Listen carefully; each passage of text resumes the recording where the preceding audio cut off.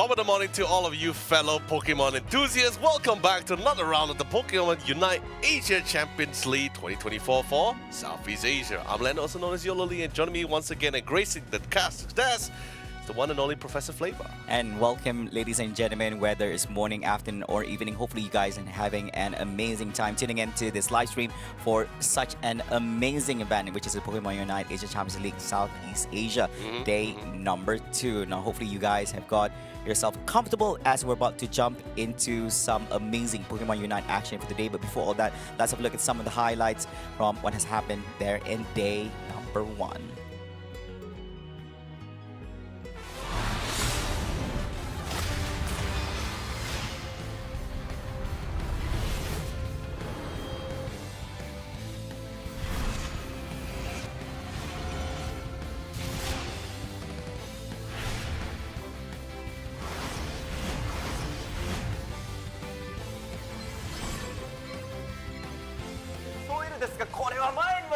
残り20秒なんで、これそうですね。ただラストヒットはちょっと怖いところがありますが、怖いところありますが、いや、ただインテリオンがこの体力で残っているのが大きい。そうですね。ただ神ちゃんここからさあ取っていく、ゴールにひた走れ、シールドを取ったまま神ちゃんズ残り60点、10秒です10秒です。さあゴールの上には1人残っていますが、得点ゲームセット。いやー、この素晴らしい雪だるまかわしてさあ奥にいたのはこのエピです。足を止めてみせました。ウルトへ添える KO まで持ってきた。残ったのはそうですね、このピクシーまで2連続 KO、 カビチャンズレジェンドピット周り完璧。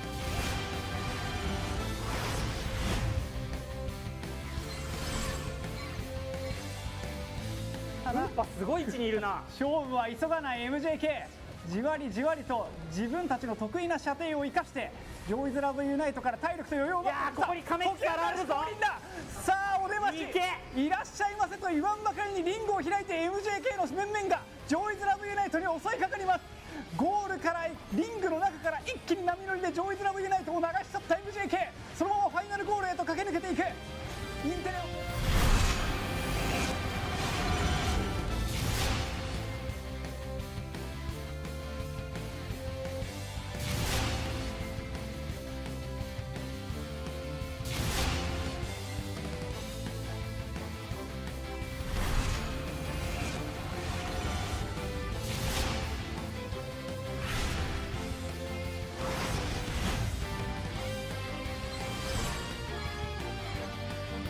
sedangkan di bawah Registil.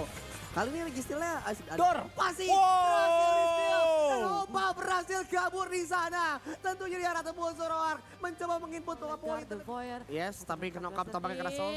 Dan ini dia. Coba untuk menahan saja, kita lihat tampaknya seorang dari Krasel masih mampu bertahan di sana karena Foir terculik bersama. Kesempatan emas, tampaknya di belakang bola akan maju seorang Dev. Mendorong namun kita lihat akan ditukar. Dimana kali ini seorang Glacier bakal tumbang di sana. Hoba bakal coba untuk join.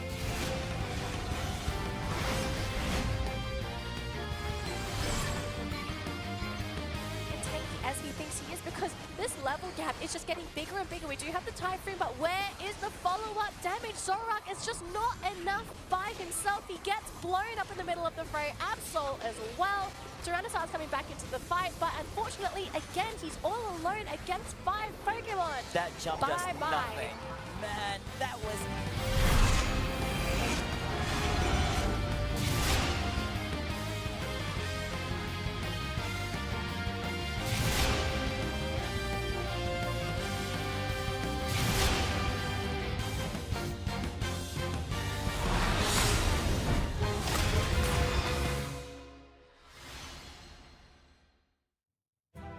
Oh, those were some amazing highlights. Now, if you guys do missed out on all the action that's actually happened in day number 1 for East Asia as well as Southeast Asia, and of course, you don't want to miss out on if you missed out on all the action that happened on day number 2 on East Asia. Be sure to check back on all our previous live streams that actually happened before. But before all that, let's have a look at the tournament structure here at the Pokémon Unite Asia Champions League 2024. Now, of course, this starting off with the top segment, we have our open qualifiers for East Asia, comprised of Japan Open, the Korea Open and the Taiwan Open, and respective teams will be moving forward to the regional stage. For Southeast Asia, we have from the Philippines, Malaysia, Singapore, Indonesia, as well as Thailand. And we feature 8 teams here in the Southeast Asia region. And of course, we do have from India, we have 6 teams from the India Open qualifiers going up to the regional stage for India, and 1 team making it to the Pokémon Unite Asia Champions League 2024 finals. Honestly, it's been a really fantastic run for these guys as well. Because we are looking for the best to represent their respective region in the actual finals itself. Unfortunately, this is the nature of the competition, so everyone is a champion in my heart, but because of its nature, we have to look for the best and only for the best to lift up that trophy. But of course, let's quickly check out one of our few top 8s from each of the respective region, East Asia, Southeast Asia, and even India side here. So starting things off, yesterday's, you guys know it, you guys love it. We have our top 8 from yesterday's game. For East Asia sides, we have our top 8, which was Team MJK, Team Kapitan or KS for the initial, Unite Holic, Zora Tigers Gaming, Mosquitoes, Too Easy, Shin and Real Day, and Joe is Love Unite. Of course, following up, we also have for today, Day 2, Southeast Asia top 8, Team MYS, Road to the Top, Talent PH, Secret Red Diamond, Team Rise, Onyx, Get Together, and of course, uniquely, Team Loading. Although we will not have, since the India side has already settled most of their things, but we have to give the shout out to the top 6, which is Remnant Esports, Team True Gravity, Forge Your Legacy, Team Griffin, Cloud5, and of course, FS Esports. What quite a stacked lineup we're seeing here at the regional segment itself. It is going to be quite something, and be sure to actually join in together with us throughout the whole parade, because we're definitely going to be indulging in some amazing Pokemon Unite action throughout the whole day itself. Of course, coming up next itself, we're going to be having a look at other segment, which is going to be the match schedule that we have for today, the regional stage day number 2 here for Southeast Asia, where you kickstart our day with the opening match, which will be the Philippines champions at the Philippines Open, Talent PH, going up against Indonesia's Open second place winner, Team Onyx. Seriously, guys, just quickly take a quick screenshot, because this is pretty much what's going to be happening throughout the entire day. And most importantly as well, this is also, while it is the group stages, I guess you could say this is day 2. It is also somewhat the last day for a lot of this team to rack up as much as points as possible for that seeding advantage, which will be happening in day 3 here. So some of these teams from last week, from day 1, has already accomplished a couple of their series for there. Also, only 1 series remain, while the other team still has respectively 2 more to go. So, I guess you could say there is some form of saving grace for those who have still a couple more series. Yes. But for those who has 1, well, a lot of things are on the line for them. Yep, I do agree, and hopefully you're able to actually attain as much points as possible from all the best of 3 series that we have here for the day.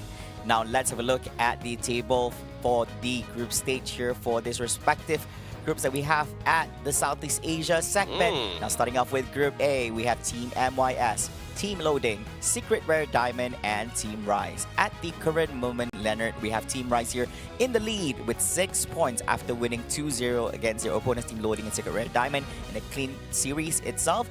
Currently in the lead and leaving out 1 more match. And meanwhile, they also have Team MYS with 3 points, which only played 1 time. And Team Loading, Secret Rare Diamond, still looking for points here in the group. So far, I don't think we have a lot of teams that had a really clean run. Like, no clean 2-0s so far. I think it's considered quite rare. This is the only one. Yeah, only for Team Right. But I'm not just talking about Southeast Asia. I'm also talking about East Asia as well. Yes. I think most of the teams didn't really have the cleanest run. Even if it's 2-0, it wasn't a very smooth game as well. It was pretty much a really hard-earned win that we have been speculating and even casted at the same time. But of course, pretty much enough for Group A. Let's quickly move forward towards Group B here. This is where we see a lot more spices happening between the teams, because no one was willing to give up those rounds that easily, not without a final at least here. So in Group B, we have Get Together, Talent PH, Road to the Top, and Team Onyx. And so far, Talent PH and Onyx currently going back to back in terms of equivalent scoreline. Although they have 2 more games, they have 2 more series to play out towards this day, so maybe the points and their standing will somewhat determine where they currently stand. Road to the Top is currently in the lead for now. However, they still only have 1 more series remaining, and if they do not score this one, I think they might have their top spot stolen away. Yep, that's true. And of course, all this and more will be answered here at the end of the day, as we'll be showing you back again with all the standings. But of course, before we jump into all that and more later on for the day, let's have a look here at the actual main bracket, which is happening for the Southeast Asia League day number 3. Now, this is how seeding seeding plays a very important role. If you're seeded 3rd and 4th, you'll be competing in the first round for the main bracket. And of course, if you win that particular segment, you'll be winning the second round, going up against the second place seed placement winners within respective groups. And later on, if you do win that particular second round, you'll be moved forward and meeting up with the first place winners in respective group in the semi-finals. Now, the whole idea is to make it to the Pokémon Unite Asia Champions League 2024 offline finals. You have to be within the finals, also as well as the place as only the top 3 from this region will be making it to the next segment. Yeah, I mean, in other words, it doesn't feel so bad to be last in your group stage record, because it's not the end of the road for you guys. There is still, it's just basically to decide where's your seeding. So the more points you have, the better seeding advantage or I guess you could say the less matches you have to go through here. It's gonna be quite the climb on that Mount Everest, especially if you were to be placed in 3rd or 4th placing in your group stage respectively. Yeah, that's true. And of course, coming up next, ladies and gentlemen, let's have a look at some of the things that you might want to know in regards to the tournament rules here for day number 1, which has already happened last week itself, and of course this week for day number 2. Now, it is going to be a single round robin.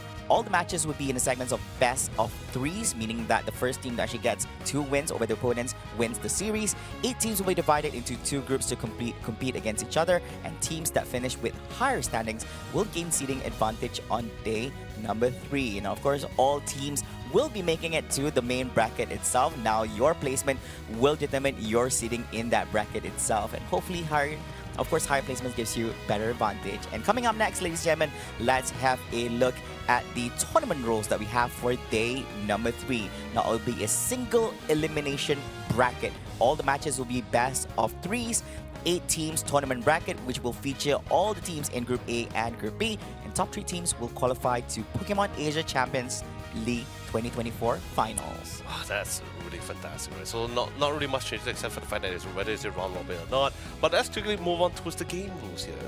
We pretty much know how the tournament is going to be trying to run, right? So now let's check out the game rules. General rules, of course, still the exact same thing. Match time is going to be 10 minutes in the 5v5 tournament mode. Stadium use is going to be Tier Sky Blue, still one of the best stadium ever. Hell items, no use limit, no level limit. Pokemon that was being banned for this week is still going to be Pokemon X and Y, which is both Zacian and the Mewtwo X and Y, and any Pokemon EX series basically. But most importantly, this time, unlike from the first week, Metagross is back in the pool. So it is allowed for some of these players, if they were to utilize it. We saw maybe 1 or 2 Metagrosses back in East Asia. That was pretty cool, but I still think some of the teams are still trying to work out whether it can fit in their composition and play style. Yeah. And most importantly, Pokemon Boost emblems are not allowed. Yeah, and of course, coming up next, let's introduce on how the draft mode is all about. Now, for those who are not familiar with the competition mode that we have now, draft pick, it will begin with the banning phase, where both teams would actually pick the Pokemon they would like to ban throughout that particular game itself. And after that has already been done, we'll commence with the pick phase, where the first team who has the first pick will begin with 1 pick, and then followed by 2 picks by the opponents, and etc, all the way until both sides have already picked 5 Pokemons for themselves. And finally, we have the preparation phase, where you have to remember that the Pokemons being selected under that player's name does not mean that particular player itself will be utilizing it. During the preparation phase, they'll be deciding what will be the key health items they'll be utilizing for the match itself, as well as who will be playing which Pokemon. It's going to be really interesting now, because right now with Metagross coming back into the pool, it might seem for certain, especially for certain teams who all-rounders in particular, if anyone, especially who has been maining or spamming Zacian for now, and by the way, Zacian also has been banned, maybe Metagross could be the replacement, but we somewhat fall back to the discussion where whether do they want to utilize in that composition, because we do have teams who are more preferable with the composition which they already have, which they have more confidence in, something they have been practicing in. Metagross also, by the way, has been through a couple of patches. They nerfed the damage slightly as well, but remember, the ultimate can somewhat be cancelled because it is somewhat channeling at the same time here. So whether the team is able to play around that timing alongside with the rest of the competition is something for the team to answer. Yeah, I really like the point where you point out where it's not really about Metagross being there, but at the same time, you also have to think on whether would Metagross really fit into what you're trying to bring here as a team within any of the matches that are about to actually fight here for today. And of course, we'll also, in a few short moments, we're also going going to be showcasing you guys the two teams that will be going up here as our opening match for this day number 2 for Southeast Asia. Get hyped because it's going to be something big for everyone. And I have to say that all the matches today are fairly important. I would say that all the matches from day 1 and day 2 are very important because it will decide how your placements would be. But it matters even more as for some teams, they'll be concluding all their matches within the group itself. And they'll be having basically a long break throughout the whole day, watching a lot of Pokemon Unites happening while they're not able to actually do much with, and they just hold on to whatever points they already have within the group. That's definitely for sure. But speaking of which, we do have a video prepared for you guys as well. It's going to be from Talent PH. Do check it out and have fun.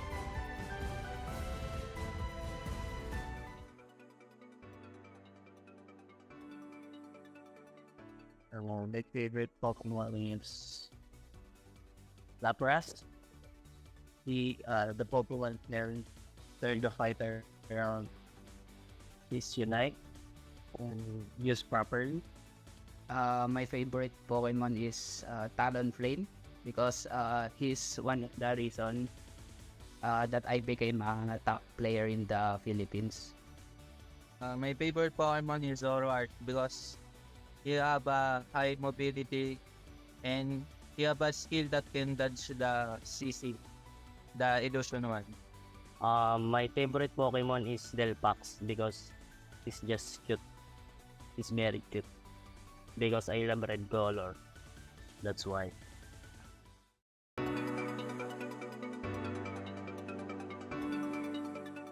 Pikachu. I love Pikachu because it's cute. Untuk favorit Pokemon saya itu di Mew karena lucu. I like Serena because she's so graceful. She's dancing around the battle. Pretty great interview, you know. Very interesting reasoning for some of the picks as well. Some pretty standard, some pretty general, but there are some really unique answers as well. Like, yeah, I do agree. I like how some people went simple. It's like, hey, I like this Pokemon because it's cute. So I mean, like, there's no other reason. Everybody's like going technical with it. Yeah, because this Pokemon is like, it has a really good CC, has the ability to dodge. I mean, like, at the same time, it's really good. But at the same time, some of us praise for it. Well, of course, before all that, let's jump into the lineup that we have here. Of course, the teams being featured in our opening match for the day. It is none other than our Indonesia Open second place winner, Team Onyx, up against the Filipino champions, which is Team Talent PH. Now, allow me to do the honors introducing Team Onyx. We have Kale, Dragons, Trixie, Resorte, and ALR. Yeah, and of course for Talent PH, we have RBX, the team captain, Sigwon, Dylan, KY, and Lab. Let's be honest here, right? These two teams in particular have already undergone one series respectively. While there are some thoughts for some of these teams to really play research and really play around with, however, they're after, especially with the new introduction to Metagross as well, there might be a quick change up in certain composition. Maybe, like I said, there is a possibility because let's be honest, we don't really know what's happening between the machination between the minds of all the team captains, right? But of course, team introduction, these are pretty much the stats for the overall team for Team Onyx from last week. Average damage Dell is over in the 6 digits here, 200,000 damage taken, 200 equivalent damage as well, and average recovery 85,000. Actually, I'm pretty surprised it wasn't that high, but that's somewhat that explains it, right? Because so far they only went through one series, series, and they only been playing Blissey as the support. Yeah, so basically you don't even have much data in regards to how they're going to play for this week itself. We've seen some surprises, we've seen some premises from what most teams already brought as well. So yeah, Buzzwole, Slowbro, as well as Blissey, 100% here in the mix, and Leafeon at 67%. Yep. Of course, next, let's have a look at what we have from their opponents over here in regards to statistics. We're going to be looking at Team Talent PH. Now, average damage dealt is slightly higher here at 227,104. Average damage taken is slightly less, which is 179,196. And they have more on the side of recovery as they're, if you look at the frequently used Pokemons based on data and statistics from last week's matches in day number 1, they utilize Pokemons like Clefable and Eldegoss, which contributed a lot into what the average recovery has to offer. 50% pick rate there on the Blastoise. We assume that it's not really the thing about they don't want to pick the Blastoise at 100% rate. Is because probably the enemy would also be picking the Blastoise, or basically stopping them from actually picking blasters for themselves. Yep. This could be the reasoning behind all these numbers. SP on at 50%, Leafy on at 50%, and Trevenant at 40%. That's what I'm saying, right? Like a lot, there will be. I feel like Team Talent PH is the one of the few advantages that they have, the fact that they have this really massive Pokemon pool to really utilize, right? Although if you were to look at their past match histories or even their previous games from last week, you feel like maybe some people will feel like, you know, their Pokemon are not really stable. They're not really like consistent, right? There's always going to be different Pokemon, different competition. I don't have the same verdict. No, I feel like the fact that this gives them an advantage, the fact that they are very quick to adapt to the scenario. If one of their Pokemon gets picked up, totally fine. We are able to utilize another defender, another attacker. We are prepped to answer various scenarios here and come up with the best competition to try to give us an advantage or more options in the round. I don't think Talent PH is one of the few teams in Southeast Asia are not restricted by the idea of the fact that we cannot play certain Pokemon. No, they have a very massive pool, very quick to adapt to it, and I love that idea. That flexibility is going to be one of their greatest strengths on the side of Talent PH. Team Onyx, however, while yes, you know, they may not be macroing a lot of their Pokemon in between the teammates like pretty much as often as Talent PH. However, they make out it with like specialization. They have been playing a lot of Slowbro, so in all three of the games, same goes with the Blissey as well. Only the attackers and the all-rounders has been switching back and forth. But I feel it's totally fine. If they want to keep with if they want to stick with what they're strongest in, what they're comfortable in, I think that's also pretty good as well. There's really no right or wrong answer. I think the only not to say really a wrong answer, but preferably I believe a team who has a really massive Pokemon pool is a lot more viable. Yep, that's true, because basically even if your opponent kind of have agreed on how good, like some of your good drafts, if you actually utilize and actually win matches, basically there's always an opening for you to actually play something else and still being able to actually bring your A game and actually make it a win for yourself itself, which is highly important for you to not just stick around with playing on or basically just spamming on one Pokemon only or even two. You need to have this variety which could be helpful for your team, which makes it easier for your captain to draft things out for the game for everyone else. So everybody would have a strong win-win situation and giving a little bit trouble for your opponents at the same time as well. There's definitely a lot more options for sure. Exactly. Most definitely a lot of options. And there's going to be, I think one of the main ones is also to throw off your opponents when you think like, hey, you think this is the only thing I can play, I can show you that I'm actually good in something else. But of course, let's jump straight into drafts here for game number 1. I'm excited. We're looking at two big nations of Indonesia against Philippines as our opening match. Now we'll see whether our Indonesia second place winners team Onyx will be able to actually overthrow the Filipino champions here, Talent PH. Starting off with the banning phase, we do see Philippines going on with the Umbreon ban, and we do see the Sleepover ban coming from Onyx side. Honestly, it's not too surprising because like if you look from their past history from last week as well, Team Onyx and Team Talent do like the ban of the Umbreon.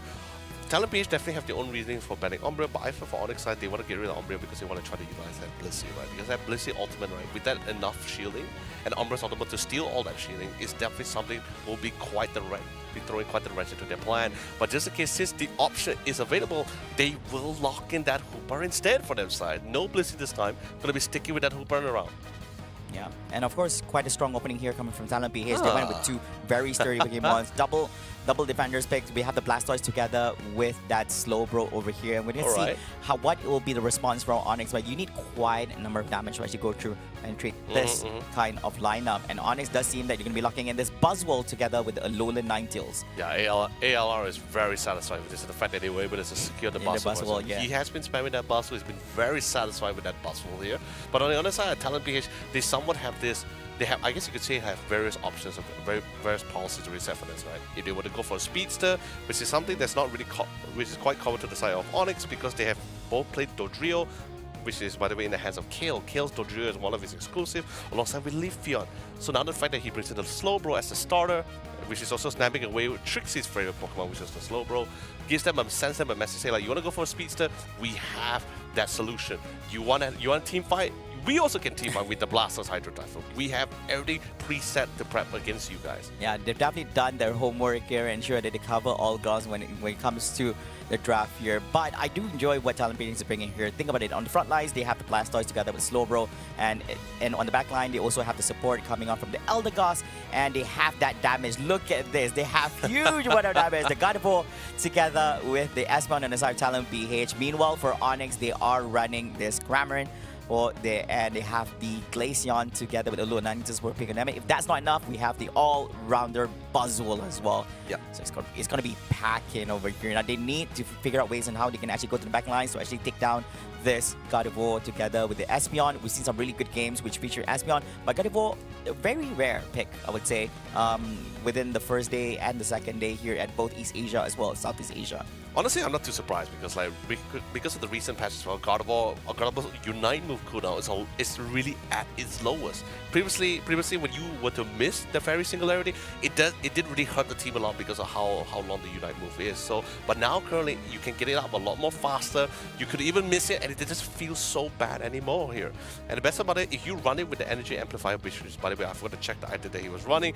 If you were to run with the Energy Amplifier, he can even charge up a lot more faster for the Fairy Singularity. So a lot more team fight potential, a lot more bursts. Especially you're gonna be running into a team that's gonna be sticking together a lot. Yes. So that's really a prime opportunity. Especially if you think about it, you have the Slowbro. Maybe if RBX decides to play with Telekinesis, you could force a lot of fights as he was able to draw any of his opponents closer towards him. You get the Hydro Typhoon for the counter initiation or initiation for team fights, and they get really nice, beautiful setup. That's where Fairy Singularity comes in, and it just does massive damage. And I would say if there's going to be enough opening for this Brawl soon to become a Gardevoir in the game to actually do much here, all the damage here. Now running, of course, in the middle segment is going to be the Brawl here with a little bit assisted by this by teammate as well. We do see a little bit invasion from the Hoopa, which is something to be expected. You're not going to allow that route to run amok, and then just having a really good time here in the game before actually making its way to Kirlia and making it to Gardevoir. Meanwhile, at the bottom lane, it's a 2v2 situation.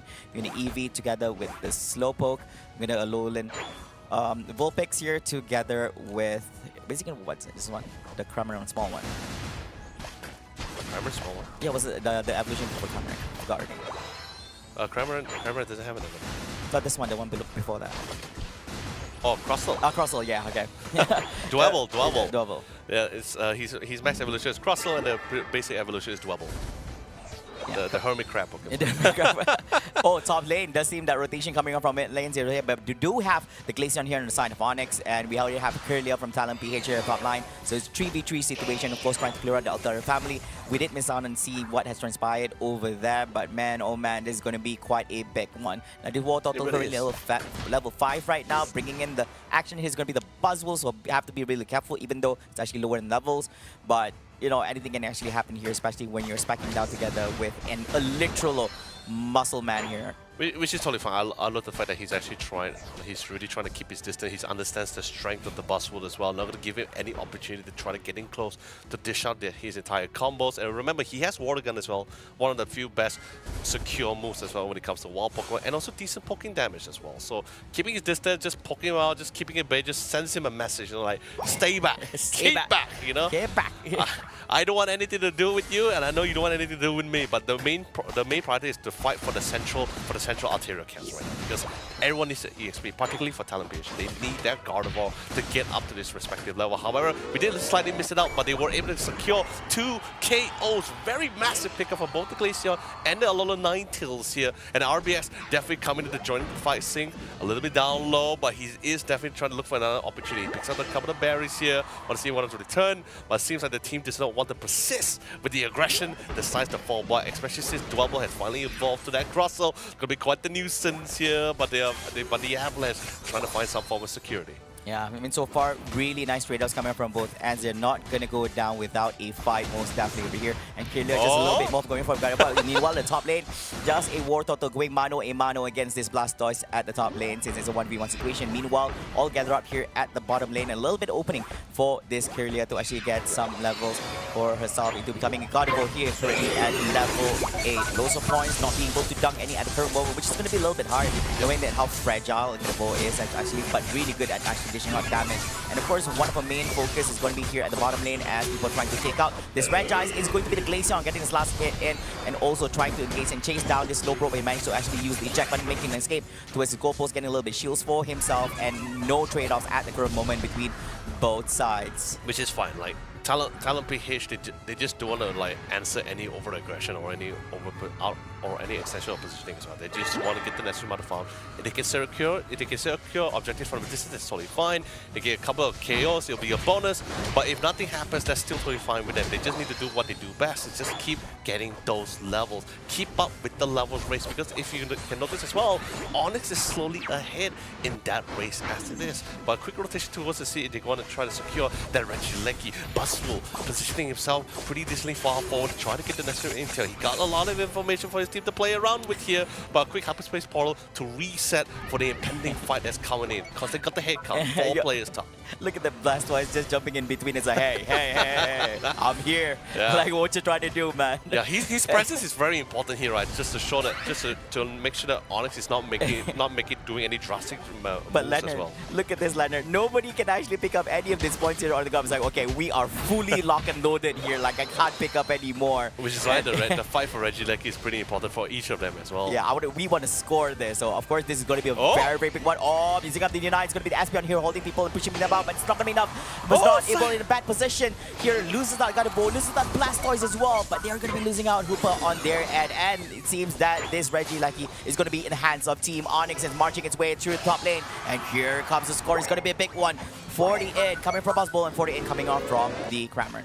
Oh, that was such a good wraparound coming in from the crosses as well. That did force out the Esper to do a very defensive Psychic Solari to try to displace them, but instantly they got picked up because the initial damage from the Axis was just that great. Although it was a perfect Fairy Singularity. He managed to call in all 3 members of Team Onyx, but sadly, there was not enough players, there was not enough follow in terms of damage-wise, and they have notions of the backup. 2 KOs during that time was possibly the worst thing that could have really happened for them.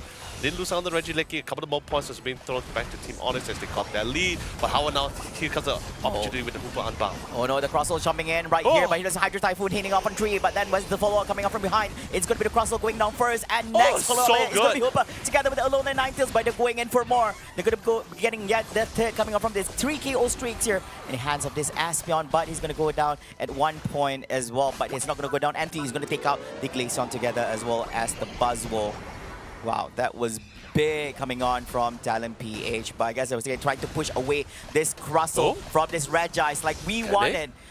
You managed to win the previous fight himself, but this time it's going to be... No! Again! Oh no, we saw this before, but it's happening again. All it needs is just a simple right click coming in from the Hoopa and gets a last hit in on the Regice here in the bottom lane. Second Solar is being utilized by the Espeon, but not be able to catch anyone here from inside of Team 1. Here comes the second from Blastoise. Managed to get in that knockdown on the Alolan 90s, but Gardevoir is going to get traded off here in the hands of Onyx, and pursuit continues as they're going to be losing out the Blastoise from Talent PH. Looking for a couple more fights as well. No more Unite moves as to really try to follow up with the respective damage. They're currently on the hunt here, but definitely not going to be too long. Take the Hyperspace Portal, try to go for the reset because they want to come back in for round 3. Oh, no. Here comes Psychic Singularity once again to lock down 2 players. That's going to be another set of KOs on the side of Talent PH. I saw that. The thing is, Glaceon wanted to enter the portal, so but it was too late. It was too late. Everybody went back. Okay. I wanted to use that and just make a run for it. You know, I saw 2 amazing things, right? Talent PH already anticipated, already envisioned how most of this team fights is going to happen, right? So many times we see really well-placed Psychic Singularities catching 2 or 3 people, but this time the one to fight for the Regice objective, they were able to get that follow-up damage, and it was massive. However, when they didn't really have to Unite moves, that's when you see Team Onyx started to find a reason to fight back. But of course, once again, overstay their welcome, and eventually when you overstay, it means you're gonna get punished for it. Yeah, most definitely, and of course, look at that initiation coming up from the Buzzwole as well, and all those damage being locked down. They managed to clear out the Blastoise once again. Definitely not having a good time over here. Alolan 90s getting last hit in on the Reggie like as much as forward through the top lane. Meanwhile, Slowbro getting cleared out here in the hands of Team Onyx. Getting last hit in is going to be that Glaceon over there. Now, of course, they have to defend this as we're marching forward towards this Rayquaza. I can't believe time flies so fast. It's already losing into 2 minutes after all that. That is absolutely brilliant. Like, do keep your eye on the Espeon. Right? Espeon so far has been completing that eject button and that Unite possible, just to displace anyone from getting into the hyperspace portal. I saw there was one time he tried to attempt to displace the Buzzwole before sending him back home, but sadly he just hit the wall instead. It was not the optimal positioning, Exactly, so he yeah. couldn't deny that. But still pretty fine. Do keep your eye for that one. But I'm a little bit concerned because Talon PH, their damage and their combos is really dependent on team fights. Really dependent on those team fights unite moves to really succeed and land properly. agree, yeah. Whereas Team Onyx, they have a lot of literally solo pickoff capabilities here, which force a lot of these members of Talon PH to group up a lot more than usual here. But they need to bait all this to actually happen. So they're trying to force all this uniting. So if they basically, if any mistake coming on from Team Talon PH, Team Onyx gonna go right dive in and being able to capitalize on the mistakes being made on their end. But meanwhile, the tension here is definitely in the middle of the Sky. Ruins over here, and of course we'll see how things will commence as the time was only left at 1 minute. Now there is a They're gonna melt him down. Hydro Typhoon being utilized, but then there's no fall coming from behind, but all the jumping in over here, they did not manage to clear out, but Buzzwole's gonna be first, getting turned off from this array itself. 22 seconds on the clock, and even though no problemo here, having 5 Pokemon surrounding him, this Crossel is able to actually make an escape. Instead, it's going to be the Slowbro. Gets taken down here, and 20 seconds on the clock. All this damage output coming out from Talon PH, but not being cleared out, but Hooper all the way here, but decides to actually TP back with the port hole over here at the top side. Meanwhile, God of War getting caught off guard here from behind by this Glaceon, and running in 4 more is going to be this Asimon from behind.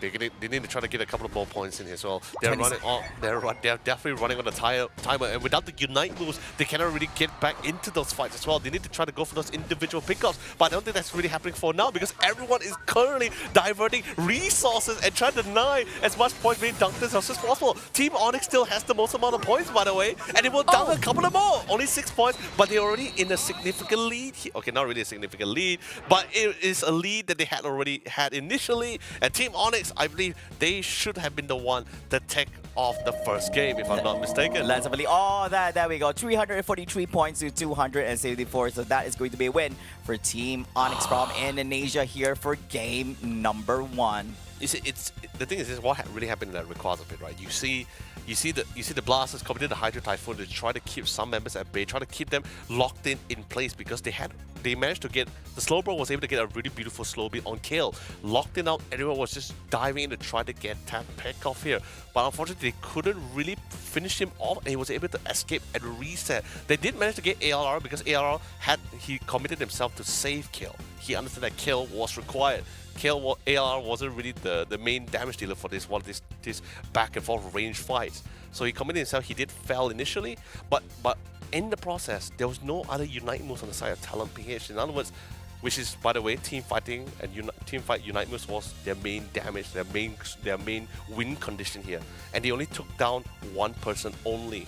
That's pretty much when Team Onyx, they realized, now we have the advantage, now we have the initiative, nothing can stop us now, and that's pretty much like the rest is history. Yeah, that's true. And of course, I think that was a beautifully executed. It's quite unfortunate at Talon PH because I get that what the Blaster is trying to do is catch these people from the side of Talon PH off guard by rotating. Quite a big rotation he made just to ensure that he's able to actually catch the back line, but then there's no follow-up to it as well. Everybody's a little bit off position, and it's quite unfortunate. At the same time as well, they lost out. They got over doing all that trade-offs over here. So after all that, all resorted, basically they totally ignored the Blastoise and just marched forward and just ran down the Espeon, the Gardevoir, the Slowbro, as well as the Eldegoss, which is on the right side of the map. Yeah, seriously. ALR and Trixie is doing absolute wonders for Team Onyx as well. Really keeping Talon PH on their toes. Although at the same time, Talon PH was somewhat restricted because they were playing a lot. Their win condition was really playing around those unite moves a lot more. Getting as many players as much as possible in that very singularities, getting as many people in that Hydro Typhoon, try to get that initial burst with the slow beam, especially as they try to pick them off one by one, is relatively different compared to Team Onyx fight, where it's not too dependent on unite moves. Like individually, as I said, they can really pick anyone off in a 1v1. Totally fine for them. So ALR and Trixie did a phenomenal job. And I think now Talon PH is definitely going to go back to the drawing board. As we know, they are a team that's very quick to adjust and adapt their composition as well. This is pretty much not the end. This is not the end for them at all. Definitely, most definitely. They're going to be coming back even more scary, and I think this is the part where Team Onyx really needs to prep for themselves for the coming storm here. Yeah, never underestimate this team from the Philippines themselves. Now they know. Now after losing out this game number 1, they are definitely coming in and they are definitely going in for the win here for this game number 2. We're going to see what they're going to be bringing to the table on the upcoming draft. But before that, we'll also continue on with the stats here. Now, if we look at the point being scored coming up from both ends, somewhere along the lines when during the mid game itself, it was all leaning towards Team Onyx. Yep. After getting about the Regieleki, where they were trying to find that opening to actually score all those big points that they were storing oil this while. Right. And then things just snowball from there. They got the Regis, they got the Regieleki once again for going for a little bit more scoring and just proceed all the way. They didn't even more or less need the Rayquaza. All they needed was just to actually hold it off as they had more points compared to what Talon PH had to offer. Yeah, definitely for sure. And I think that like even you just see from the graph, although it's Team Onyx is somewhat slightly in here because of the fact that they have to respect like members of Talon PH as well, but Talon PH was also respecting Team Onyx at the same time. And the times where you see them, they have this like, although it's not, they didn't really surpass in terms of lead, but you can see like a slight race in points, mainly because of the fact that those were the fights which they were winning with the Unite moves. They were able to get really good catches, was able to lure them in really compact areas of the central area or towards the objective areas and really have well-placed very singularities here. Now, we just got the call from our amazing production team that the highlights is currently available. Let's just quickly walk through what we've seen. And this is what I'm saying, right? Trixie was able to get all the way to the backline into the Gardevoir. He was able to get one fairy singularity into it as well, but it's just sadly not enough damage for the follow-up for it. Yeah, I think it's quite fortunate as he's losing out during this particular team fight, which is going to be very, very costly. One of the main damage dealers in the team. They also lose out the Blastoise, was not able to actually utilize the Hydro Typhoon during that particular segment itself. And our next expansion here is definitely during this Regis time here at the bottom. We see all this being utilized. There is loads of catching here, especially with the Hydro Typhoon finally being used here forward side. But the follow-up here coming from the end is a little bit more lacking. But they were still able to actually catch all these takedowns from the side of Team Onyx. And look at that, 4 months down, and it's all for them. Now Regis is still not down yet, but still the thing is the team members from Team Onyx still making their way towards and trying to get the last hit. Now look at this, that Hooper getting that last hit in to that Regis. It happened again. Oh, it happened again. I mean, I was just getting flashbacks from what actually happened in the previous week itself, so that's gotta hurt for Team Talon PH, but it's okay. They are in a recovery over here. Now, during this particular team fight at the end of the day, look at this.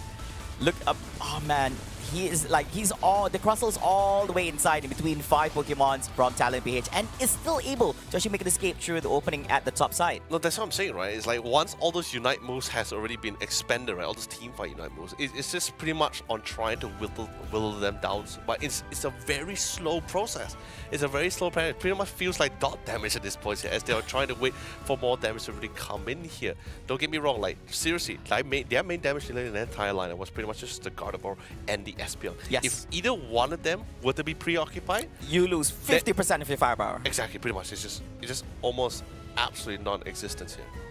Wow, I think that's going to be very, very hurtful as well. Now, of course, priority has always been something that we usually highlight a lot when it comes to this game itself. Now, let's have a look at the player introduction we have here for the team. Man, I miss these things. I mean, is it just me or we forgot to do this yesterday? But then we're looking at Trixie from Team Onyx. Now, for those who are new to us here watching this particular live stream, now this is actually being filled in by the players themselves. Oh, yes. Now, let's have a look through it one by one and indulge and be entertained. Aggressiveness for goal defense, for combination. Well, he is a defender himself, so combinations for strategy too. No strategy needed. You're a slow bro, main bro. So no strategy. No, all you have to do is just be there. Deciding you play with Amnesia or you actually play with the Surf. Mental strength for definitely something much needed, but stealing objective. Ooh, naughty little Trixie up to no good.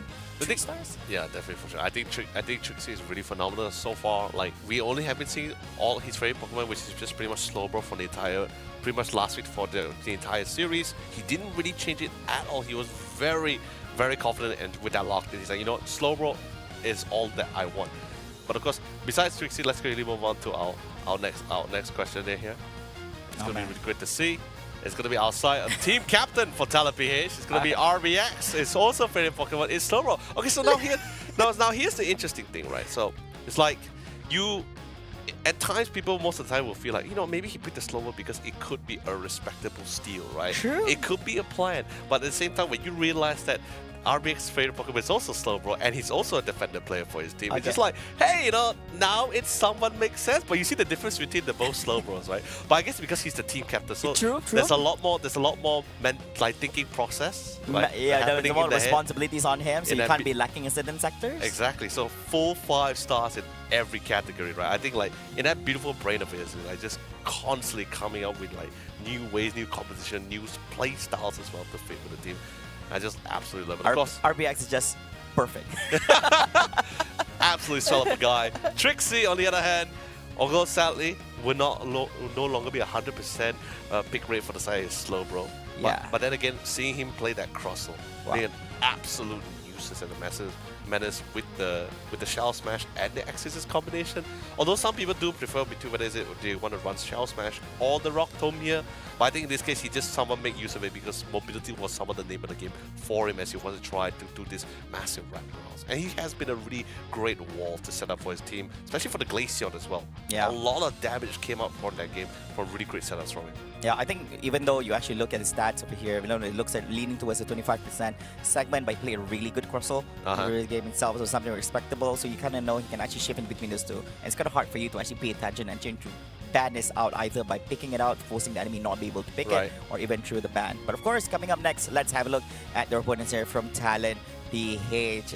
Going up against Trixie here in the stats is going to be our very own RBX. Now, of course, 67% on the pick on the Slowbro and 33% on the Umbreon. And I believe they do believe that team for Talon PH, they also not be able to utilize the Umbreon as it's actually banned in the segment itself. And correct. Yeah, still, I guess, very curious to see how he actually plays it out in the remaining matches if given the opportunity. Like I said, right, like it's not too surprising for RBX to ban out like specific Pokemon as well. Even from last week's draft, they have been banning both the Hoopa and the Umbreon in very specific games as well. And even though he were to remove the Umbreon from his pool, he's still totally fine with this. He can play another Pokemon. Although yes, last week he did win. They did win against Team Get Together in a 2-0 manner here, where we only saw 2 games coming out for Talon PH, especially for RBX, who was playing both the Umbreon and the Slowbro in both of those games respectively, but he did manage to bring out in full efficiency here. But however, now there's a real challenge for them.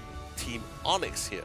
It's going to be quite interesting as both defenders has very similar hero pools, especially in specialization as well. Yes. But of course, with that being said, let's quickly jump into our second drafting of our first best of 3. Let's be honest, could this be the part where Team Onyx steals that 2-0 away? Or will it be the comeback round? We shall see. Team Onyx, of course, will be having that first priority pick and ban here alongside with Talon PH here.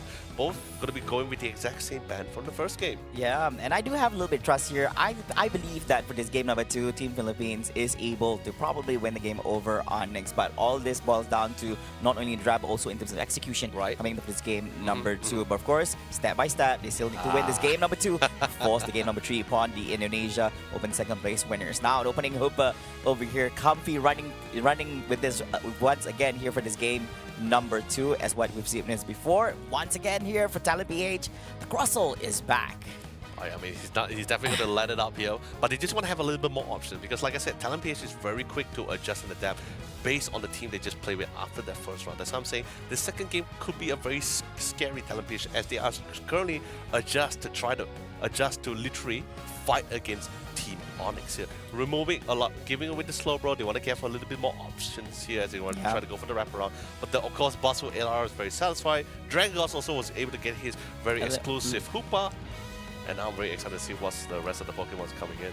So they want to run, of course, since it's a favorable ban, so I guess that we've seen the Talon run this Eldegoss, they are going to be locking in it. Curious to see whether or not they want to run, how they're going to run this without the, so instead they're going with the Blissey. That is a lot of shielding, by the way. Like the Blissey assistance a lot on top of the Blasters Unite move. There's going to be so much shield that's going to be coming out from their side. It's going to be absolutely ridiculous to me. Oh man, all this and KL more. exclusive? Yeah, so instead, There we go. since you're not grabbing the Slowbro, we're gonna be grabbing it for ourselves. Now they got themselves the Slowbro in their hands, and the Speedster Dodrio for Team Onyx, and the draft is complete. And so for Talon PH over here, final pick once again going to be the Espeon. So they trade off a few Pokemons here. So instead of running the Slowbro, instead of running the Eldegoss, and instead of running the, I think previously got the Gardevoir itself, so now they're running the Glaceon.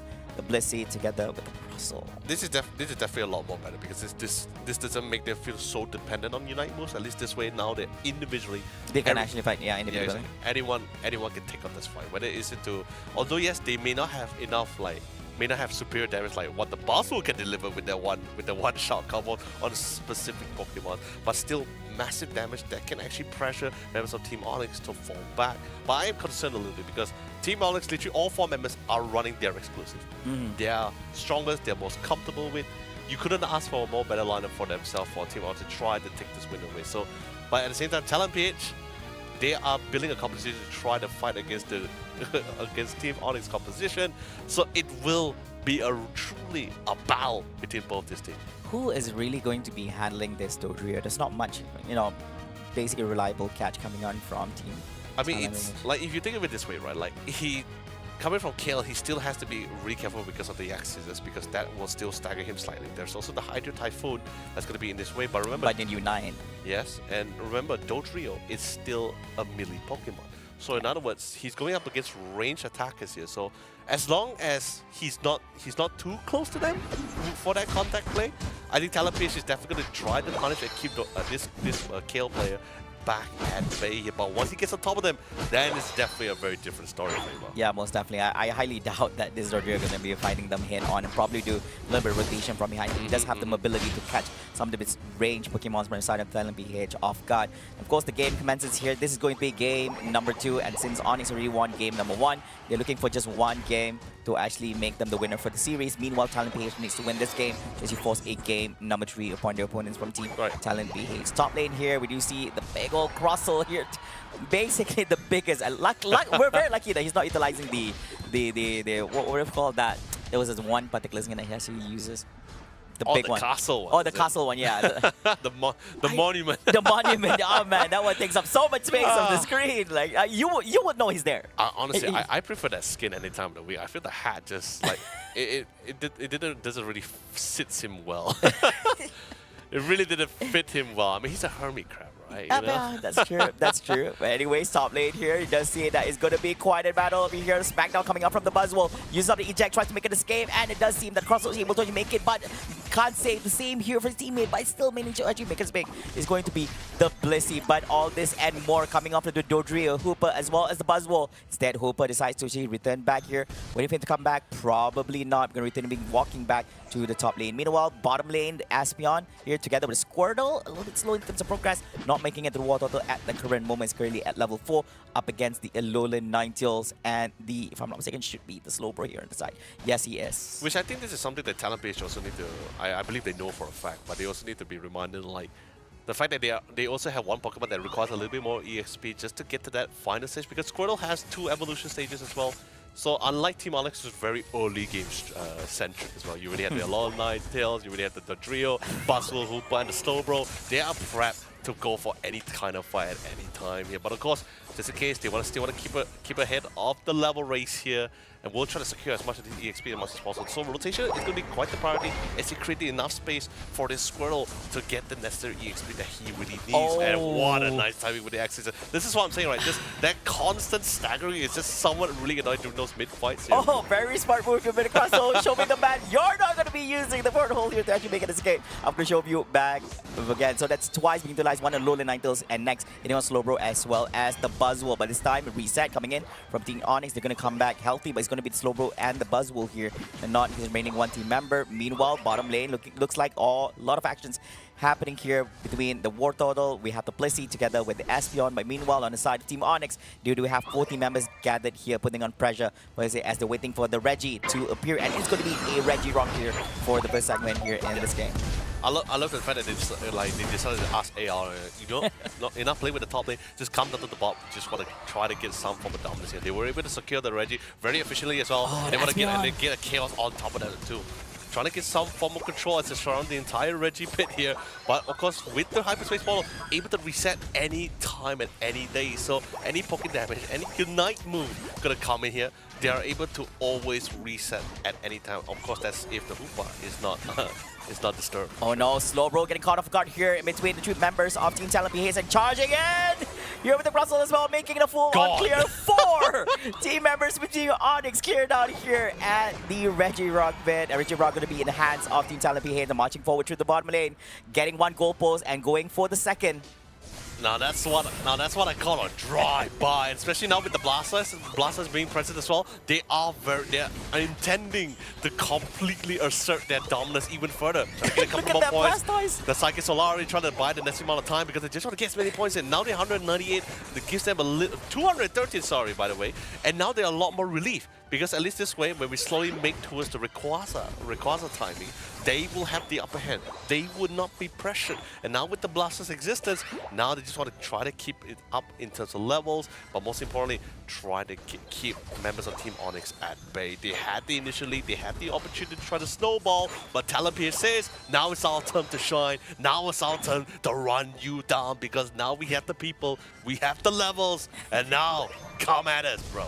Yeah, they're close to the equalizer right now. I do have to agree on that. And of course, a little bit higher is going to be the Dodrio because he was actually staying on the top lane while all that is actually happening itself. Now from the bottom, oh, Hydro type waiting up. No, 4. Yeah, no, 4. actually that's a wild Pokemon. Oh, yeah, that's a wild Pokemon, sorry. Yeah, but man, that was huge coming in from low, but there's no follow-up from any team members from Talent PH. Not be able to actually catch any at the current. Remember, they have the Psychic Solaire over here. I do believe, yes, he does.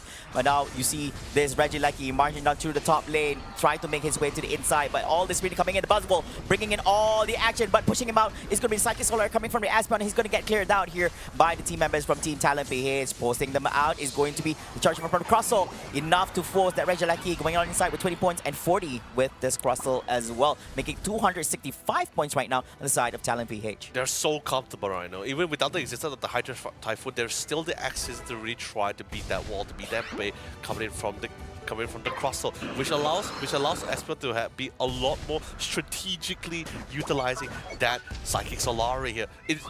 And by doing so, it's making it so hard for both Basu and Kale, the Dodrio, to really get to their back lines because there's just so much control coming in and just can't find any form of openings here. Yeah, and they try to hold the goalpost, but then there's the Crossel over there that's forcing them out, and then Regieleki goes in and says, hey, now you can actually go for scoring, which could be a great tactic to be tried. Oh, here comes the charge coming from Crossel. Yeah, trying to put his eyes and set on this Hooper, who decides to actually go back into his pop from set from previous and makes his way and escape through the top line. Whew. Yeah, Talent PH is doing really well in actually trying to take advantage of their enemies' priorities. That's pretty much why that goalpost, when that Crossel was trying to keep them at bay, they just cannot completely abandon it entirely. Oh, they found him. Here comes a drive. Riding on the sub is going to be, but he's too fast. This guy. Look at the skinny feet. Reminds me of something over here. But of course, Buzzwole here getting caught by the Blastoise, so putting a lot of pressure here on the team members of Team Onyx. Meanwhile, probably shoving away Slowbro away from the lane. You're not going to be scoring anything. It's not like he actually has any at the current moment itself, but they are getting ready for one final team fight before they can, for them to actually utilize the Unite. If not, there's not going to be any more opportunities after this, as we're coming close to that 2-minute mark for Rayquaza to appear here in the middle of this Thea Sky Ruins Stadium. So now it's going to be the Regieleki attempt here at the top lane. Does not seem like any team members from Team Onyx trying to make it aside from this Buzzwole. Was also very close nearby, but he's not going to make it in time. Meanwhile, a little bit of tension is going to be at the bottom segment where the next Reggie is going to appear very, very soon.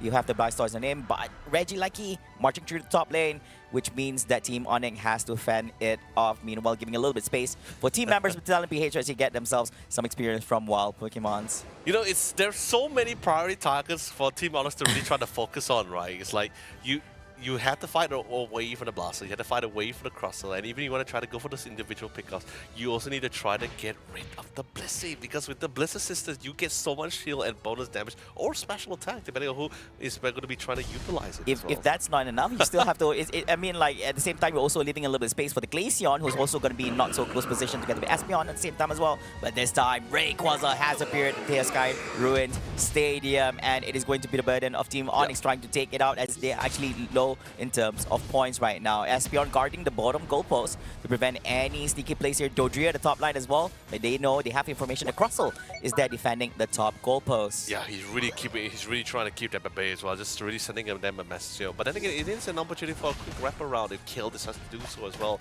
If they can try to force out some of these Unitements coming for television, I think Glaceon, that's also pretty great for the side here for Sing.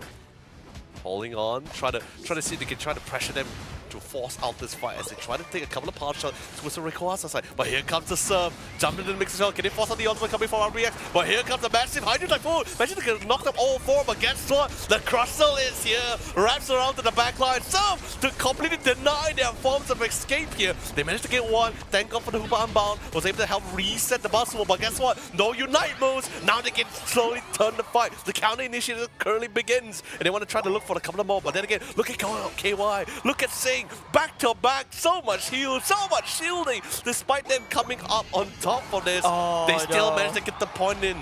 Almost. We saw the Dodrio try to make the jump but couldn't make it in time to actually stop WC from actually going for any form of scoring. They actually got one, which is going to be Glaceon, but that's going to be enough. They need to go for scoring as the timer is only 35 seconds left. Now, one big main thing that actually happened during that transition was actually on.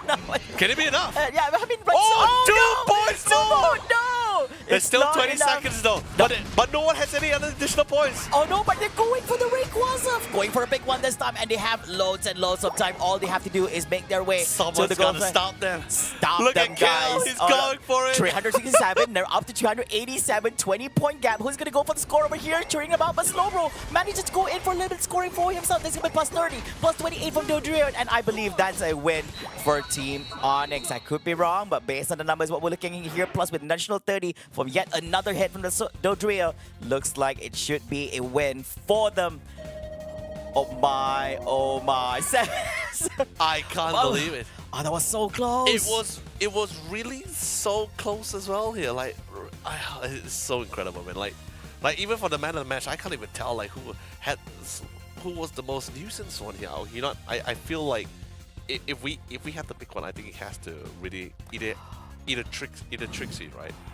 I mean, yeah, I think it has to be Trixie. Okay, no, here's the thing. I want to credit Trixie for one main thing. He did one major thing in that Rayquaza team fight. Not really at the pit itself, but since it was being dragged on to the left side towards the Onyx side, but he actually slow beamed the Crustle. The Crustle was actually charging in. If the slow beam didn't actually happen, Crustle would have destroyed. It would have massacred whatever Onyx had to offer during particular team fight. That slow beam did wonders for the team, but we're going to be looking at that and more later on during our highlights. It's man, Trixie, definitely, wow, quite an impact you actually brought to in the game. Yeah, honestly, I feel like everyone really just did that part right. Just understanding like what's their strengths, how they really want to play around the game. I think even Talent Page also really made it so close. Like we had at one point they surpassed Team Onyx in that game 2 in terms of points by 2. By the way, it was 377 to the 375. And at that point, right, I'm not too sure why. With 20, I think it was around like 20 seconds left on the clock. Correct me if I'm wrong, Playboy, but I think they decided to just farm around the wild Pokemon for some smaller points to try to do a quick due to that small gap. Yeah, it's just like hey. But in that process, Team Onyx decided to commit for the Rayquaza, and since they were farming the wild Pokemon, they had no visual of the central pit. In other words, when they got the Rayquaza, I think the entire alarm was like, absolutely flaring. They're just like, what is happening? What has happened? I really thought they totally disregarded the whole idea of Rayquaza, or probably I really thought Talent PH should be returning back to the middle segment, because since nobody was committing, that was really a big opening for Onyx. I need to see the highlights to know whether did they really drop the ball, or they were just that confident in the fact that they actually won the round there. Because like it was really hard to tell, because I'm not too sure was it they were farming the wild Pokemon for smaller points, because you know as you guys know when you have less AR energy, easier to dunk, that kind of thing, right? Exactly, yeah, so it's faster. That doesn't require longer animation. And since it's towards the late game, you actually get a lot more out of it. But the problem is, I'm not too sure whether they did just drop the ball in a manner where like, you know, it's just 20 seconds left. Yep. Let's get the wild Pokemon and just go for dunks and just like you said, completely disregard the Rayquaza, or actually they had someone in the Rayquaza, but they just all the members wasn't really in position to really try to counter that Rayquaza bit. I need to see the highlights to know. Yeah, I think there was so much. I think our attention was mostly because it shifted later, right? Yeah, it shifted quite a lot towards the side of the Onyx side of the map, and I think our attention was there. And then at one point we were just shifting it back to the Rayquaza pit. Look at that lead, man. That lead is like, hey, I think Talent PH was actually holding on really, really nice, especially winning off with the Regieleki in the middle segment, and then they got the Regirock together with Regieleki once again. You really gotta give credits to like members of Talent PH at one point, right? They had this is definitely a lot more of a better composition. They had a lot more options to play around with Team Onyx. This is what I'm saying, right? Talonfish are one of those teams that's just really quick to adjust to fight against, to try to design the ideal composition to fight against their opponent teams. I think they really did well. I think what they did really take into account is that Team Onyx was just able to get the quick slip under them, you know? I thought Talonfish really had... pulled the rug under their feet. Man, I really thought Talonfish had that in the bag, but of course, there could only be one winner who's coming onto the bag. Look at this. Look at that Shovik coming up from the crosser. Nope, you're not going to be using this teleportation device. I'm going to shove you away and put you in place. And of course, yeah, it doesn't do much. I mean, it's not much. It's not like they're receiving a lot of damage anyways, but they would not want to reset if any is possible. Meanwhile, here at the bottom lane, now this is going to be a very big one over here. They managed to clear out on the slow bro. Now look at this charge. I'm like, we're coming in. We're pressing everything. Like, and all buttons available here in the world for all these 5 Pokemon. And if I'm not mistaken, they got 2-man stun from the Regirock, right? Yes, they got. Oh, that was so unfortunate too. They got Regirock on their side for this one. Look at this cat coming up from Talonfish. Now look at this slow beam hitting on the crosses. Nope, you're not moving forward. This is a sacrifice I'll be making for the team. That was a huge sacrifice being used up by the slow bro. So he's being left behind, creating an opening for his teammates to actually make an escape. It could have been a much bigger damage to basically the team itself if that actually didn't happen. The thing is this for me, right? Like if I had to if bet a match for the side of the team, it was pretty much like okay. Actually, this is the one, right? Okay, now they commit. They're going here. There we go. Yeah, nobody's committing. It's not that, but Blastoise was the only one at the bottom trying to defend the goalpost, and then none of the team members, they're still trying to spawn back. So it's not really there. It's not really therefore they're not. Right. They didn't want to commit, but Blastoise had to hold it off. Yeah, correct. You're definitely right for that one. Seriously, like if I really had to get the because like. Team Onyx did win the round. Man of the match for Onyx was definitely Trixie, but if I had to give man of the match for Talonfish, I have to give it to KY. I felt like his supporting has been such an optimal thing. His positioning wise, he just understands like what's his role in this entire round. Even in that Rayquaza fight as well, you have never seen him left the side of his team member Glacier. Never left him side. Always stick to him. He said, like, you know what? No one else is gonna touch you. Anyone comes across you, I'm gonna protect you at any time. I always have your back. And in terms of points as well, very sneaky as well. Able to get a quick sneak in for points to literally shift the scoreline, pressuring members of Team Onyx to try to get the Rayquaza. I don't think they have a read on how much the points were, but when they watch this replay back again, they'll be like, oh man. That was that was insane. 365 to 367 at one point. Yes. It was a 2-point gap, and all they needed was to make an equalizer because head-to-head, if you make it into the equalizer, you actually deem the champion. But then, in that sense, people were just dunking small points. That's how important all the small points are in Pokemon Unite. Because that was just how close it was. Just really back-to-back kind of thing, you know? Yeah, and of course, ladies and gentlemen, we're going to be jumping into our Illustrators segment here. We're just going to call it Drawing with Leonard now from this point forward because, yeah, he's basically our main drawer here. Main drawer, no, man. It's us, ladies and gentlemen. Welcome to Leonard Lee's Arts and Crafts session. Oh right? man, I love that the production actually provided us with this particular clip here at the Rayquaza pit for this game number 2. So let's just start from the minimap first, right? Okay. So do take into account that we have the Crustle. It was hold on, pen, work with me, pen. Okay, pen. Oh, is this still at the top? Yeah, wait, hold on. I know, but I think maybe the size is too small. Okay, maybe this one. Yes. Nope, this is not the one. You're correct, it's a man. Okay, now I got it. Okay, got it. All right, ladies and gentlemen, sorry for the delay, but of course, here's the Crustle, right?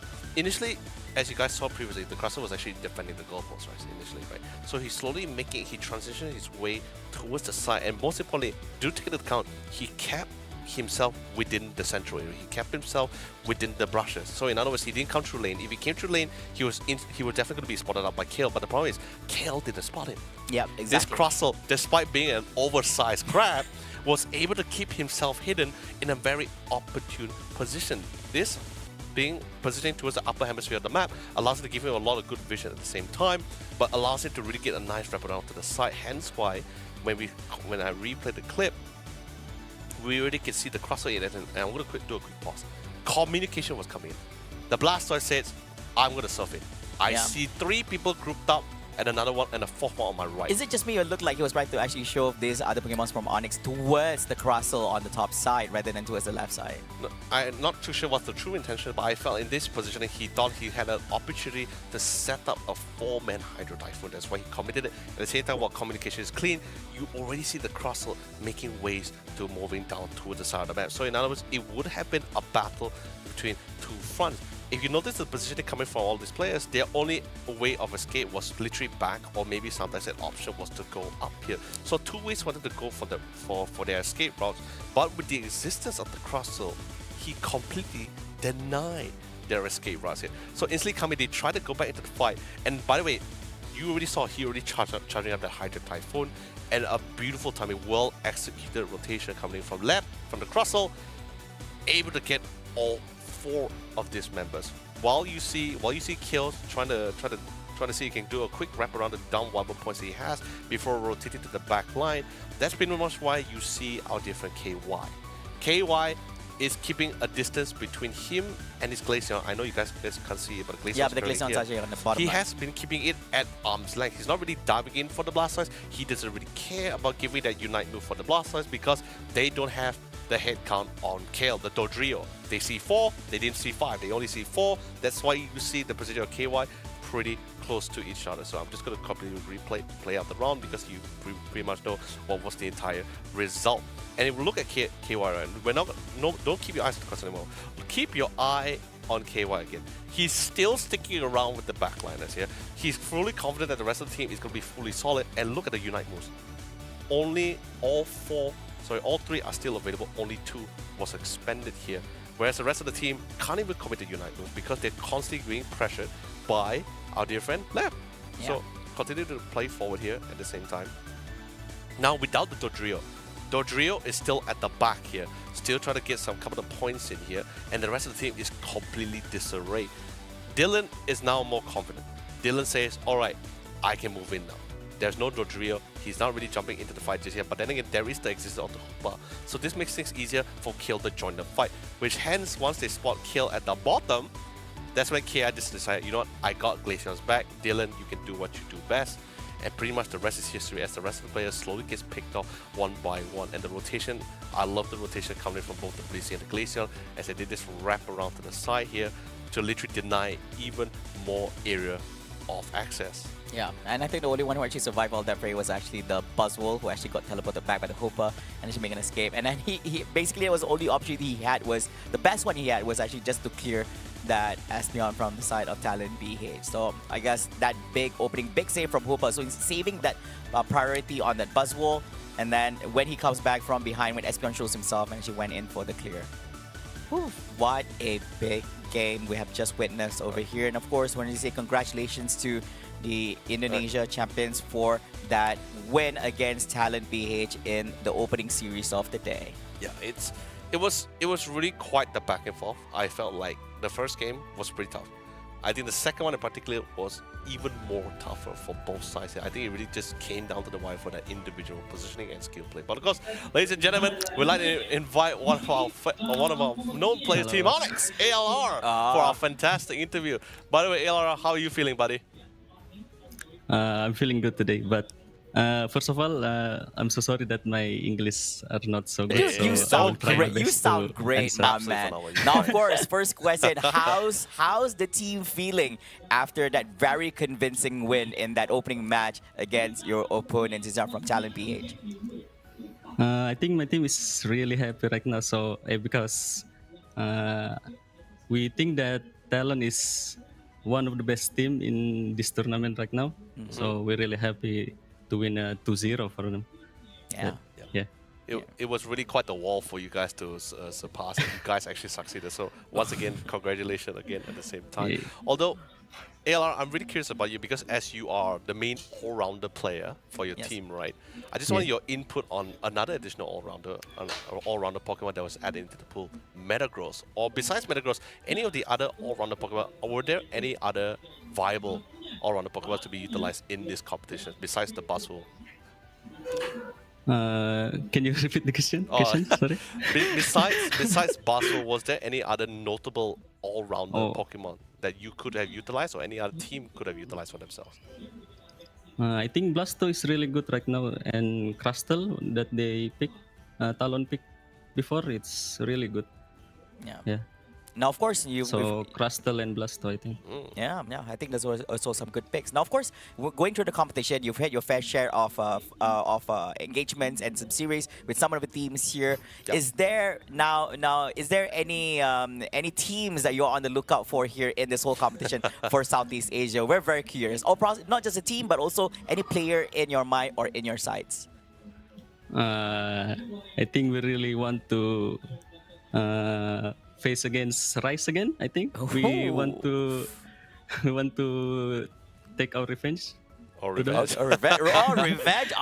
They got some objectives, right? That they were trying to take off here from the sure, right? But okay, besides Southeast Asia, what about East Asia? I believe you guys definitely have watched a couple of gameplays from East Asia for our current ACL as well. Were there any particular teams you guys are on the lookout for? Oh, from East Asia, you mean? Yeah. From East Asia, maybe XTG, Zora Tigers game. Oh, okay. Strong pick. We Strong really pick, think they're so good. Like any other reasons besides being so good? We faced against them a couple times, and we really having a hard time to fight them. Right. Like in other words, right. it's just revenge, man. It's all revenge. Like ALR, he's got things in mind that all actually in all honesty, it's all revenge coming on from us as well. Yeah, wow. Actually, quite some great responses. Yeah. You know, ALR, we've been talking about teams, right? But let's talk about players, right? Was there a particular all-rounder player that you're also on the lookout for? I want to face Dev. Okay. Yeah, that's gonna be Daddy's gonna be enjoying that. That will be a very fun any match. personal reasons you can share on why? No reason. No reason. Okay, all right. Okay, of course. No, I think we're also coming on to close on them. But of course, before we close things off, any words you want to say to all your fans out there who's rooting for you and your team here at the Pokémon Unite Asia Champions League Regionals? Thank you for supporting us, Onyx. I know we not a team that favored this tournament, so we do our best today. Oh, what are you saying? Come on. All your friends, families, and supporters are rooting for you, man. Don't say that. Yeah, That's not true. You're gonna make them feel very sad. Yeah, you're going to make them very sad.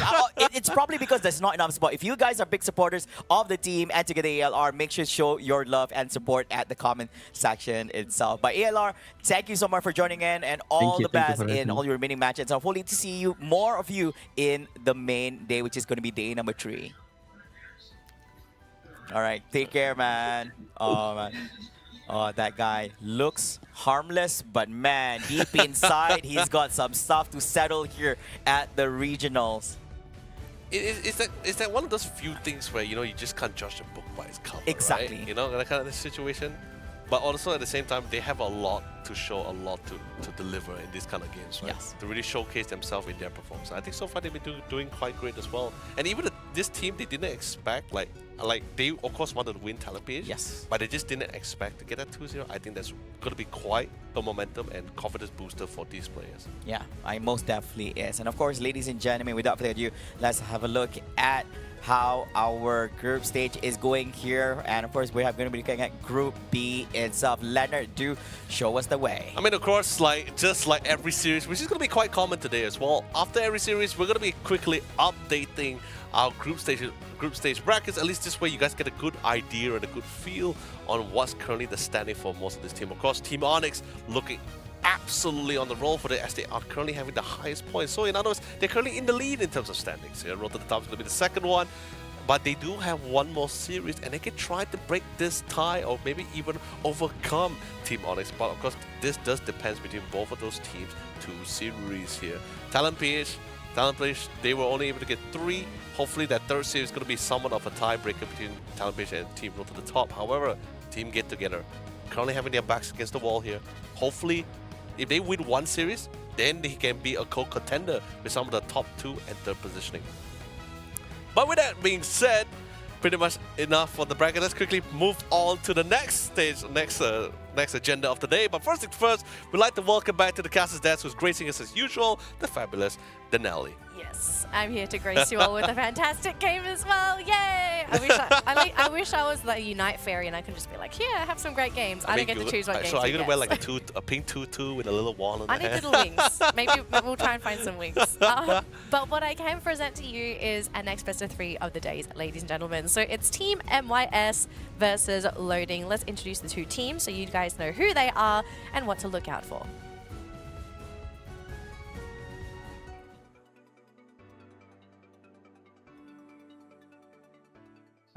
My favorite Pokemon is Mudkip because it's my first starter Pokemon when I first played Pokemon Emerald or Sapphire, and it really stuck with me throughout the years. 我最喜欢的 Pokemon 是 Blaziken， 因为它看起来很帅哦。My favorite Pokemon is Pikachu. Okay, it's not. It's Mew, undoubtedly, because Mew has 1, 2, 3, more than 10 skills, and you can do anything you want with it.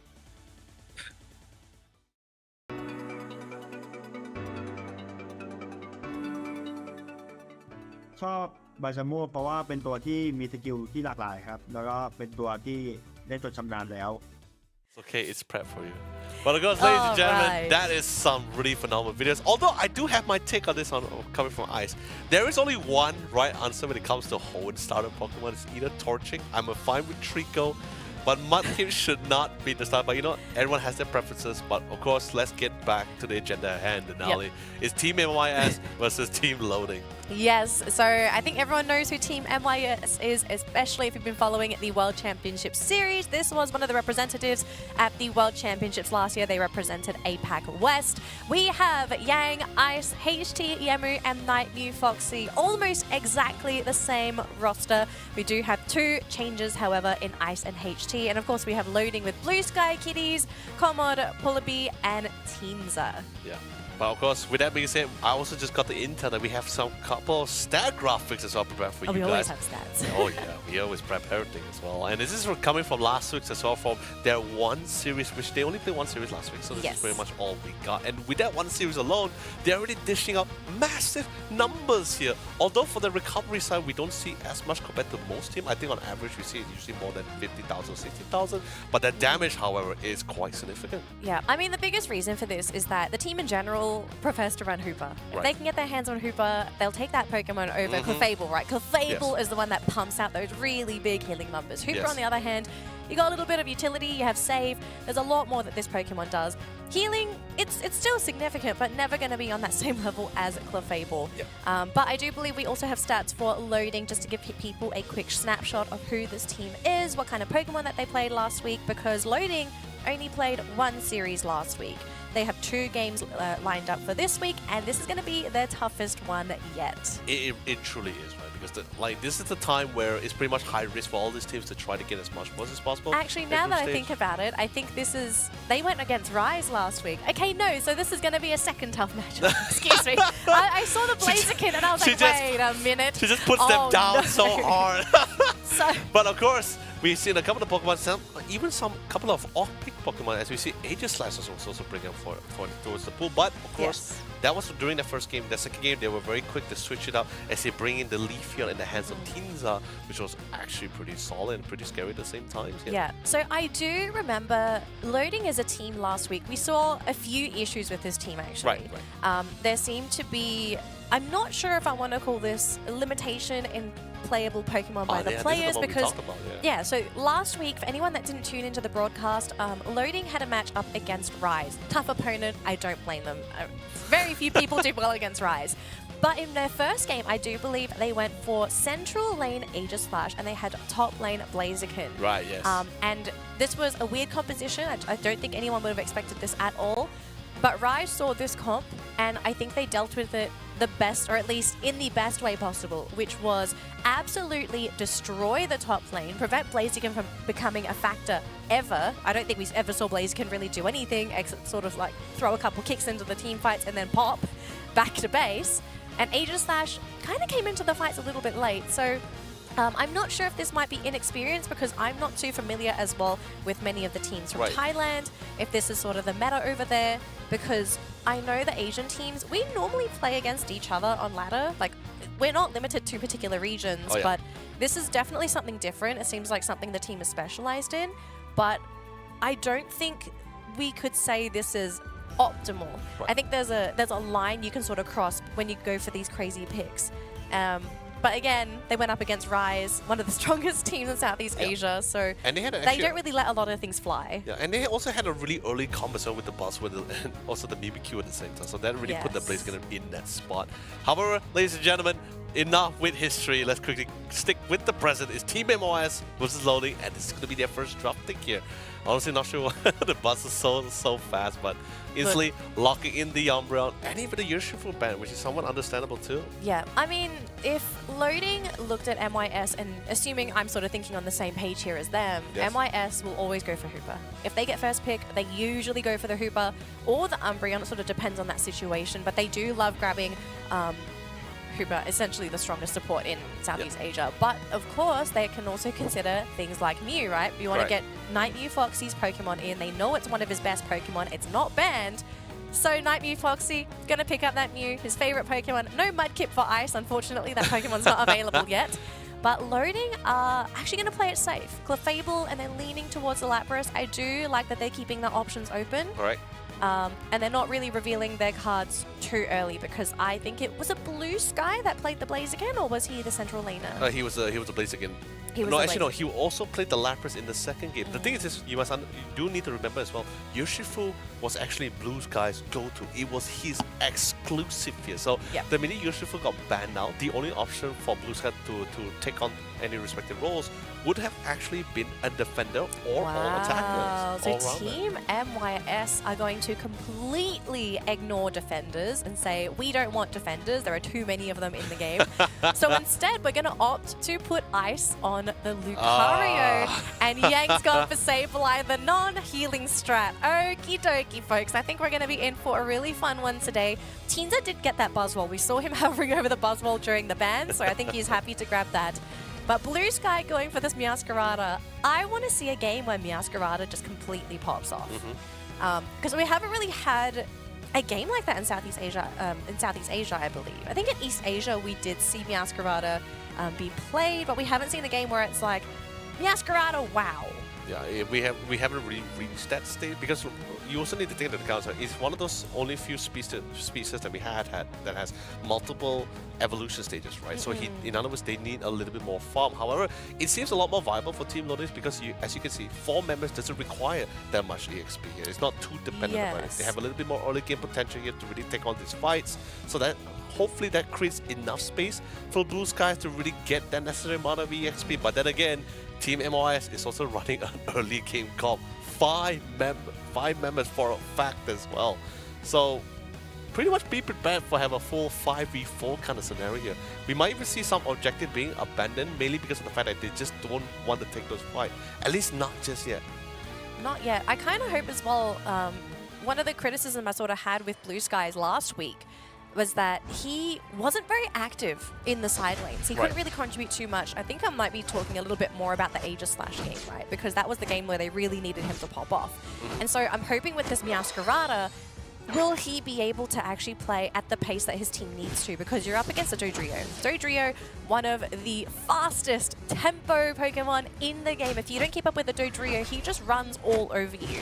And so Meowscarada, we'll see if Blue Skies can keep up. He's up against HT. Let's be realistic. This is a fantastic player, although Blue Sky is just not having a great game. Ice and Yang being a total pain in the backside. Yeah, and I think it's because of the fact that they're so reassured that the Mew would not be easily picked off as well. That's hence why allowing this early aggression coming from both sides as well. And Basu Teenza definitely being slowly poked away. Can he actually be able to jump out to safety? And I believe he will succeed. However, Lucario able to finally punish such transgression for that overextension as well into their central area, into their territory as well. Getting their nice evolution, which is definitely required for their side here. And also a fun fact, actually it was Blue Sky usually playing the top side, but I guess because now he's playing Meowscarada, he swapped lanes with Teenza, who now takes on the top lane. I wonder if this is a preference thing, right? Because Teensy really wanted to get his hands on the Buzzwole, and Buzz always goes top. We never see central lane Buzzwole. So that might be the reason why. If you're better on that Pokemon, definitely go play it. Although, speaking of Buzzwole, it gets KO'd by that Dodrio in the top lane. It was a 3-man ambush, so there's not really much Buzzwole's going to be able to do there. But Team MYS, they're ramping up. They've already harassed Blue Skies out of the central area. They've already punished the Buzzwole in that top lane, and the battle is just going to continue. Again. Yeah, another KO. I mean, the fact that Yang and Ice are being such a pest, they're assisting HT with these movements. This is a really terrible situation to be in if you're loading, because you're relying on your Meowscarada and Buzzwole to be your mid-game tempo controllers. Pikachu's there as your long-range damage dealer, but Pikachu, without that protection, I don't think there's enough protection on the side of loading to actually keep a Pikachu safe. I think HT is just going to get in there, he's going to stomp on him a couple times, and the Pikachu will just disappear back to the Pokemon Center. The thing is this, right? I think Team Loading just needs to remember the fact that nothing normal does happen around Team MOS. They're very quick to adjust and really find ways to get answers to get the best out of their composition, even though it may not seem like a normal thing to do. But if it finds some form of success and if it works, they will try to attempt it as well. And Meowscarada finally getting that full evolution here. But look at terms of the level race as well. For our central farmer, he's currently 3 levels behind the Dodrio. Yeah, that was the thing that I'm really worried about. You're falling very far behind from your central laner. In fact, level-wise, Loading are just starting to fall behind now. They're getting run over in these fights, and with a Dodrio that is absolutely getting out of control, and you're running a composition that really reliably only has Buzzwole as your reliable lockdown. Correct. I don't think Pikachu is going to be going for Volt Tackle here, because in a game like this, you play Volt Tackle, you're just setting yourself up to get knocked out by a Dodrio. Exactly. So it's such a tough game, and I think for Loading, a couple things are going to have to happen here.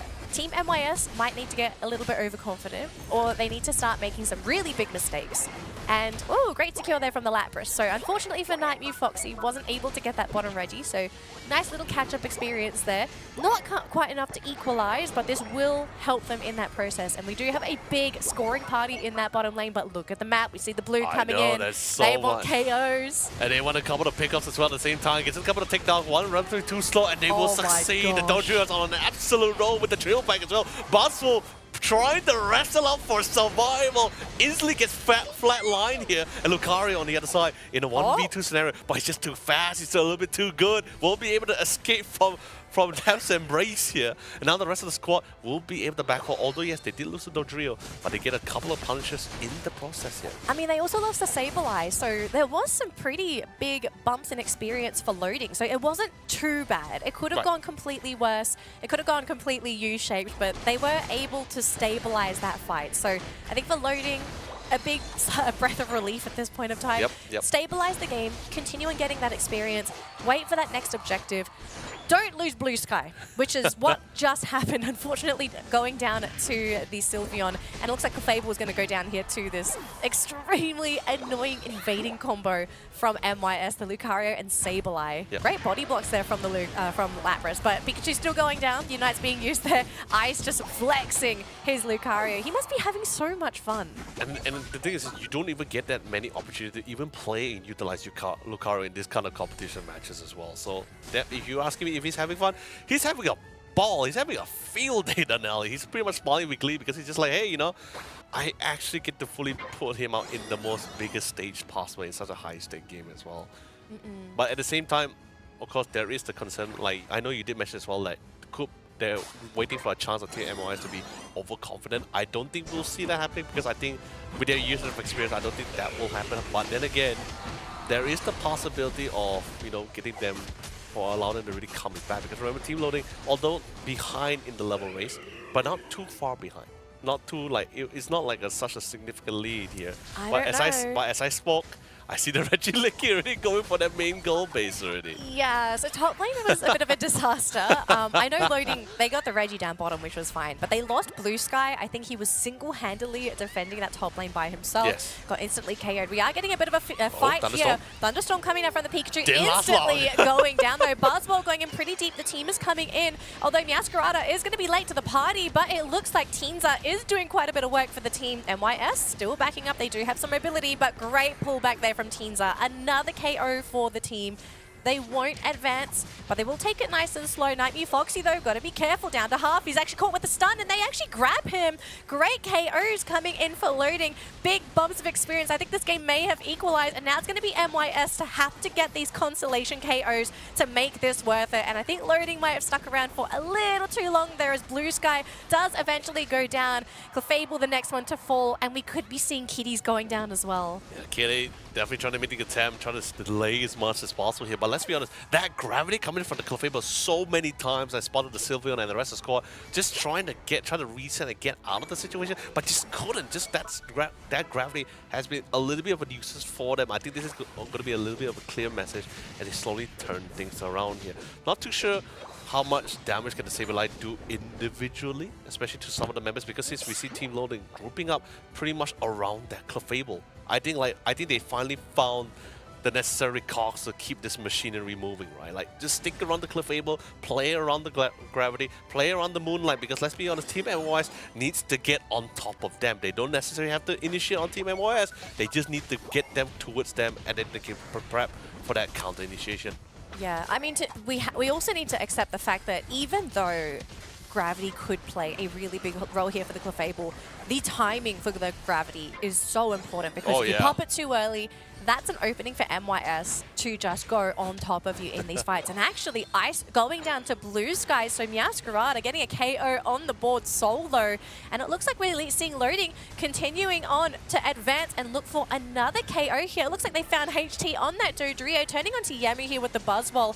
Going to move back there because of the Sweet Kiss. But we are down to the final 2 minutes here, Leonard. Rayquaza is up, and there is still no Dodrio, and it looks like Loading want to use this opportunity to potentially go for the Rayquaza for themselves. But they do need to remember they're dealing with a Night Mew, Foxy Mew, the king of secure. So if they can actually do this, it would be a fantastic lock. But it looks like it actually may have gone to MYS. Are you kidding me? I said it. You have to be so careful around Night Mew, Foxy. This man knows how to secure his objectives. And point-wise, MYS is still leading. Looks like Night Mew Foxy gets out with the serve, so he won't even be KO'd. It's going to be up to Loading. How are they going to get these final bit of points in? Because they are on the back foot still. Oh no, there's still by the way, there's still 1 minute on the clock. They have a decent amount of points on their belt, so they just need to find a way to just get those in. But now the problem is Team MOS, very objective driven as well, while being aggressive too.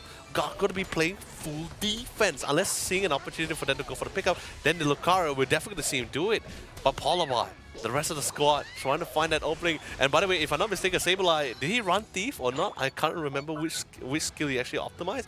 But if you can drop some of those Aeon's energy points, that's also going to be quite the pain in the butt for sure. We've got to push down in that bottom lane. Ice is going to pressure that central area along with HT. It's going to be up to Teenza to stop the two of them. But this bottom fight, we have this advancement coming in for Loading. Can they get the knockouts? They are slowly pushing MYS in. They're going to try and go for the scores. They do get the jump in. 48 points there for Blue Skies. It's still not enough. 383 to 263. Loading. It looks like this might just be it. 3 Pokemon down from that bottom goal zone. It's going to be Lapras next. It's up to Teenza, but I don't know if a Buzzwole is going to win a 1v4 situation. He will go for HT, but there's just not enough time for this man to score these points. Oh, it was quite the close run if you think about it from another point of view as well, right? Like, they were able to hold up. They were able to hold up towards the late game. They were able to get the necessary leveling as well, trying to keep up with the race. But unfortunately, too much damage has already been done from the side of Team MYS. Too much openings and too much clearance that just makes this so much more difficult for Team Loading members to go for the defense here. Not really choked out of options here to try to decide how they really want to play out that round here. But honestly, I thought it was really close, especially towards the Rayquaza play. They got rid of Yang. They got rid of the use of Yang. Yemo even committed the Fairy Frolic. They tried to buy the necessary amount of time. But all for the purpose of drawing the attention away from Night Mew Foxy, who was, by the way, very free at the top pit of Rayquaza. Well, I mean, he was the first thing I saw. If I see a Rayquaza and I know Night Mew Foxy's in that game, first thing I do, is he KO'd? No? Where is this man? Yeah, so he was towards the northern side of the Rayquaza. It was quite surprising that Loading tried to race against Night Mew Foxy, because Mew is a fantastic Pokemon for securing a Rayquaza. Right. And he actually got the secure with Electro Ball as well. Electro Ball I mean, that move, the lower the health your target, the more damage it does. So, of course, if you're trying to go for that last hit, it's a great move for getting that secure in. And it was just sort of weird. I've seen teams try to play with those last hits, where they will either prematurely delay their last moves to trick their opponents into attacking Rayquaza early, or they'll do the alternate, which is they will suddenly, before the usual timing, they will just throw all of their moves before the opponent would just ever hope suspect. for the best, right? I suppose hope for the best. Or you would hope that you've tricked your opponent at that time. Like, either. But that didn't quite happen with loading. I kind of noticed that the lower the health was for Rayquaza, Teamza actually changed his targeting to Night Mew Foxy. Oh yeah, that's definitely for sure. So it was a little bizarre. And Night Mew Foxy, I mean, this man secured Rayquaza. I'm not surprised. This is just what this guy does. There's a reason why Mew is banned against MYS. I somewhat, maybe there was a possibility why they didn't really have their attention on Night Mew Foxy, mainly because of that cold mode actually got picked up. Because like initially, right before the fight with the Rayquaza fight, their condition of staying alive was pretty much cold mode, right? And then when I think TMYS also somewhat understand like what was really keeping them alive pretty long in these team fights here.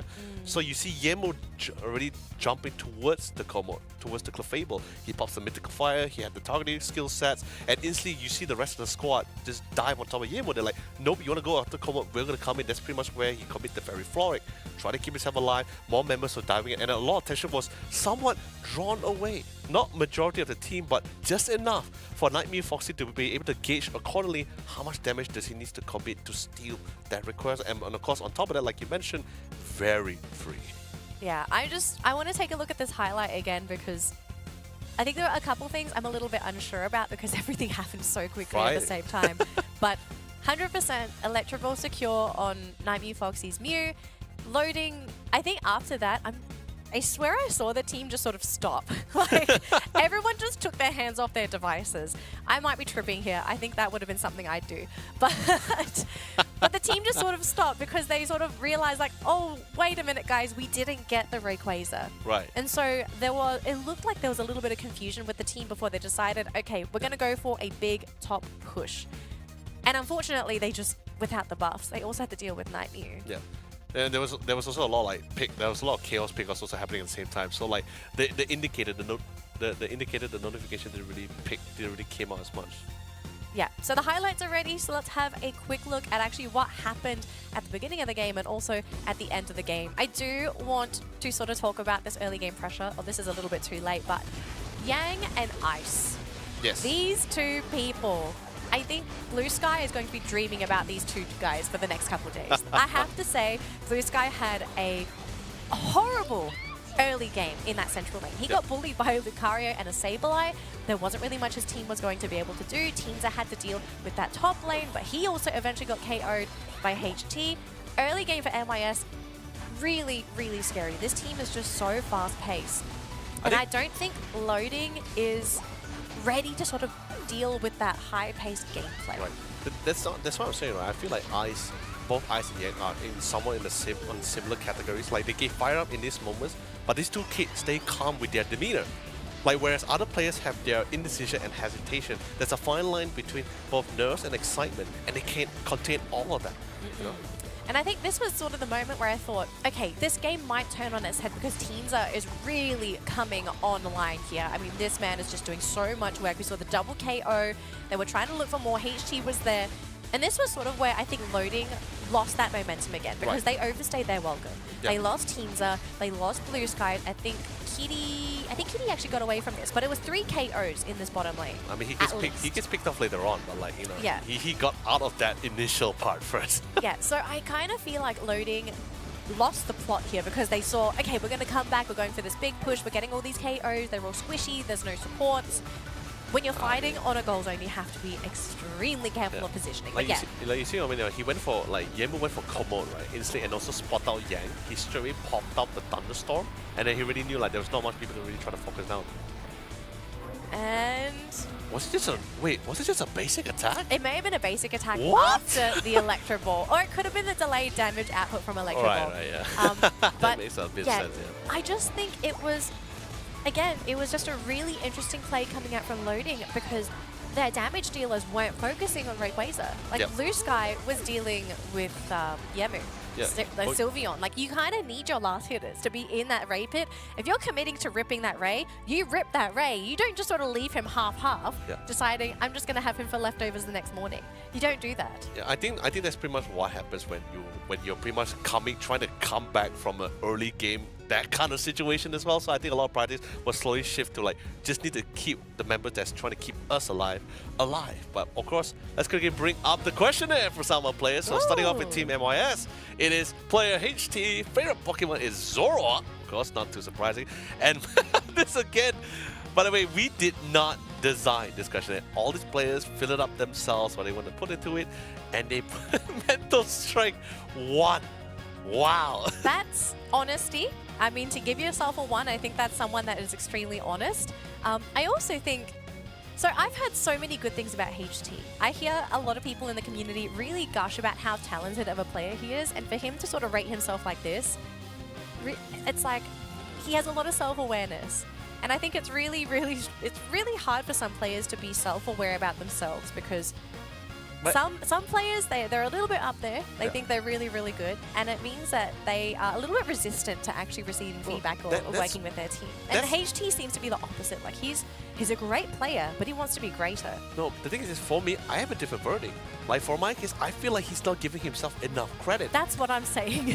So yeah, so that's what I'm saying. That's why I'm not a big fan of the fact that he's setting himself with 1 mental I would like a few things to be swapped to 5 stars, but we are going to move on to the next one here. Which is Blue Sky, the team captain. Yes, so Blue Sky, the man that played Meowscarada in that last game, it was a tough game. For him to rate himself 4 stars mental strength, I'm hoping he just sort of bounces back. He's like, it's fine, we have bad games. Let's reset for game number 2. I mean, I'm not too surprised, right? Because when you're playing those kind of games, it really takes like really true mental strength and like really good to really pull through and try to find a way. Because most of the time, I feel like if you let emotion get the best of you in those kind of scenarios, you tend to trail off from the rest of the game, and it's more visible in your performances, right? But we just didn't see that from each of those members coming from team loading. They still keep it what they were supposed to do, kept up with the race. I think they really did a phenomenal job. But of course, player comments, I think this is of course a very standard reply, right? Everyone needs everyone needs to have that goal, right? I don't think I have seen any unique comments saying like, I'm doing this for my mom or something. I want to find something. I want to find some wholesome comments. You know? Okay. We're going to move on here to the player introductory stats here for HT. And now I've got some data here on 1 best of 3 plus 1 game here for HT. And across the board, this guy is extremely consistent thus far. But to be fair, MYS haven't lost any games yet. So I kind of want to see what happens to this team when they deal with an opponent, which is probably going to be later today in Rise, but they deal with an opponent that can beat them in one of these games. How do they mentally bounce back into that next game? Because at the moment, these are stats of HT when he's having a great game. We're going to switch on over to Blue Sky's stats here, and I think we're going to be seeing some pretty contrasting numbers between the two, because Blue Sky, he's still dealing the majority of the damage for the team. So on average here, he's dealing 30% of the team's total damage. Correct. He's taking a lot of damage as well. He sort of flipped between his Pokemon too. Apparently we've got Blaziken and Lapras. I think Lapras he played last week, Yes, because that's what I'm saying, right? When he has Urshifu banned, it was either him switching between both the defender or the all-rounders here. So that's why the stats-wise for him is probably not so dependent on one role. It's going to be pretty split between the two here. Yeah. So I am not sure if the game is ready. If it is, we'll jump into that in just a second. But I'm just kind of wondering, like, what would you do here for team loading and going into game number 2? I think they have to do the same thing that they did going up against Rise last week. They need to pick up a lineup that can keep up with the way that MYS plays, right? MYS, extremely aggressive in that game. To be fair, they did go for a very unconventional draft. They went for no natural healing support. They went for a Sableye, and they invaded with a support Lucario, which also is more or less unheard of. So to see them sort of keep up with that, I'm pretty sure if I was loading, I would say the chances of them going for a double invade, pretty unlikely. I think they might go back to standard, but we have to match that energy. We've got to have something that can either deal with that aggression, or we have to have supports that are on standby to help Blue Sky or Teenza, depends on who's in that central lane, to help the central laner deal with that harassment, because you just can't because what's happening in that point of time is that with all this harassment going on, HT has a free central lane on the other side of the map. Honestly, I don't think they should try to match their speed. I feel like they should try to not play by their tune, because let's be honest, Team MOS has this playstyle where like it really forces their style upon you and make you forced to play by their tune, pretty much play at the palms of their hands. Pretty much that's why you see like very unique composition really coming out from Team MYS. So that's why I'm really excited to see if that team were to play against a team like Zora Tigers, for example, to really give them that challenge. But for now, team loading, the mountain for you right now is currently Team MYS. Yeah, you need to try to literally climb over Mount Everest. But this time, going with the bans here, didn't ban the Yoshifu this time. Ooh. They're finally let it go through, but they want to get rid of that Meowscarada. Yes, quite surprising. I guess they just sort of don't want to deal with the Meowscarada. Right. Maybe even we saw the weird composition coming out from MYS because they were just like, oh, look at this central laner that was going to be picked last. Let's go for something a bit crazy. But again, we're going to be seeing Yamu back on that Sylveon. So again, double attacker for MYS. Nightmare Foxy back on that new. We are seeing Komod. Okay, I'm not sure if he's trolling me here, but he is leaning towards the Azu pick here. That's still 7 seconds though.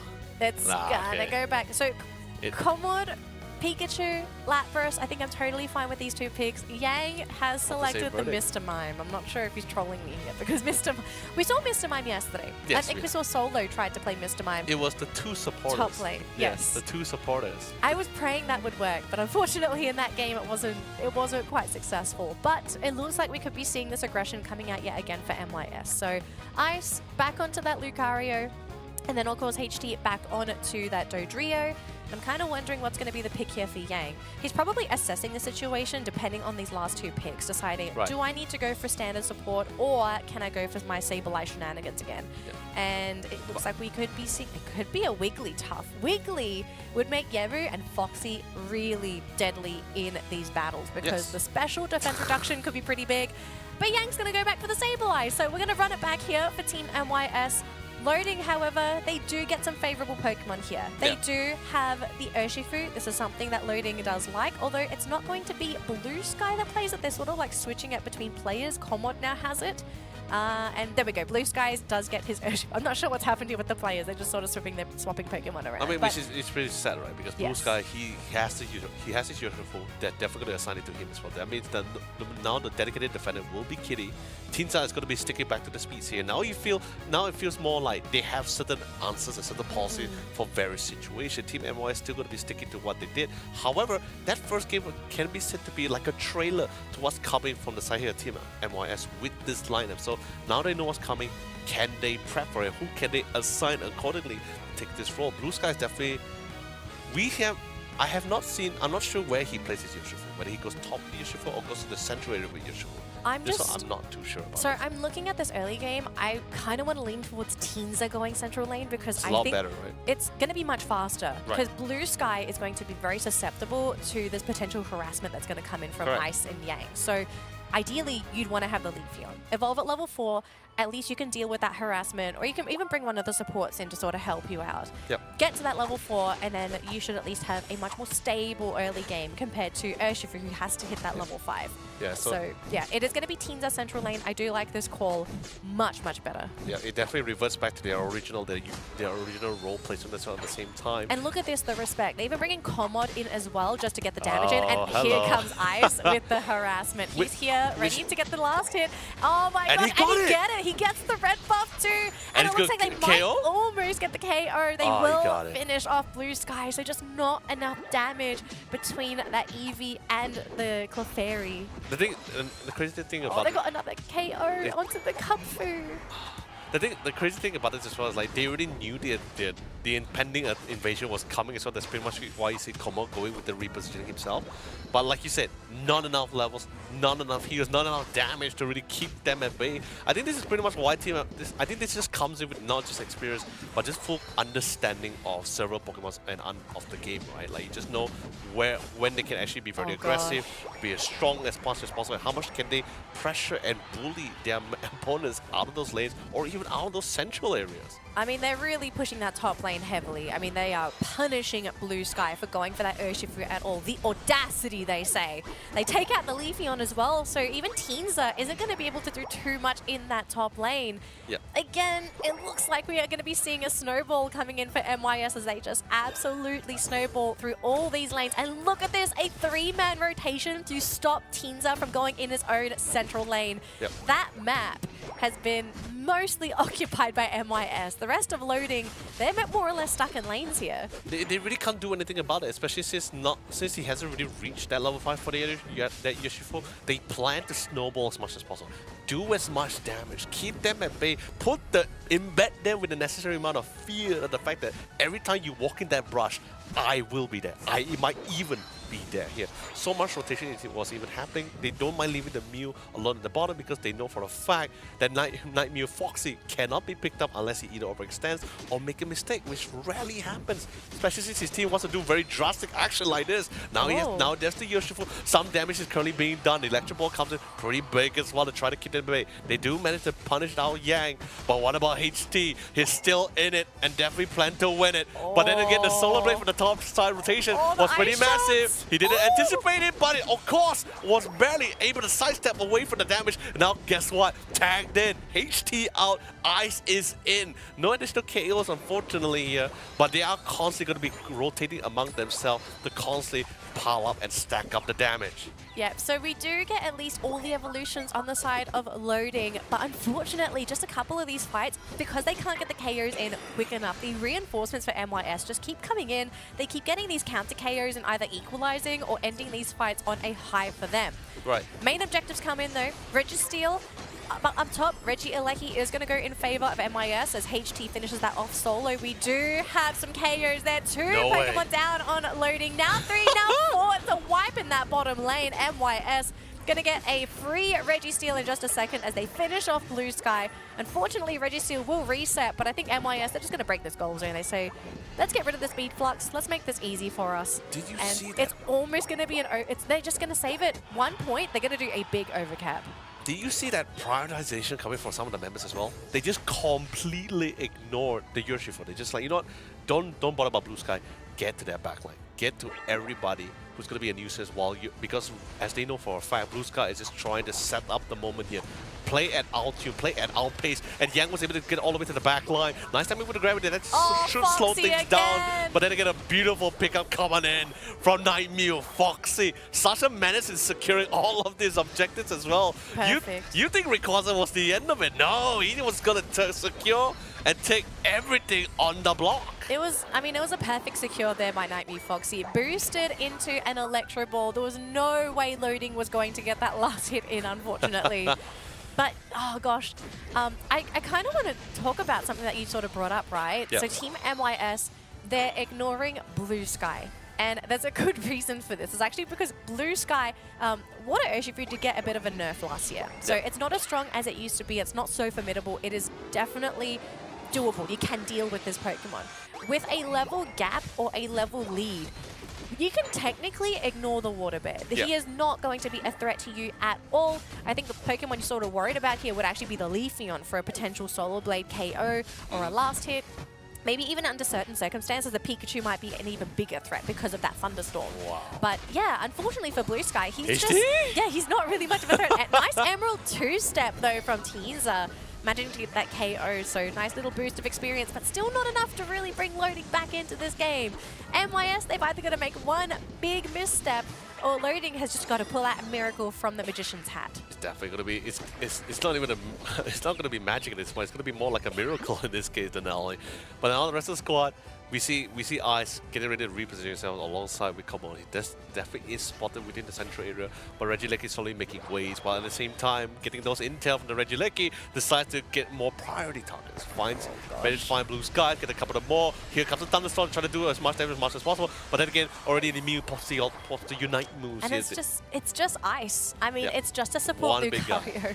You ideally are looking for HT. Even Yamu would be a really nice catch here, but they just can't get these really big core Pokemon on the side of MYS. And look at this, we're even seeing Yang just being a pain on that Sableye. He's got 40 points, it's just harassing loading while the Regieleki was there. The rest of his team, though, nice, easy lockdown on that Reggie Rock. Going to give them that defensive boost and a nice little boost of experience. Denying this away from loading. We are still a minute and 40 seconds left up until Rayquaza comes back onto the field to potentially give that comeback mechanism for loading. But this late game is going to be so difficult for loading. There's such a big level difference. Team MYS are comfortable fighting into the entirety of loading composition, and they honestly feel like they're going to win most of these. We are seeing a bit of a misstep here as 2 Pokemon go down and 1 big core knockout. It's on HT. They're looking for Nightmew Foxy. The surf into agility might just be enough to save his life, but Ice going to be able to dash on out of there as well. Yamu, though, turning back onto loading. Could we be seeing a fight here? We do see a big surf from Nightmew just to stop them from scoring. It looks like the 20 points will go in for Blue Sky. Ice coming in with the dash yet again. Oh, but he does get taken out by the Urshifu. Blue Sky getting that knockout, but now Blue Sky going to be counter-knocked out here by HT on that Dodrio, and Yang is looking for more. He wants some more KOs. Nightmew Foxy just throwing out a warning Solar Beam. Stay away from my goal zone. I love it. They totally understand the fact that they might have overstepped or overstayed their work limits. Decided to play a little bit more safe, especially since they had Blue Sky currently KO and taken down. Decides to fall back and try to reset. And also, you notice from towards the initial beginning of the fight towards the central area, right? They decided, like, instead of trying to go for individual pickups, instead of having having Blue Sky handling one person while the rest of the squad do this 4v4, they decided to just commit every resource, commit every personnel on one of the closest person next to you, and then we'll move on to the other. And that's exactly what they did. They picked off Yang. Then they moved towards HT, and they kept it going towards Nightmew Foxy, even forcing him to commit the eject, but to commit his abilities just to get out of those situations, and they just kept the momentum going. I think the goal was pretty much great, but they managed to find Common in the process and remove it right before the Rayquaza fight as well. Oh, hang on a minute. Looks like Ice is being caught out as well. We might be losing the Lucario. He is going to dash on out of there. Looks like XP does keep him up, and even HT slipping out of there as well. Unites have already been used on loading. There's no Thunderstorm. They still have the Emerald 2-step on that Leafeon, so maybe that could be a key component to bringing this team back into the game, but it's going to be really difficult if he considers Yamu. Yamu also has access to his Unite move to actually hide away from some of these big moves. Really big knock up though, connecting onto 2, and we've lost the support as well as the Urshifu for loading. It's going to be down to 3. Pikachu down, Leafeon down, and I think Lapras is going to go down in just a second as well. It's a team wipe. MYS going to lock in this Rayquaza and potentially end this series 2-0 for their first match of the day. Oh, that's just too much. The problem is there was not much option left. And Team MYS, let's be honest, they were keeping track of everything. They were keeping track of what Unite moves were utilized, what skills, what item has been utilized. And then when they managed to like accommodate alongside with their team captains, has already made the call. 4 players without the Unite moves, especially from the most of their main damage. They only left with the Leafeon, but they weren't really too concerned about the Leafeon Unite move because now they know that they can actually take the fight head on. They don't have to play on their terms. They're playing on their own turf as well. Oh gosh, look at this Sylveon going absolutely ham. Yamu's just playing around with his food. And there's not really much loading can do. Yang scores another bucket full of points. He's trying to score again, but he will get KO'd. With 10 seconds to go, I think this might just be it, ladies and gentlemen. MYS going to end this series 2-0 up against Loading, which means Loading, this team has one more series today, and it's their last series to score those points before they get their seeding into the playoffs next week. It is literally a perfect 5-goal post save coming from Team MYS for that one. Really well done coming from them. I think, particularly, that first game coming from Team Loading had a lot more fighting capabilities compared to this one, but I think it's just the fact that they just I felt like Team MLYs in this second game, with the exact same count that they had for the first game, had a lot more aggression than it's supposed to be. I think they just respected the Leafeon, they respected the existence of Blue Sky coming in with the Urshifu. They just decided, you know what, we can no longer just be relaxed anymore. We just need to pile even more damage, more pressure here. I have never seen Team MLYs so aggressive with that comp. I thought the first game was pretty aggressive, but when we see the second one, I'm like, whoa, that is a totally different level. I'm going to say I will say men of the match. Okay. Men of the match for me. It's got to go to Ice and Yang. I mean, these two, the dastardly duo, I think that's what I'm going to nickname them. The dastardly duo from start to finish was such a pain in the backside for loading. I honestly could not imagine playing up against this combination that's going to pressure you in the early game, deny your central laner from getting any sort of early game experience, which is also going to delay the assistance the side lanes would have got if Teensar actually had that free early game, which set up the opening for HT to have a free time roaming up, down, left, right. So yeah, Ice and Yang, I think men of the match, these guys set up the game for MIS. It's really either one of the two, right? That kind of thing. And like, we're not talking about like this game particularly. I think even in their previous, in other games that they did play, whether is it definitely not on the same line coming in from the side of I'm Yang. pretty sure last week as well, MIS pulled off a similar play. Like they just had Ice and Yang be a nuisance to the central laners. It was Yang with the Hoopa for 2 of those games, and when they were playing against Secret Red Diamond, and Ice was playing both the Snorlax and the Trevenant. They were just pretty much both just going back and forth with this as well. And I think we saw so many saves coming from Yang from last week with the Hoopa. So well, nice time hyperspace portal. It's not your typical hyperspace portal, that kind of thing, just really well placed. And it's just absolutely significant for us. I recall seeing you and Flavor so many times just baffle, just be like, Yang again. What a pest! Where's the bug spray?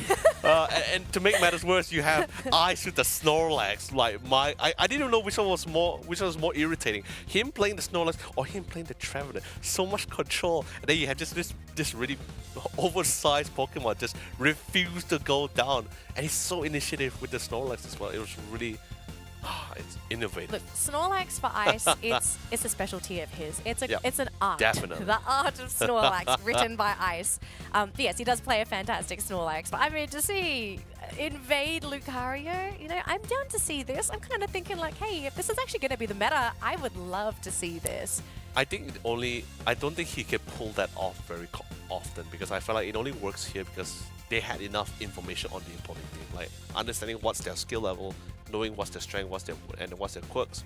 That's pretty much why they can actually make that kind of competition for themselves. I think in other teams, they probably would not be able to pull this off very often. Maybe sometimes they can try it when it's not too high risk. But when the game's on the line, I don't think you'll see them pulling off this kind of Pokemon. Well, I think a great test to this would be seeing MYS's final match of the day, which is also the last game of the day. Against Their Rise? last opponents is Rise. Oh, so yeah. I am actually kind of curious to know if this is a strategy that they would even consider pulling off against Rise. Now, I kind of feel like it's unlikely because they've already shown their cards, and it would be a bit predictable to just sort of be like, hey, Rise, we've been doing this like all tournaments so far with the double invades. Yeah, I hope you guys are ready for it. I think they would sort of suspect something. So unlikely, but who knows? They might have outplayed me and they'll do it anyway, and it might work out against Rise, or it might not. We kind of don't know. We'll find out later today. But in this series, it definitely worked out, and I kind of just feel like it was loading at the same time. I think the first round, you can't blame them. I think most teams don't really expect a double invade of this manner, a Lucario and a Sableye. But game number 2, they saw it coming. I just kind of feel like they didn't respect the duo enough because they only set the Clefable in that central lane to assist Teensar. No, I think that's what I'm saying. I think they were pretty much in the same spot with me, right? Where we were just very surprised on the level of aggression was just a different level for sure. Because they just didn't expect that kind. They expected like maybe a pokes here or there, but they didn't expect like a full committed dive coming from HT. You saw it just went straight for it. He usually just like play around, let Yang to slowly butter them up a bit before they go back in. Sure, butter your toast. But he literally just dunked them in. But of course, ladies and gentlemen, with that being said, let's quickly bring out our favorite session. It's the Arts and Craft by Denali. I don't do art, but okay. I don't know when was the last time I drew. But we are going to be... yesterday. What did I draw yesterday? Arrows. I think it was Professor Flavor that drew them. Oh, but okay. we are going to be focusing on Ice as well as Yang here. So the Darthly duo, the constant harassment, the vision that they give, and the trouble that loading sort of had. So let's watch this first clip in its entirety, Leonard, because these two were so active all game. So Ice and Yang basically made the call to say that loading, your central lane is off limits. You come in here, we are going to pressure you. And the fact that they had this positioning, super easy for them to just come in for this backstab. Lock out kitties at the same time. It's a double KO, one in the central lane, one in the mid lane. The setup is great because loading they were basically stuck to their side. The only places you would really feel safe, because look at this. There's no goal zone there's no tier 1 or tier 2 goal zone. You've only got this goal zone here, which to some degree you can say is safe. Not fully, because you have to worry about HT. Your central lane is also off limits. So ultimately, the only places they're feeling safe right now would very likely be this section here. Like all of that, probably safe for loading. Right. Everything else completely off limits. So I'm just going to color I'm going to color the entire jungle in. You go here, you're going to get KO'd. Yeah. So unfortunately for loading, because of that atrocious early game, they weren't able to get any kind of map control to actually prevent this from happening. Correct. You can't even safely rotate your support. Common, yes, is giving information to his team to say like, hey, there's a Lucario in our central area, there's also a Sableye, but what do they really translate that into? They didn't send anybody to try and farm in the enemy central area. A wise man once told me, in games where you are being invaded, some of the best places to farm is actually in the enemy's side of the map, because they are so busy on the offense on your side that you should be going to their central lane. Because sometimes they're not in there, they're not farming. The last place they would assume you would be is in their central area. So just the amount of control that's coming in from MYS, it just completely oppressed loading. Like, there was just nothing this team was going to be able to do, unfortunately. I mean, this is also just a testament to how deep of an understanding MYS has of Pokemon Unite. Yeah, and the best part about it as well, like, they were very quick to react in terms of their planning as well. Like, they understand the fact that not only were they the scouting team, basically, both Yang and Ice were the scouting team. Yeah. They so we're going to move on to clip number 2 here, Mr. Leonard Lee. Oh, so we're at the Rayquaza fight here. This is game number 1. Oh, sorry, excuse me. It's game number 2. Yeah, we're at the Rayquaza fight. Walk us through this. What's kind of happening here? We'll go through the clip together. Well, first things first, like I said, right? Their win, like for this is, I believe this is game. This is game 2. Yes, this is game 2. This is game 2 Rayquaza pit, right? They understand the entire time that the one person that was really keeping them alive was Common. Common was their main player. Common was the, let me try to draw a crown, okay? Common was the king, okay? He was the king and also the one that's really keeping the whole team alive. He was the only sole reason why a lot of their fights initially, despite the point disparity, they were able to keep themselves alive as much as possible. So when they would show you went into the fight, keep an eye on the rest of the squad that was trying to keep the rest of the team, and instantly everyone was able to converge upon them. They found Common, they saw a good knocked up opportunity, while at the same time, you see Lucario, you see HT, also keeping Kitty at bay. Their lone defender, their lone frontliner is currently out of sight and out of mind, which means more aggression for the rest of the squad. That's pretty much why you see a lot more confidence coming in from like Mew Fury. He didn't need to stay so hidden anymore. He knows the majority of where's the rest of the squad. Only even Leafeon was also spotted out of the brush here. So a lot more confidence for them to take this fight, and they considered to proceed forward. They had so much control in a lot of this situation, where even until the point where the Dodrio didn't really have to be so present in the initial phase of that situation. And remember, a lot of Unite moves was not available, because before this Rayquaza fight even happened, they had a pre-fight before this, and instantly they had more confidence to take on the rest of the member. Without the Unite moves, there was pretty much nothing to really keep Team MYS at bay, and pretty much the rest is history. The rest is history. And speaking of history, I think we're going to be able to make some more history here, because we actually are going to have Ice on the line, who's going to talk us through what's happened. That's very fun. Very fun. Who's going to talk us through what's happened in that matchup. And I do have a lot of questions, and I know Leonard has some questions as well. Pretty much. But let's welcome Ice to the stream. How you doing, Ice? Hey, buddy. Hello. How you doing, man? Good to see you, man. Okay, can you hear us, or just want to double check? Is everything all good? Yeah, everything's all good. Okay, awesome. Okay, so, great. I need to ask you about what happened in game number 1 and 2. So I see you and Yang having a lot of fun in the enemy central lane with Lucario and Sableye. Sort of walk us through, like, what was the whole idea behind this really hard central lane invade? What makes this duo so good for this game? So for us, we took some inspiration from the Japanese teams, and then we kind of like practiced this comp a lot, and then made it our own. And it really fits with our natural style of play, so we decided to adapt this type of comp, and it's very fun to play. I finally get to play something that's not a defender, and I don't do a lot of damage, but at least I'm annoying to the enemy team. Right. So does that mean we're going to be seeing this composition a lot more often, or is this more like a very conditional or situational kind of thing? Sorry. There's a very good chance you'll see this come from us very often, and because this is our comfort picks, we also can play team fight. So it depends on which team we're fighting and how the draft goes. It depends, I guess. I kind of want to ask you a little bit more about this drafting style that you guys have gone for. So what was the idea behind not going for a classic support that does provide your team any kind of healing? Like, are you confident? Do you feel like you kind of don't need it, or do you think that you're prioritizing more of the aggression? Because Sableye does provide a little bit of damage, harassment, I think most importantly that vision. Why have you decided to swap out your standard support for something like a Sableye instead? Like I said, it's very aggressive. It kind of fits our team comp, our play style, and also in Thailand, you guys are gonna be playing. We are sorry, not you guys. We are gonna be playing. I wish. What's it called? One Pokemon per match. So there's a chance that you don't get any healer supports if the enemy respective bans and picks your support. So it's also kind of a small kind of prep for Thailand, and that's why we keep practicing this Sableye comp. That's actually very smart, yeah. Which is great, because now at least he had, like, for TNOS, they have like more additional options just in case if something was to be denied to them. So I think it's pretty great. So a lot of extra cards to play. So I'm really curious about one thing, right?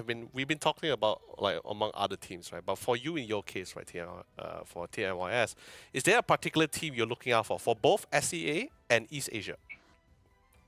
I think for SEA, our opponents, we're gonna be looking forward to fighting Rise, because Rise. It's always Rise. You know, I look left, it's Rise. I look right, it's Rise. Every member of my team always has to fight Rise some way or another. It's always a rivalry. You know. Then for ACL in general, I think we are most excited to fight either SAR, which is my previous teammates. Shout out to Santi Ikura, BKZ, and probably Mami's team, the Unite Holics, because they got third. I mean, Mami got third or fourth, I can't remember, in 2024. He's a very accomplished player. Or, in fact, KS, who is the new and upcoming team from Japan. They might not have a lot of achievements, but they are really very good players. I mean, to be fair, all the greats, you're going to admire somebody to help push you forward. All right, so last question, Leonard, do you have anything you kind of want to ask? Just mostly what, I know I asked you, I believe I asked you this during the regional qualifiers, but I didn't want to ask you again. Like, currently, there's a few patches that's been happening back and forth, especially with the newly added addition of Metagross as well. What has the current state of the meta is currently look like? Has it been the same, or is it just like a little bit more different now than before? So, at first, initially, I thought Metagross was going to be acquisition level OP. But then, after like testing it out, I asked some of my foreign, overseas friends, like my LG friends, my EU friends. It turns out that they also feel the same as me. Metagross isn't that OP. That it is strong, but it has its counters and its weaknesses. Yeah. All right, thank you so much, Ice. Congratulations on your next best 2-0. We're going to look forward to seeing you play up against Rise, and hopefully we get to talk to you again later this evening, because that means that you would have won that series. Best of luck, Ice. Hope you have a great day, and we'll hopefully catch you later. Thank you. Bye. All right, Bye. thanks, Ice. All right. Always absolutely swell to talk to players. He's very lovely. Yeah. Right, speaking of lovely, you know, we've got another series coming up, and I know. that's going to be incredibly lovely, but we're going to talk about that in just a second. Let's have a look at the table to see what has happened in the groupings, because after every game, there is going to be an update for those points, and at the moment, the Group A curse continues, with points being completely allocated to Team MYS. Unfortunately, Loading dropping that series 0-2, which means they're going to be sitting on 0 points. Now, we do have a couple matchups to end the day here. So Rise will be going up against MYS later on today. And then Secret Rare Diamond is going to be playing up against Loading. So the two bottom teams with 0 points, this will be their opportunity to finally get points on the board. Whereas for MYS and Rise, they're wrestling to find out who is going to be getting that top spot, the top seeding, to potentially get the shortest road to the offline finals. That's going to be extremely exciting. We are going to catch up with their games later on though, because it's time to move back over to Group B. And of course, to welcome someone back to the desk, it's going to be none other than the Professor Flavor. Welcome back. I hope you're excited for this next matchup.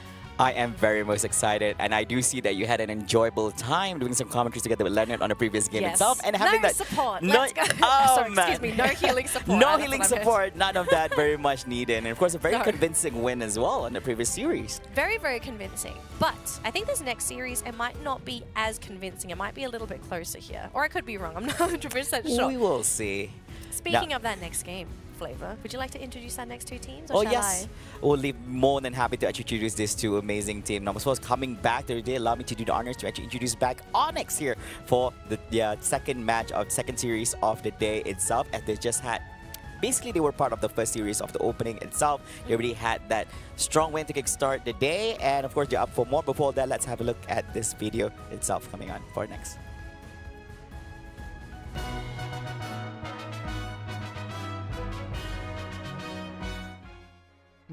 น่าจะเป็นบอมครับบอมมี่เพราะว่าเหมือนมีการเข้าจังหวะที่ดีแล้วก็มีการแบบคอเกมที่ดีครับเพลเยอร์ที่เล่นได้โดดเด่นที่สุดตอนนี้สำหรับผมครับน่าจะเป็นฟันนี่ครับเพราะสามารถเล่นได้ค่อนข้างหลากหลายตำแหน่งครับและเป็นคนที่เข้าใจแผนการเล่นได้เป็นอย่างดีครับแต่ไม่ใช่ว่าคนอื่นเล่นได้ไม่ดีนะครับทุกคนก็จะมีข้อดีข้อด้อยต่างกันไปครับ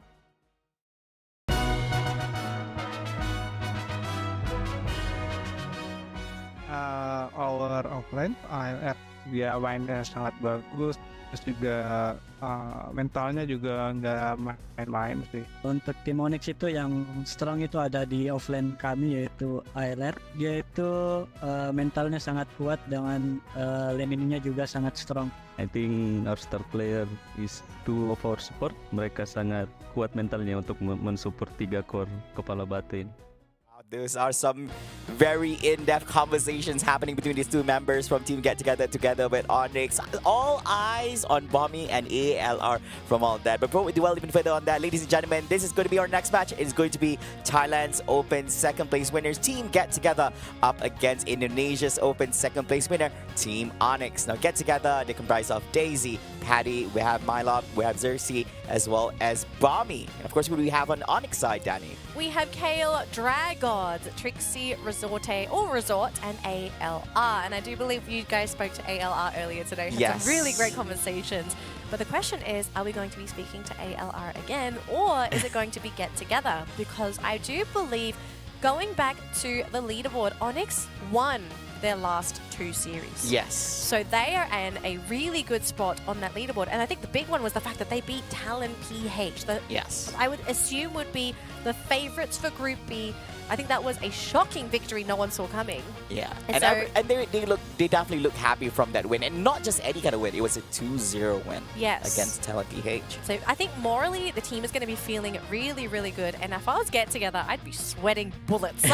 Just, guys. You telling me these guys beat Talon PH? They're like, we were afraid of Talon, but I think it's time to be afraid of Onyx. Okay, maybe we need to shift our attention a little bit to them. Of course, a little bit of team introduction for here for Team Get Together, and of course, looking at some of your statistics from average damage taken and dealt together with recovery. But one of the main highlights from here are definitely their frequently used Pokemons, 80% and on both the Leafeon together with the Blastoise, 60% on that Hoopa, very comfortable on it, and that Mimikyu 40% across the board together with Trevenant and this Tyranitar. I do see the Tyranitar and Trevenant, which is not really some of the hot picks we see here during the East Asia as well as Southeast Asia segment, but they are comfortable with it.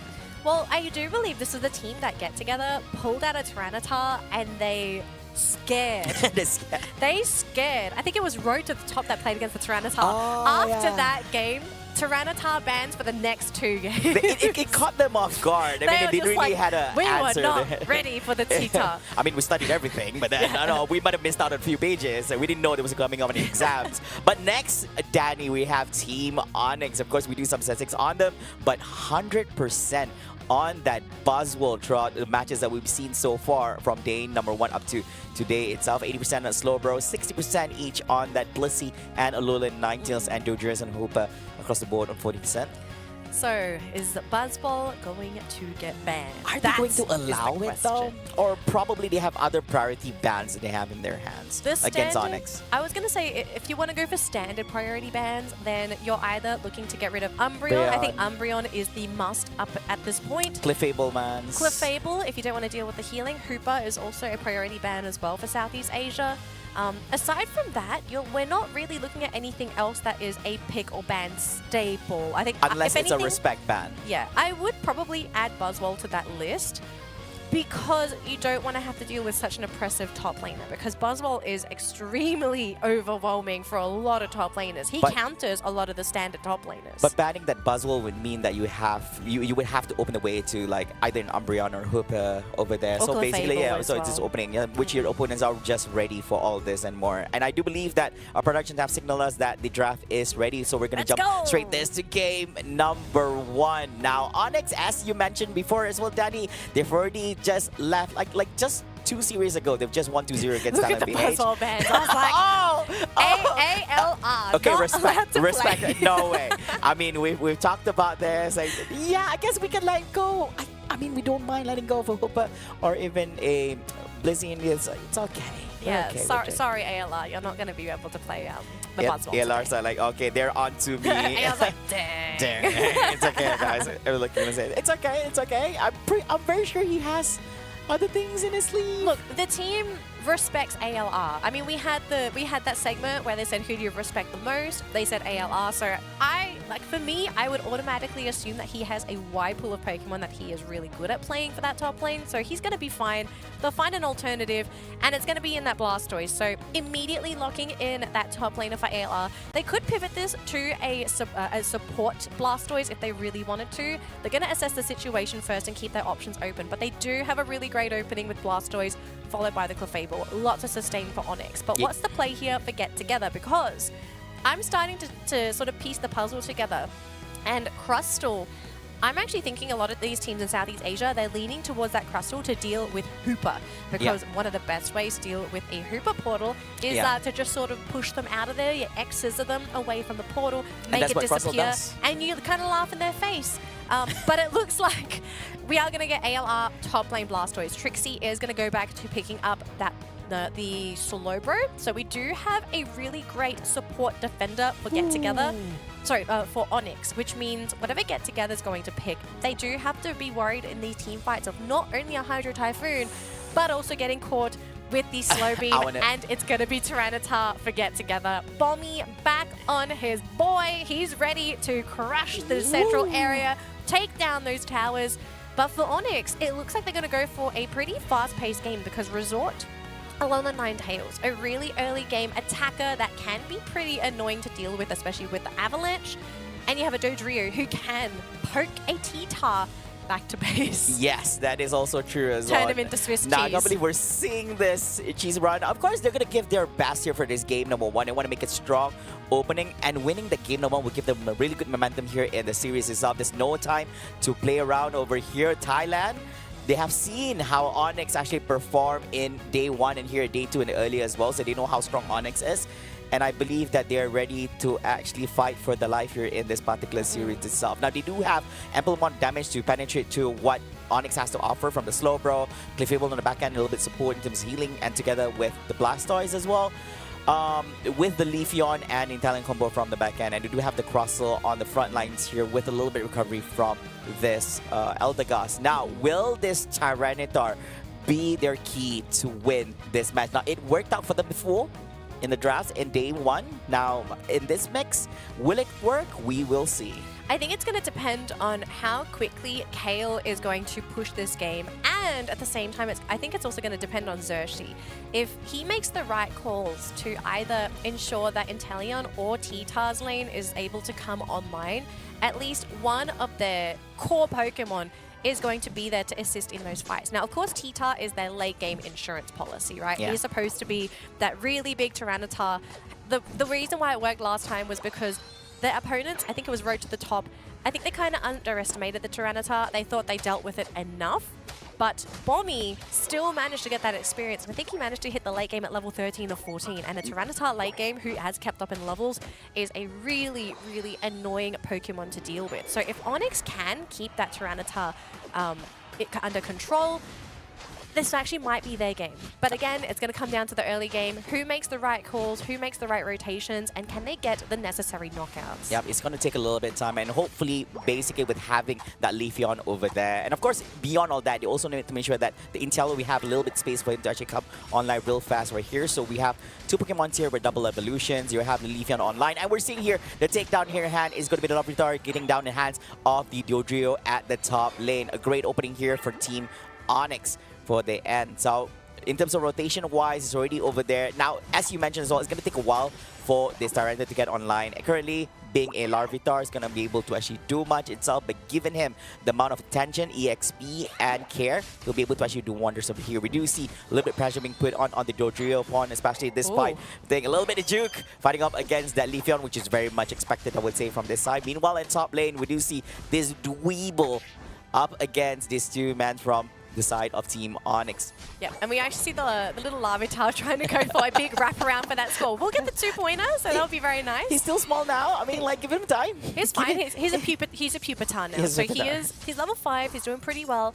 I have to say, though, bottom lane is doing pretty swell on the side of Get Together, right? So there's Sobble getting up to level 6. Now a Drizzile, hopefully looking to get a nice timing for Inteleon, so at least he'll be able to help the team when these objectives come online, because Pupitar is basically off limits up until he hits that T-Tar.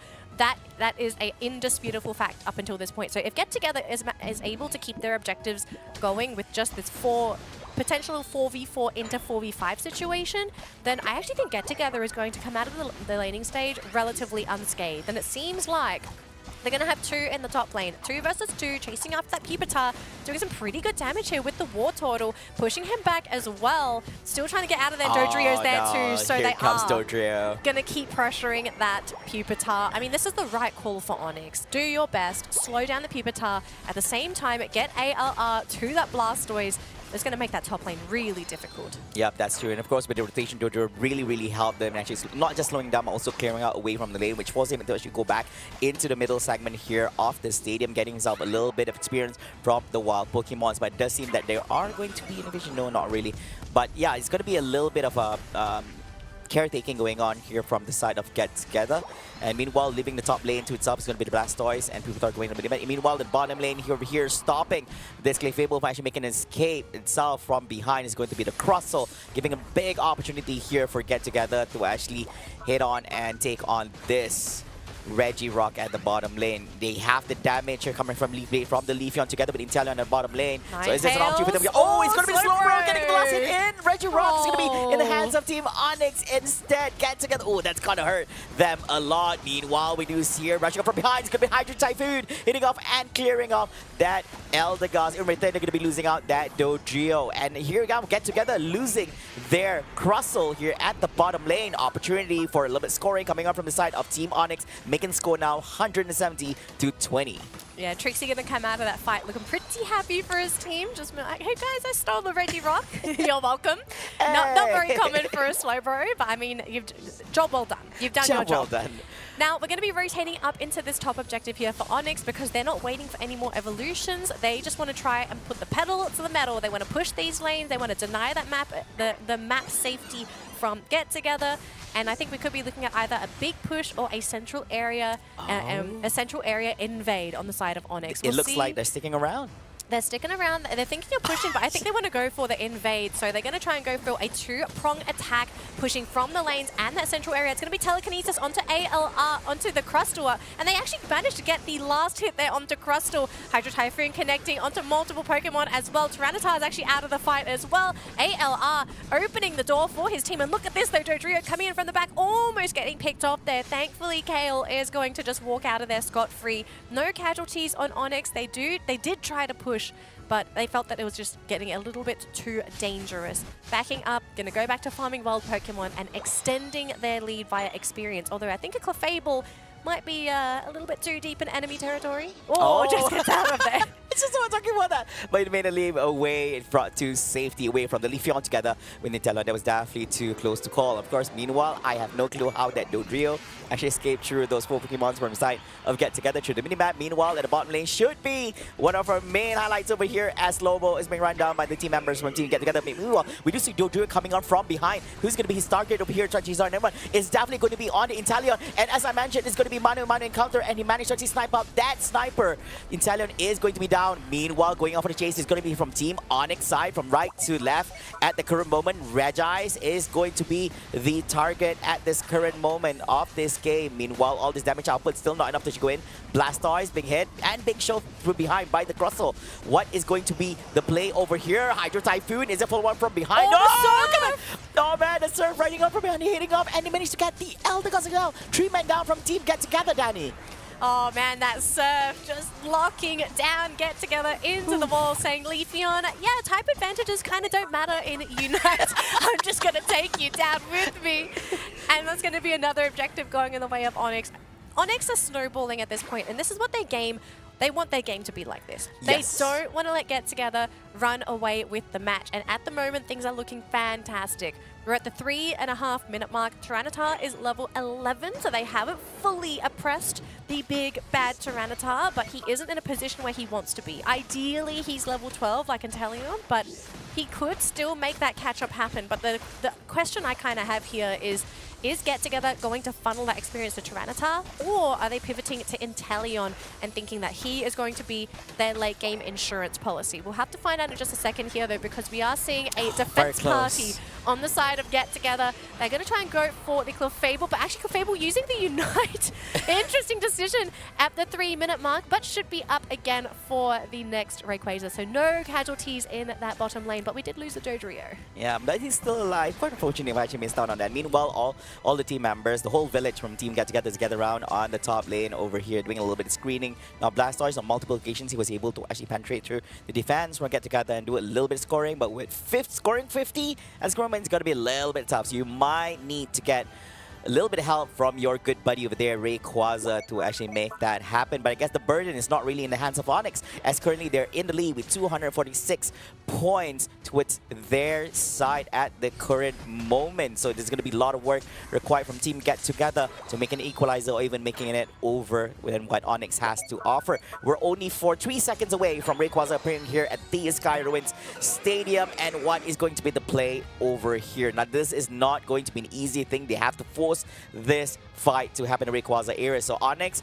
eyes are on this Blastoise and how he's going to make this opening for his teammates. It's going to be ALR and Trixie, the two defenders on Onyx. If they can find that great opening to catch out Get Together, or even just get that slow beam on that priority target, either on the Tyranitar or on the Inteleon, things are going to be great for Get Together.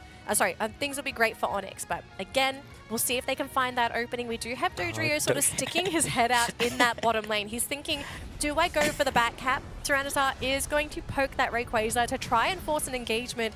Now, Dodrio can do one or two things here. You can try and back cap, or you can go for the backstab.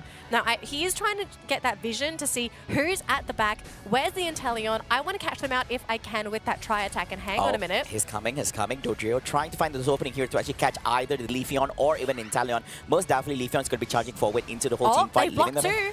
Oh, they blocked 2, but is there any follow-up from behind? No, there is not. But Crossel trying to do something over here, trying to actually clear out team members coming from Team Onyx. They're going in. From it. Here comes Drive, but of course, riding on service is going to be the Blastoise over here. Not yet. Holding it on, being a little bit patient over here. It's going to be the Blastoise. This might be the right time to actually rip it off. Hydro Typhoon hitting up but on 2.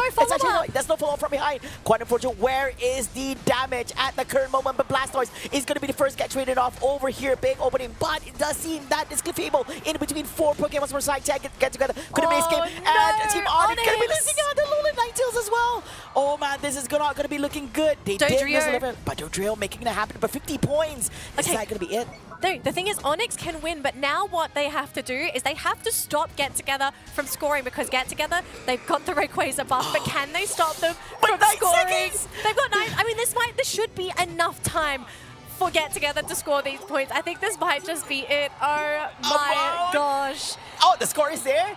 But is it enough, Danny? All will be answered here in the next few seconds. It's going to be enough. I think it's going to be enough. I think Dodrio made it enough for them to just win in the neck. It's a win for Onyx. They didn't get there in time. They managed to defend. So I guess it's only 100 points just now from the Crustle. It was also Tyranitar. Tyranitar, but Inteleon was not able to actually make it in time to actually do a little bit of scoring for himself. So it seems that he lost his shielding. Onyx, they pulled it to the very end. But that fight in the late game was an absolute mess. Like, so many things happened that just did not work out their way. The first one I want to point out, Resort.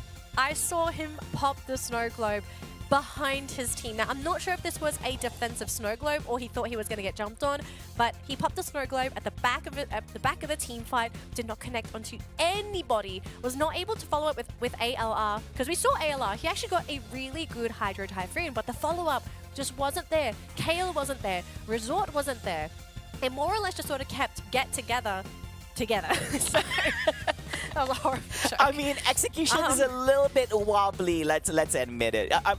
Great that things work out for them, but that's too close to call, Danny. I think that if things were a little bit problematic on the side of Onyx, Get Together would have made that the win. They got their Rayquaza, but then time was not on their side for this. They were not able to dunk in those points and make it a win for themselves. It would require at least 2 of the Pokemons on the side of Get Together to actually go in for more scoring, to actually lean towards their end over here. Actually, I think losing Xershi, because when they did Rayquaza, they didn't have Xershi around. Yeah, they didn't have Xershi. So if Xershi was there, they actually may have been able to score enough points and maybe even get that extra KO, because on the way, when you get the shield buff, you also get an increase to your damage output. So if you're able to knock out Pokemon on the way to the goal zone, you score your points, you can run back, pick up some more points, and maybe go for a micro score before your shield finishes and the game ends. But yeah, Xershi wasn't there. They lost their speedster.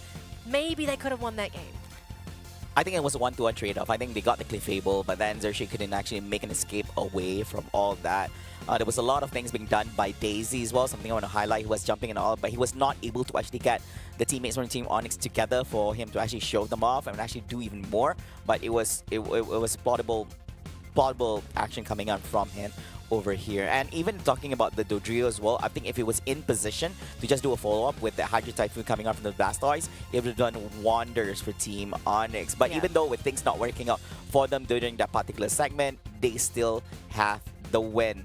It was just... It's all about time. I think it's too close. I mean, Get Together was not able to actually clear out. The Rick was fast enough before the timer.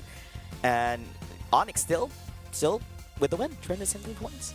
Yep. I mean, if you're Onyx, you're feeling pretty good, especially after what happened this morning. You got a win on Talon at PH, looking to get another victory here over Get Together, because if they do win this, then I actually think Onyx come out on top in the grouping. Most definitely. A lot of people, and myself included, I did not anticipate this at all. I think Indonesia is definitely trying to make a statement over here at the Pokemon Unite Regionals for Southeast Asia that they are here to win, and they're here to prove that they are one of the best that Southeast Asia has to offer. It's not other teams, it's going to be them. And of course, these are some of the highlights on what Game 1 is all about in between these two amazing teams, and we'll see how things have transpired. Of course, they had a great idea from Team Onyx. The idea is to actually slow down the progress coming out from this Tyranitar, because you know, once he actually goes in front of Pupitar, wondrous things is going to be happening for them. And I think this is one of them, if I'm not mistaken, one of the team members from Team Onyx was the one who actually got the last hit in. Was it? Or was it actually from... It was Onyx. It was Onyx, yeah. Onyx got it. It was Trixie. Yeah, it was Trixie, yeah. Yeah, the slow bro.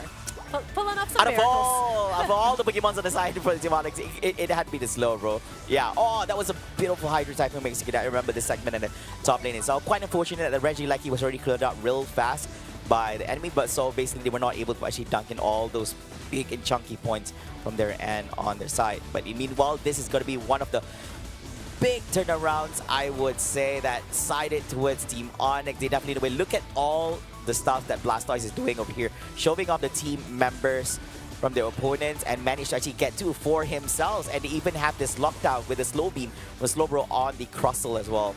Yeah, Crustle is such a big pain to deal with. Just get rid of the Crustle, man. Let's do it, let's slow beam him. We're saving the slow beam for you, sir. Oh my goodness. Oh, but this particular trade-off. Look at this. Riding on this, ripping off this huge Hydro Typhoon, hitting off on tree. But then all that... People basically observing in this, Dodrio actually came back from the base, so he wasn't able to actually get in position to actually dish out all the damage. So this created a big opening for the opponents to actually win that team fight at the Rayquaza pit. But even with all that, as mentioned before, it all boils down about time. The thing about Team Onyx, they managed to actually push them out enough to a point where they're not able to score anymore, even if you do get the Rayquaza. So kudos to Team Onyx. Yes. The game is not over as of yet. We still have game number 2. But before that, though, let's take a look at Bommy's, I guess, trainer card to see what he thinks of himself. I think we saw this last week as well, because I remember we saw a person that had Greedent as their favorite Pokemon, and it's going to be Bommy. Yep. His goal is to play offline at Icon Siam. He is talking about the offline finals for the Pokemon Unite Asia Champions League 2024. Which is the venue, right? Yes, that is actually the venue name. And he's rated himself to be more of a combinations player rather than focusing on his aggressiveness, goal defense strategy, and mental strength. And I actually think it's because of his general playstyle, right? You're playing the Tyranitar, you're pretty passive during that early game. You don't really want to be in that aggressive hot seat because you can't afford to be in that position as a little Larvitar. But things change when you get bigger. You know, you get bigger, you get stronger. Level 13 Tyranitar, okay, you can be 4 points in aggressiveness then. Yeah, I guess so. But it's a lot of responsibility. It feels like, you know, you need to be babysitted, and you need to make sure that by the point when you reach late game, you're able to actually contribute to the team for all the time they've already opened for you itself, which is definitely not an easy thing. All right. So after looking at the Bommy, we're definitely going to be looking at Resort from Team Onyx over here. Now on his highlights, now look at this: aggressiveness 4, goal defense a little bit lacking because he does play one of the main cores in dishing out damage over here. One of the favorite programs being Leafeon, combinations 5, strategy 5, mental strength 5, and an additional one over there, mechanics 5. Yes, we're looking at a 5-star resort here. I'm sorry, I'm on fire with the jokes today. Can we scrap that one off from the productions? Look, I mean, the team's feeling pretty good. They have won all 3 games so far. I say 3 because 2 games from the first day, for their first best of 3. 1 game already in their second best of 3. At this rate, Onyx will be undefeated today. And even last week, in general, Onyx will be undefeated. And so I think this is a team that people are going to have to sort of look at now and say, like, hey, this isn't just a group of nobodies from Indonesia. Because personally for myself, so I don't really keep up with the Indonesian scene, but when I did do my research on the team, the players have been active in the Indonesian scene. Not together, but individually in other Pokemon Unite teams in Indonesia. And so to see them together, I knew we were looking at an experienced bunch of players, but I didn't realize how well this team works together synergistically up until now. Yeah, and knowing the Indonesian teams, based on my experience together with them, they are very, very hardworking people, I would say, when it comes to training. Very passionate. And also, very passionate at the same time as well, no doubt. And they're very confident in that. They dare say that they're one of the most hardworking people when it comes to Pokemon Unite action here happening within the region itself. And of course, we do see a little bit of play cards here from both resorted to get the Boomy earlier on, and this time coming out from Onyx as well. I think this is more or less some of the stuff that we've already seen. Alolan Ninetales being one of the top pick rates, and he does play really good Leafeon in games as well. But he prefers that Alolan Ninetales. I mean, if it's your preference, it's your preference. It's your preference, yeah. I'm leaning towards him maybe getting inspiration off of Axew from Rise, because Axew also loves Alolan Ninetales. And I kind of wonder, like, is this maybe an Indonesian meta kind of thing? Because Alolan Ninetales, we see it popping up here and there in Southeast Asia and even East Asia, but it's not a staple in any region. It definitely feels like a player preference, whether they like to play the Ninetales or not. And so maybe I want to assume it's an Indonesian meta kind of thing, or maybe it's just looking up to Axew. I mean, it's natural to look up towards a player from your own region, right? So, yeah, that's true, yeah. I think when we look at other countries they offer, people, like when we saw East Asia, people like to run double evolutions from the end. They didn't mind between I know in the Philippines, they love evolutions. They love that a lot. The Filipinos? It's Sylveon, Leafeon, I mean like Glaceon, and Espeon, they were just going with all the mixes. If you let them, they might run an all evolutions team. We almost saw that at Worlds. If given the opportunity, they thought they were playing. They thought they were playing that event.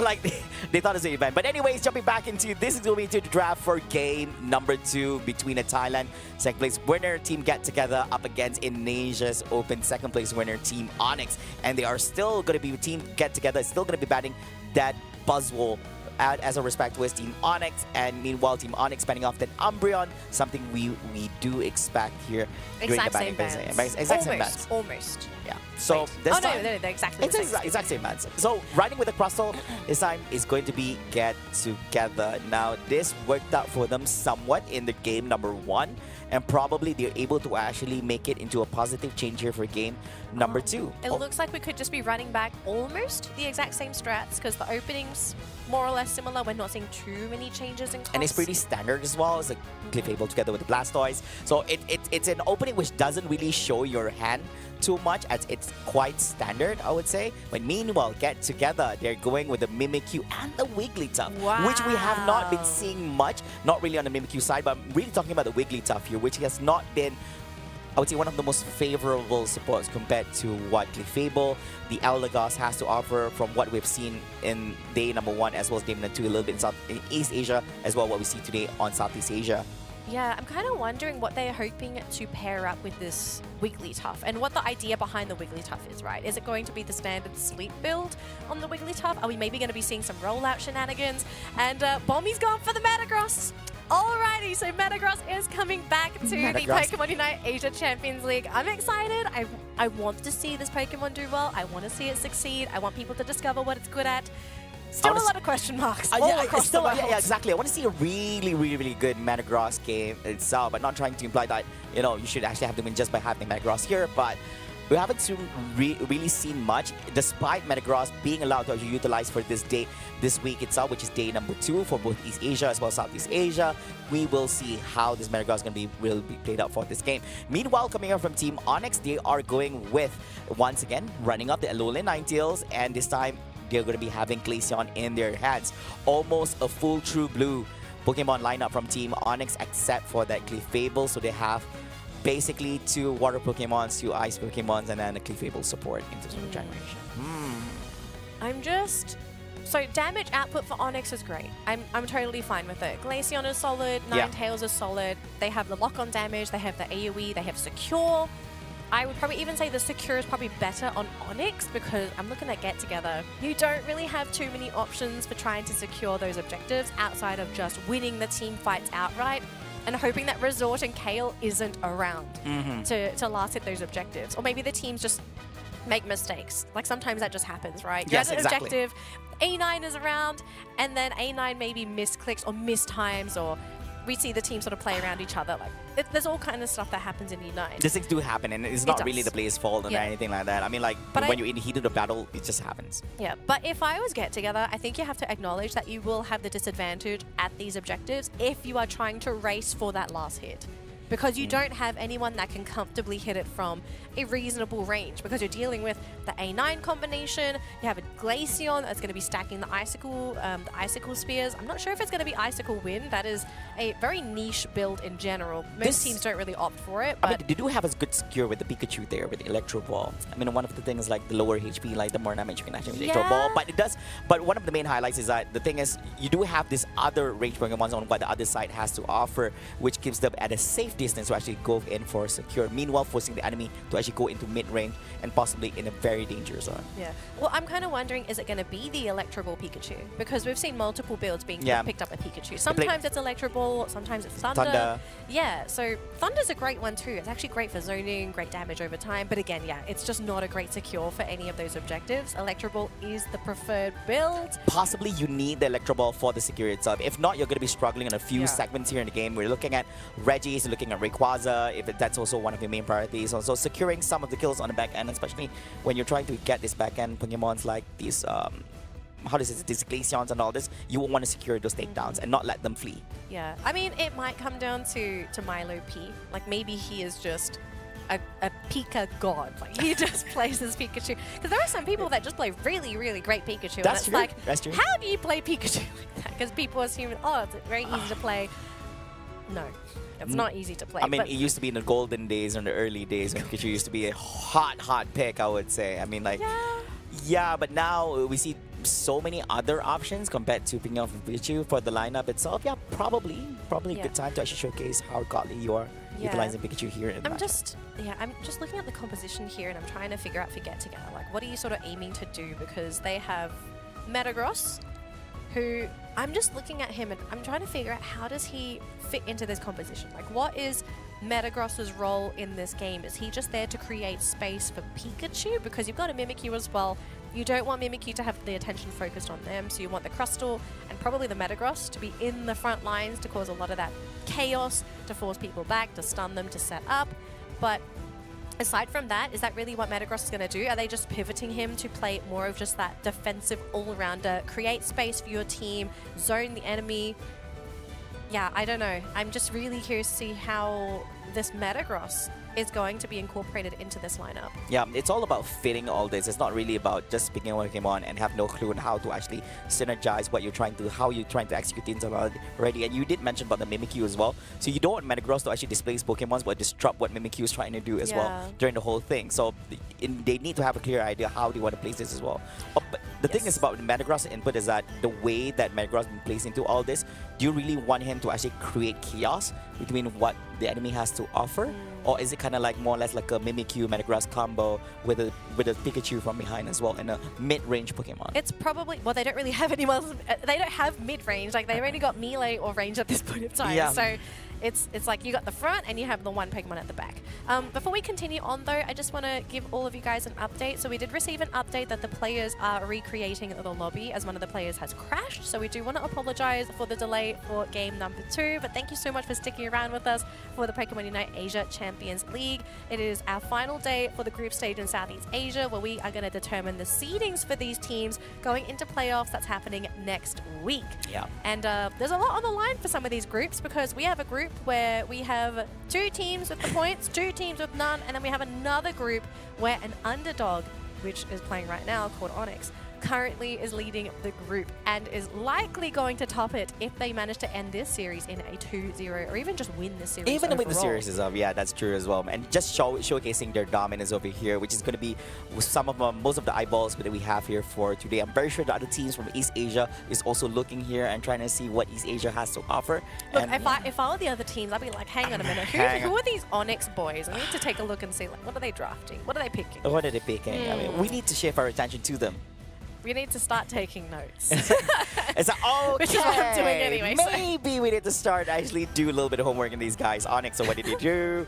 Day 1 and day 2. Looking too strong here in Group B. So a little bit. A little bit. And then, of course, while we're waiting for the whole lobby, thank you so much to our amazing production team together with all the marshals to ensure a great experience for all the players itself. Now, this is the lineup coming out from both ends. If you missed out on our introduction earlier on, we have Team Get Together, a Thailand Open second place winners here, comprised of Daisy, Patty, Milo Peso, we have Xerxes as well as Bami. Yes, and on the side of Onyx, we've got Kale, Dragod, Trixie, Resort, and ALR. Although I do question, is it Kale or Chale? Because I know in Indonesia, because in Indonesia, C is pronounced as Ch. So I'm not sure if he's gone for the English pronunciation or the Indonesian one. Pronunciation. Probably once we get in an interview together We with should the audience. ask. Yeah, I mean, if I'm not, we're will not ask. indicating that we're going to be together with Onyx, but if we do get the opportunity, we will try to clear the air on this, and we will be getting answers from them for sure. Yes, and so we're going to just buy a little bit of time here with the player introductions because I want to learn about some of these other players. Like we already saw Bommy, we already saw ALR, so now we're going to look at Milo P, and yes, somebody's heart is melting on the desk because the player comment. Oh man, no, my goal is to buy a house for my family. Danny, how can you top that? Okay, best Dude, player comment. that is still my goal in life up until now. Exactly, that is all our goals. Look at all these people like who's currently watching the live stream. It's like, yeah, I mean, I need to buy a house for myself first. Oh man, that's an amazing goal. This man's relatable. Man, he has won the hearts of hundreds and thousands just by having such a comment. But highlighting some of the things he addressed in 4 stars on aggressiveness, a little bit on the goal defense, which is not really his strong suit. Combinations at 4, strategy at 2, and mental strength at 4. No need for strategy. You got your teammates giving you all the strategy. All you have to do is execute. That's it. And if you execute well enough, you should be able to buy yourself a house. Yay! Or that's the thought process anyway. I think that's how we sort of approach life in general. It's like, if we keep going, I think we'll eventually get this house. But I know, this is just very, very sweet. And I love learning about the players like this, like trying to figure out what their ambitions are when they play Pokemon Unite. Like, are you playing because you want to be the very best? Are you playing because of if you're trying to impress somebody? Are you trying to prove yourself? Because everyone's objectives in life are going to be different. Although we all have one thing in common. Our objective also includes the Reggies. So oh yes, the Reggies and the Rayquazas here in the game. Yeah, that's one of our main objectives, I would say. But still coming in, it is so sweet to actually watch all this. But ladies and gentlemen, we're going to be jumping back to the draft once again here for this game number 2. Thank you so much for amazing production teams on. I'm unsure, are they redrafting the whole thing? Or are they just basically just picking back whatever they picked for the previous game itself?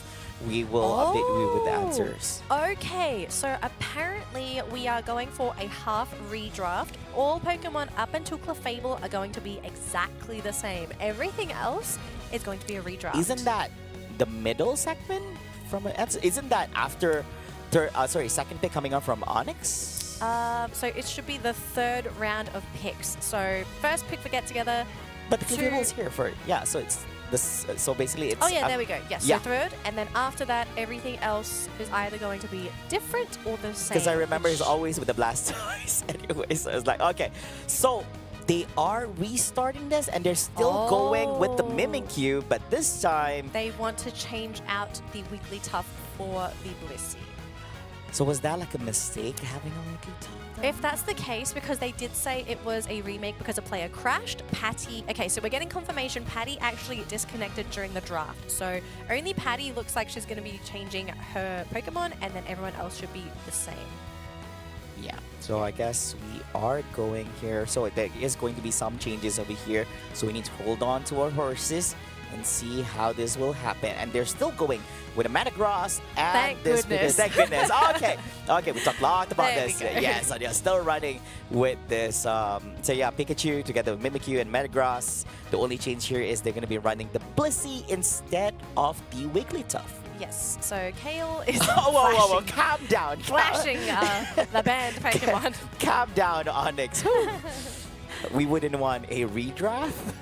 I don't think we'd get another redraft if that happened. So it looks like the drafts are finally going to be locked in, and we will be going into the game with this. So no Wigglytuff for any Wiggly fans in the chat on either YouTube, Facebook, or Twitch. I'm a little bit sad as well because I would have loved to see some Wiggly.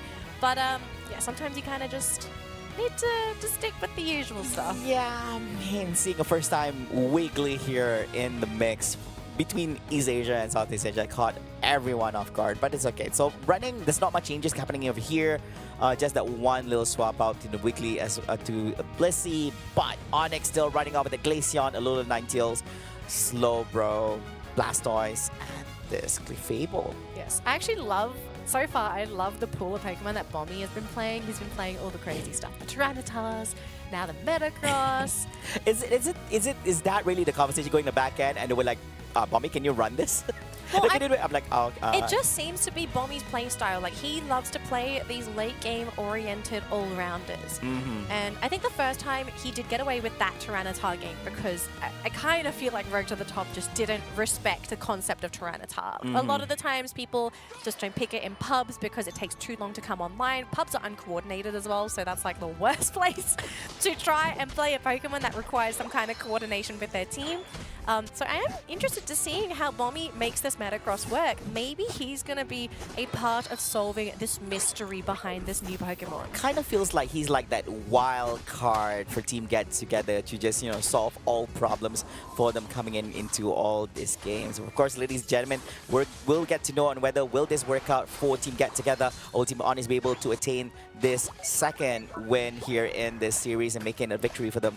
For a 2-0 victory here for them in this game number 2. The game is underway right here, so we're going to be seeing the straight ups here coming up from team members. It's going to be Pikachu together with Chansey going up against the lone Vulpix and this Slowpoke at the bottom lane. Meanwhile, on the wild Pokemon area over here, still inside is going to be the Mimikyu who's trying to actually catch out Animema going up on the inside, but they do have to be a little bit careful. Gleeful trying to make an escape away from this. Opens up the Moonlight, a little bit of recovery for this Glaceon, so you can actually tank up, soak up a little bit of damage, if any, from Team Get Together.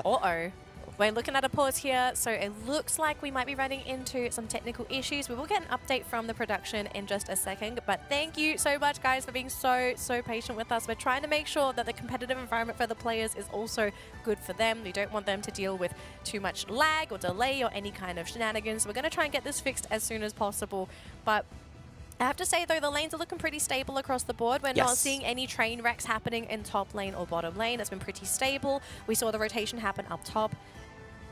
Clefable. Dragons. This man was treading a little bit too close to the sun. Thankfully, his team was there as he was able to get out of it. He's okay. He's able to hide under the cover of that moonlight. So, yeah, Dragons are very lucky. It would have been good for Get Together if they could have gotten the KO there, because that would have been a nice boost of experience there for Bommy. Yeah, but and Bommy also wants, a good opening for them to go to the Altair family as well. Yes, Bommy wants experience. He is hungry and he wants it now. So any way to get that experience expedited, he'd be pretty happy. He'll take it. I mean, anything's gonna work out for him. Meanwhile, Clefable, after having quite a slow, getting screened out over here by the Crustle. Will he be able to actually make his escape this time as he's getting chased down by 2 Pokemon on the side for Get Together?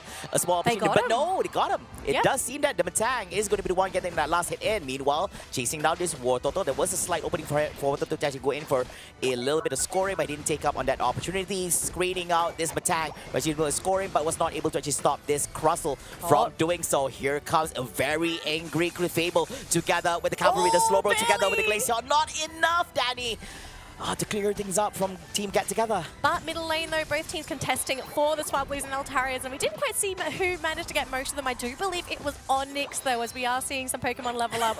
Although I saw the Glaceon actually bump himself up to that level 7. So Onyx will be pretty happy with how everything is going. They're going to continue attacking the top lane, and I don't think that fighting is going to end. I'm seeing a very low health Metang up there. Down bottom, though, just a bit of harassment. But yeah, up top, it's looking pretty scary here for this little level 6 Metang. He doesn't want to deal with the Glaceon. Yeah, he's having the lane to himself, so he decided to actually TP, just teleport back instead of actually walking back, which is not going to be very skillful. Now, the idea is Get Together is giving him a little bit of space for him to actually get all levels for him. Meanwhile, a lot of tangent being given here at the bottom lane as they just clear out the Altaria and Swablu family members here at the bottom and giving extra care. As knowing at the top lane, they also need to give a little bit space for that Wartortle to actually become a Blastoise here for the next evolution. Meanwhile, Registeel, this is going to be a big one because you would want that special attack and attack buff coming on from him. Meanwhile, soaking up all the damage is going to be the Slowbro, but that's going to be enough. Oh, looking at the Thunder hitting up, and it's going to be Luna Ninetales together with the Glaceon getting taken down right here in the hands of the Mimikyu. Now, got to be careful. Clefable, he's behind the goalpost, and of course, getting screened out by the Crustle as well, and goalpost gone. Oh my goodness, we are actually looking at a Trick Room Xerxes here on that Mimikyu. This build is almost unheard of in the competitive space. We did saw it somewhere, but it was just one thing, yeah, but it's totally unheard of. Yeah, it's just absolutely unheard of. I've heard so many people whining about the ability, but Xerxes, he's got other plans for this Mimikyu. So maybe he's here to prove some people wrong, to say, hey, Trick Room is viable. And I'm going to prove to you this is the situation that you want to be running that Mimikyu Trick Room in. But in the meantime, though, we are seeing a very, very angry Team Onyx grouping up in that top lane. They took the Reggie Alecki, and it looks like they won't hard push into that top lane. Yeah, so they're going to leave that alone, but taking objectives away from Get Together, this is what Onyx want to do. Keep them on the offense all the time. Hydro Typhoon, and they're going to eject forward as well, but they only connect onto one, and the team is just not close enough. Oh, no. Look at this, a backstab from that Crustle. Unfortunately, the X-Scissor not quite enough to get them, but hang on a minute, they managed to catch up the Ninetales there. We're seeing a Thunder build coming in here for Milo P, so damage over time is the name of the game. Great block into that X-Scissor, great job from that Crustle, and the follow-up is there from Get Together. Milo P raining down Thunder onto Onyx. Get Together are looking for revenge, and more Thunders coming down, taking down the Ninetales this time. And now we are looking at a Metagross who's just going to go down to that Glaceon's Icicle Spears. But Get Together, what a push, what a team fight, knocking down multiple Pokemon down for Onyx. And again, just the disrespect against Milo P. Do not mess with the Pikachu. Oh, wow. All that is coming together. Now, we did question this, but it is finally answered. We're putting a lot of pressure and also a really great damage ability as well as zoning coming out of the Pikachu as well. He might just be the Pika God that we're looking for in this competition. Now, with that, is how it puts Get Together currently in the lead with 138 points to 89 against Team Onyx, but we're only halfway through. All this and more will be clear for everyone who's going to be the winner on this, and looking pretty close, I would say. And once again, the Reggie steal, and this time we are looking at Bommy utilizing no longer Matang. It is going to Metagross on his end. Trick Room again. Once again, it does not seem that there's going to be any form of commitments from Team Onyx on this Reggie steal, and of course sweeping up all those juicy points is going to be the Metagross. Here comes the hole, but there's nothing. Is that more basically the telekinesis is over there? Oh my gosh, the setup again. Daisy with these Rock Tombs causing Onyx a lot of issues, but hang on a minute, we're seeing a massive Typhoon on to Get Together. We do see the Bliss Assist as well, just to keep these Pokemon up. It was connecting onto the Metagross, so Metagross is going to be fine. Bommy just jumps on out of there. No casualties for Get Together. It's just defense, Wow. Danny. It was just defense because they had the Glaceon here at top lane, tried to secure on the Reggie Lucky. Well, all that, they were just jumping bodies after bodies. Like, there's no way you're going to be scoring on us here through the bottom lane. Oh my goodness, this game is very close. Onyx might be leading in points now, but these team fights are looking really good for Get Together. And speaking of this, we still haven't seen the compute and crash come out from Bommy. Not yet, yeah. So I'm really keen to see how this is going to turn the tables for Onyx, because we're seeing a lot of crowd control, long-range crowd control coming in from Get Together. We've got Rock Tombs, we have Thunder coming in. I think we've also got Thunderbolt as the secondary move on the Pikachu. So you also have that long-range disable. We've got Trick Room that's going to make Mimikyu a annoying pest, because slows mean absolutely nothing to this Pokemon within Trick Room. It's gonna be a tough game. And it looks like Metagross just being a big nuisance, even pushing out ALR. Wow. I think they need to keep this pressure on, because we're coming close to the 2-minute mark, which means that Rayquaza is going to be coming up. Meanwhile, hitting off on this Clefable is trying to make a big rotation here to the bottom. Are they going to commit? No, they're not. I'm guessing it's just going to be wasting their time over here on the side to get together. Doing Meanwhile, a pretty good job. A little bit of opening here for the Blastoise to actually go in for a little bit scoring for his, and widening up the gap even more right now. So they are rightfully having around 91 point gap siding towards Team Onyx, and definitely, like as mentioned before, the burden is going to be on the side to Get Together to actually get this Rayquaza, and of course Team Onyx is going to be covering some grounds on top and bottom late goalposts from any form of scoring from Team Get Together.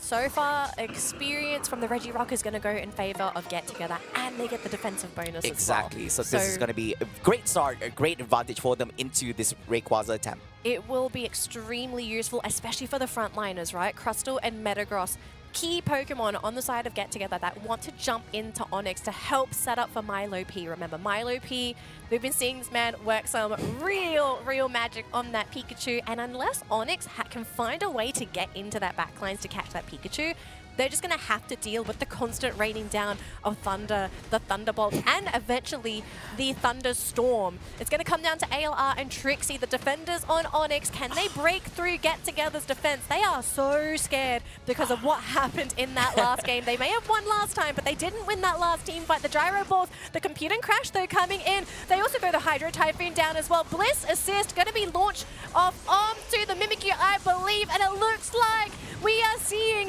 a big fight come out from both of these teams, but no real winner up until 2 Pokemon.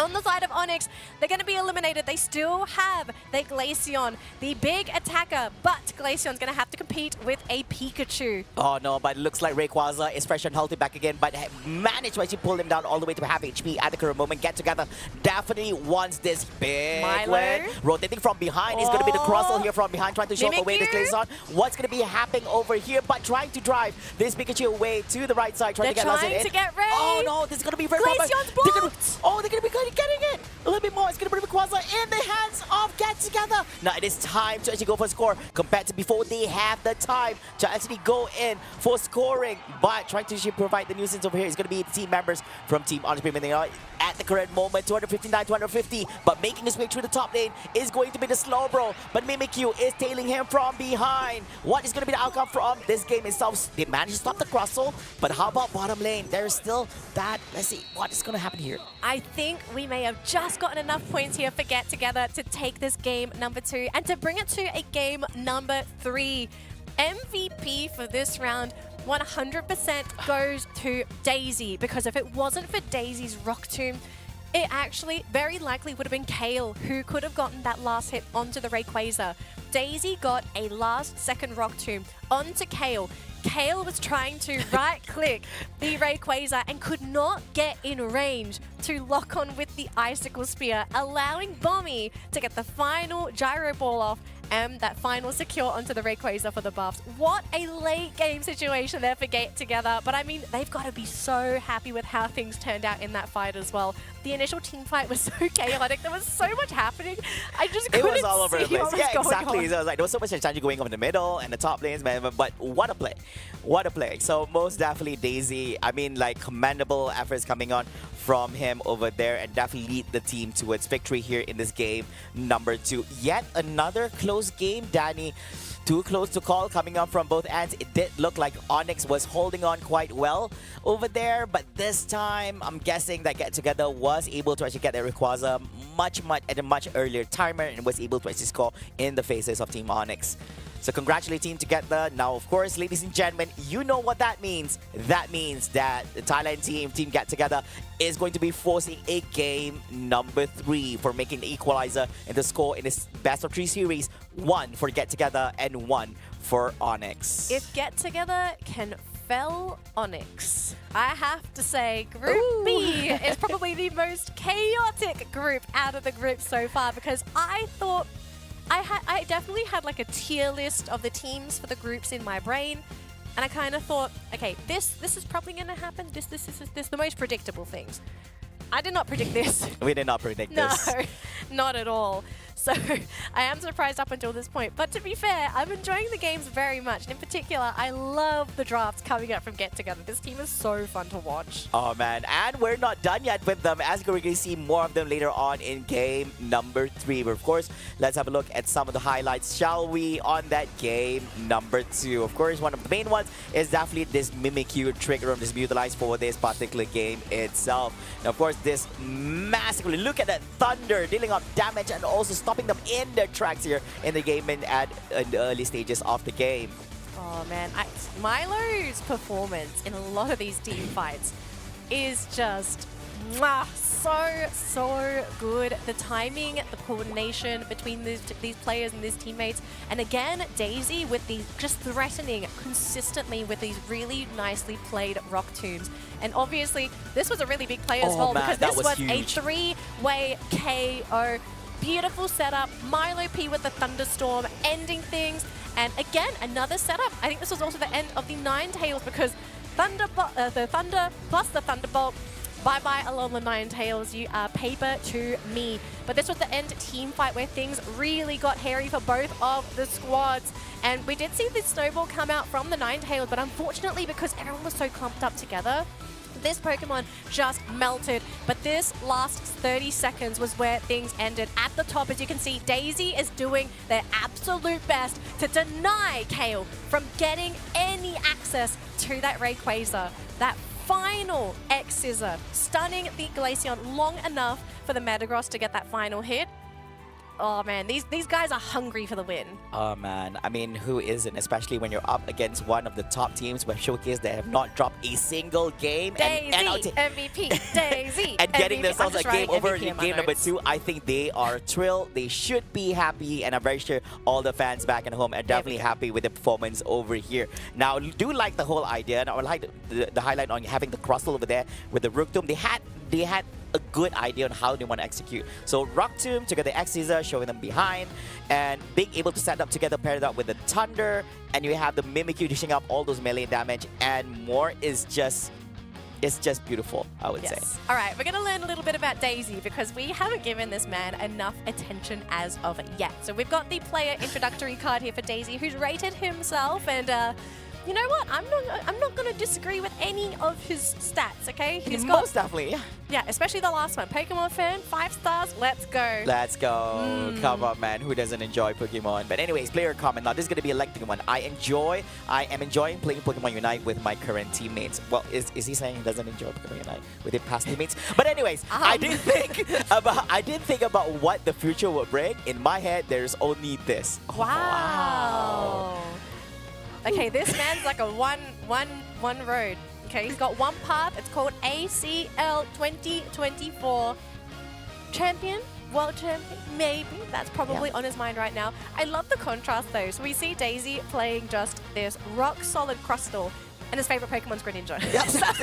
It doesn't work. But I'm guessing it's like, hey, I love this Pokemon, but I mean, Greninja's cool. So I mean, to win Pokemon Unite, I need to use something else. So are we gonna see Daisy Greninja one day? I think that'd be pretty fun. But what is this? Drag Gods, the support for Onyx, also loves Greninja.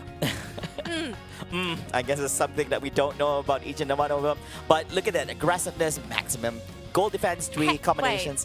Wait, how does that work if you're playing Clefable? 5 points aggressiveness. Oh my goodness. Oh, but my goal is to win Pokemon Unite Asia Champions League 2024 with Onyx, not with somebody else. It must be Onyx. His heart is set on his team. Yes. Look, I have to say, Dragon's actually plays a really fantastic support up until this point. He's been really solid for the team. His positioning is always great. I don't think I've ever seen him in any of the games, including the matches against Talon PH. I've never seen him really be in an unfavorable position. Yes. So positioning-wise, Dragon does a really good job. Although I have to say, maybe I do agree with the 5-star aggressiveness. Sometimes he does kind of like get a little bit too excited trying to score points to get those levels in. But there we go. We're going to switch on back to Daisy here, and so far he's been playing a lot of Hooper if his team gives him. But Crustle seems to be the star of the show here today for Get Together, and I kind of hope this continues because this is really working out for them. Yeah, and we'll see whether he's going to be comfortable enough if the team actually permits him to do so. To actually run the Crustle back again here for the next upcoming game, and it so happens to be the deciding game for this series. Is that we will see. And of course, coming up next is going to be Trixie from Team Onyx, and frequently used Pokemon is going to be the Slowbro over here and the Crustle as well.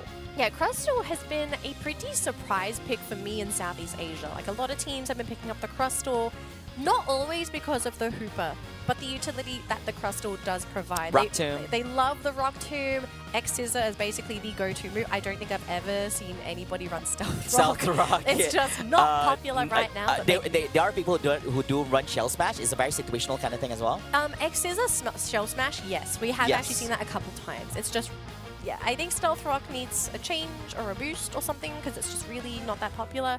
Kind of a weird move, I think, on Crustle as well because it's a ranged AoE move. So after that, Crustle's like, do I hit things? Where do I go from here? You know, technically, it's supposed to be paired up with Rock Tomb, but sometimes you just can't get the you can't get both moves to align and connect. Exactly. So Of course. it's hard to play. But what's not hard to do is watch this next game. It is game number 3 between Onyx and Get Together. Is it really not that hard? I feel like, you know, if I was fans from Indonesia and Thailand, I'll be at the edge of my seat right now wondering. They should be.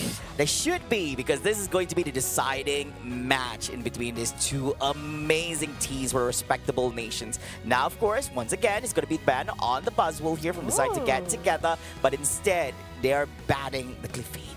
Wow. For this game instead of the Umbreon, which gives an opening for them to lock in that Umbreon for themselves for Team Onyx. Yes, so Trixie gonna get Umbreon. This is a fantastic defender as well, because Trixie up until this point has been playing a lot of Slowbro for Onyx. So I think he does like the change of pace, because Umbreon can provide that aggressive frontliner that you need.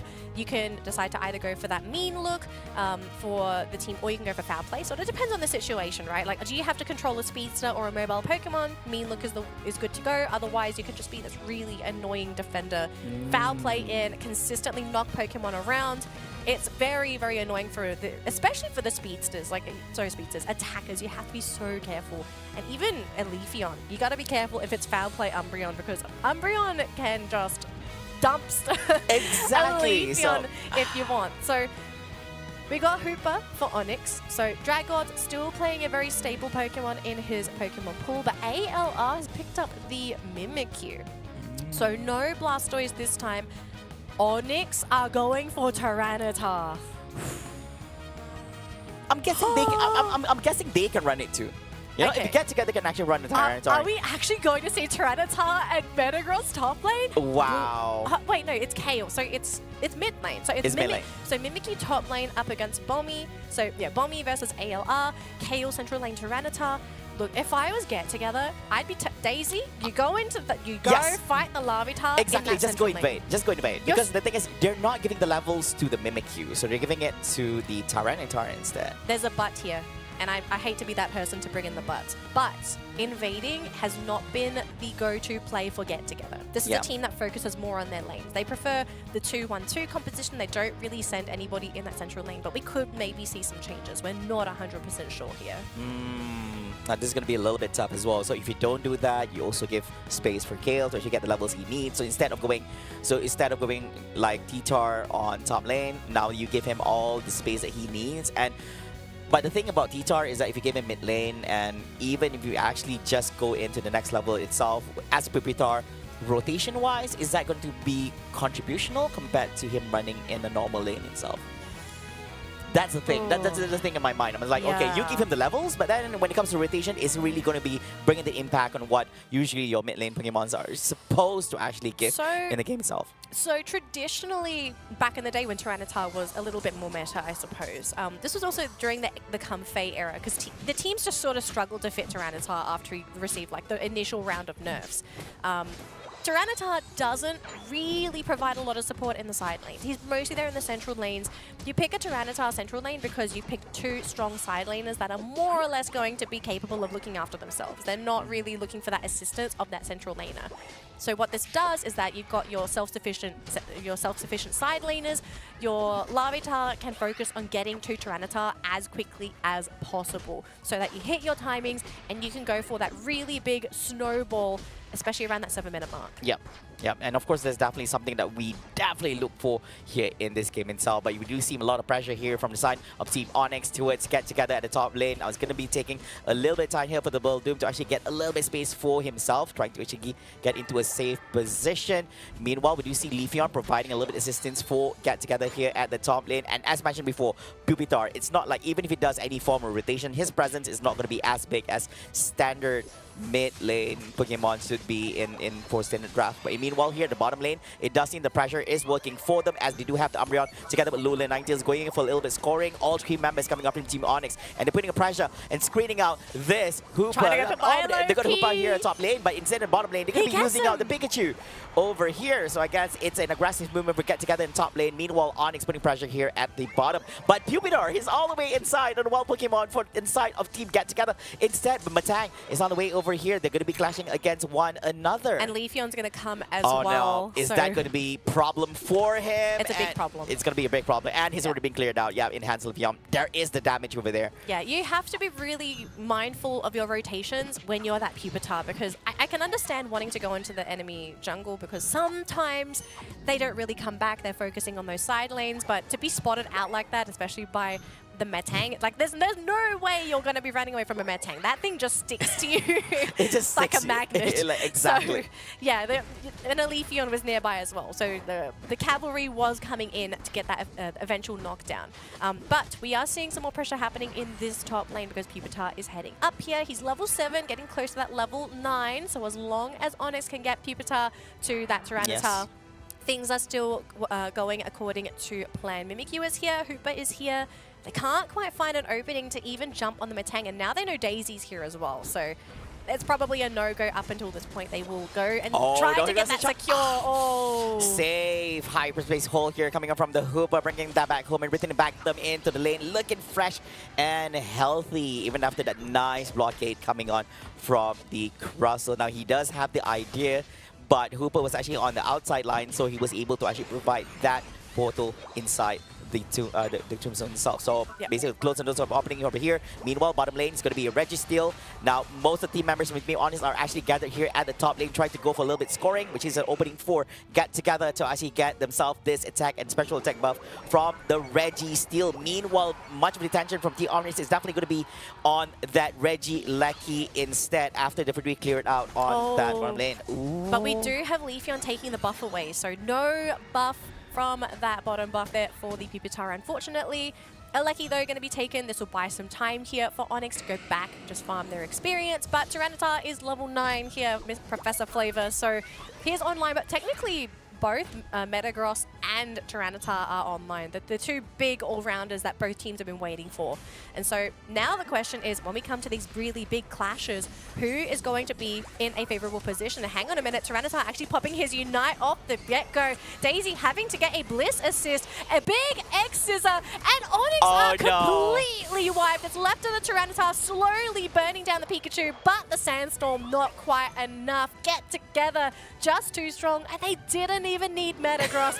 Bommy's just having a party up in that top lane, scores 31 points and breaks that goal zone.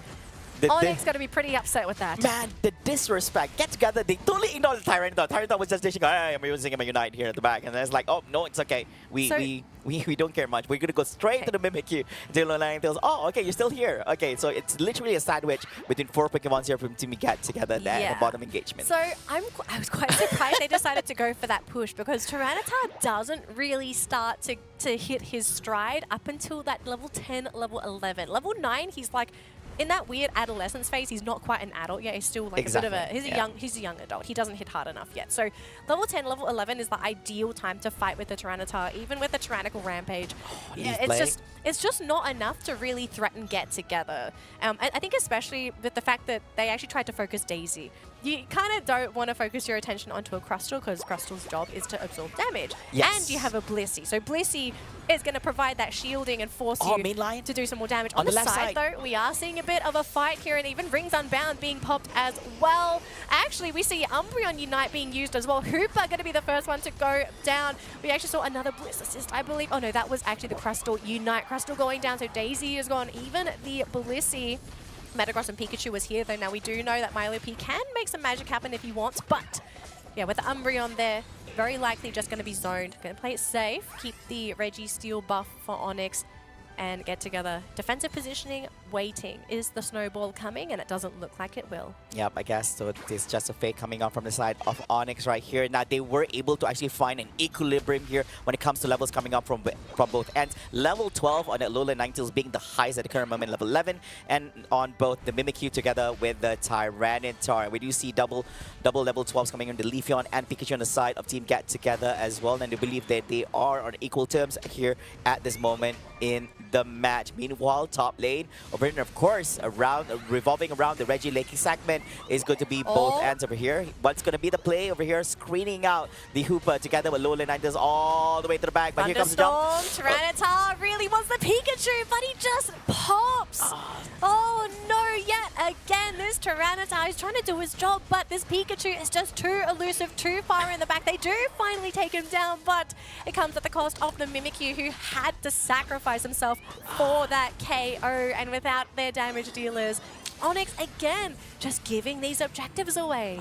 Should have been careful with Pikachu. Now, this Pikachu is not the same you usually see in Pokemon Unite. It's more towards the animated series where it's very elusive. It's a level 100 Pikachu. It's a level 100 Pikachu, despite being like in the early segments of the episode. So, yeah, probably not a really good idea. But great bait coming up from team members from Get Together, luring that Tyranitar all the way. We look behind, he's like, guys, like, the teammates was not even close to actually provide any form of assistance. So you have to be really, really careful. But now, Danny, 2 minutes and 35 minutes left on the clock. But both of them are not that far apart when it comes to points. 200 against 196. This small numbers will play a very, very big role here in this final match. Yeah, level difference is really close between these two teams as well. They're just slightly in favor of Onyx at the moment with 3 Pokemon at 13. Now it's literally equalized. Literally equal. 13, 13, 13, 11, 11. Yes, and now it looks like this bottom Reggie is going to go in favor of Get Together. So that's going to be a nice little health buff for Get Together.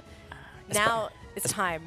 It is time. It's time. It will be answered in this next 2 minutes, ladies and gentlemen. And of course, we're going to be seeing a little bit of poking. This could be an opportunity for none of them to actually go in for the Rayquaza attempt or go in for a little bit scoring on the enemy's pit. But it does seem that both of them are going to be committing here to his Rayquaza pit. What's going to be the opening over here? Can Tyranitar survive all this? Oh, here goes the block. But of course, Hoopa can escape here with his own portal to his upper side. Here goes Tyranitar, setting him back. It's going to be with him back fresh and healthy. What's going to be havoc here? It's on the Umbreon, but in the back lines, though, they're trying to jump again onto this Pikachu. Even Mimikyu committing onto Milo P. This Pikachu does finally go down. And is this the recipe to victory for Onyx? Tyranitar now chasing down Daisy. Get rid of that Crustle. We are so annoyed of all those rock tombs. Blissey all alone. Patty looking for a friend, but can't quite find one. We now have 3 Pokemon on the side of Onyx looking to get into this Rayquaza. But wait a minute, there is a Leafeon. There is Leafeon. Leafeon can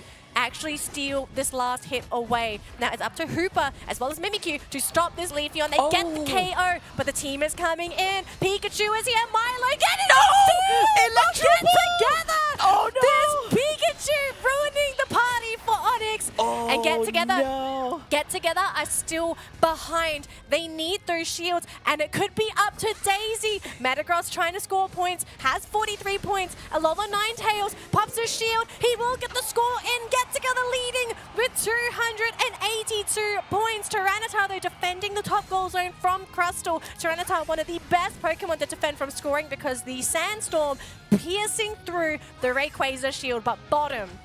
Daisy's heading down bottom. This is not going to be a good one for Onyx. With 10 seconds to go, I just don't see them scoring points. Exactly. Where is the option for scoring over here? Umbreon at the top, getting screening out. Also, by the team members Get Together. Meanwhile, at the bottom lane, Hoopa gets taken out here. Nance as well. So Mr. Milo P. Milo P. Pikachu. Pikachu God. Milo Pikachu. That's not the P stands for. Milo the Pikachu God. Oh my goodness. Milo P, with your blessings, you have earned that title of Pikachu God.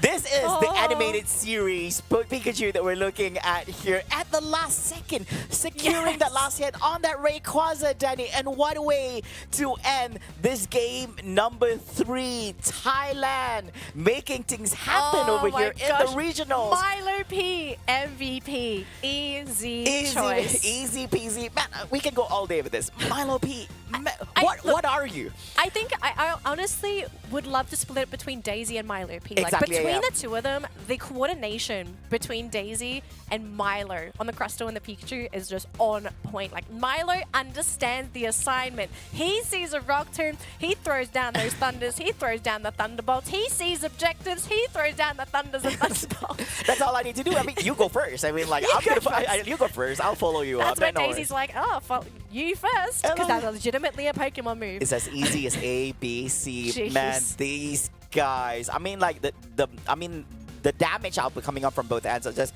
well saturated in between them. There's nothing too much coming up from ends.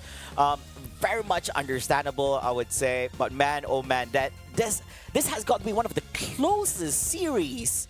Yes. Compared to all the series that we've witnessed so far, comparing the day number 1 East Asia, day number 2 East Asia, even Southeast Asia as well, the closest series we have witnessed. And I believe that YOLO Lee must be jumping up and down just watching this game. Now, I have to give much respect to both these teams, Onyx and Get Together. They have served such a beautiful best of 3 series of Pokemon Unite to all the fans. And Onyx, unfortunately, they lost out the series 1-2, but a big round of applause to them. I believe that their fans should be very happy with what they are seeing here and what Onyx has to offer.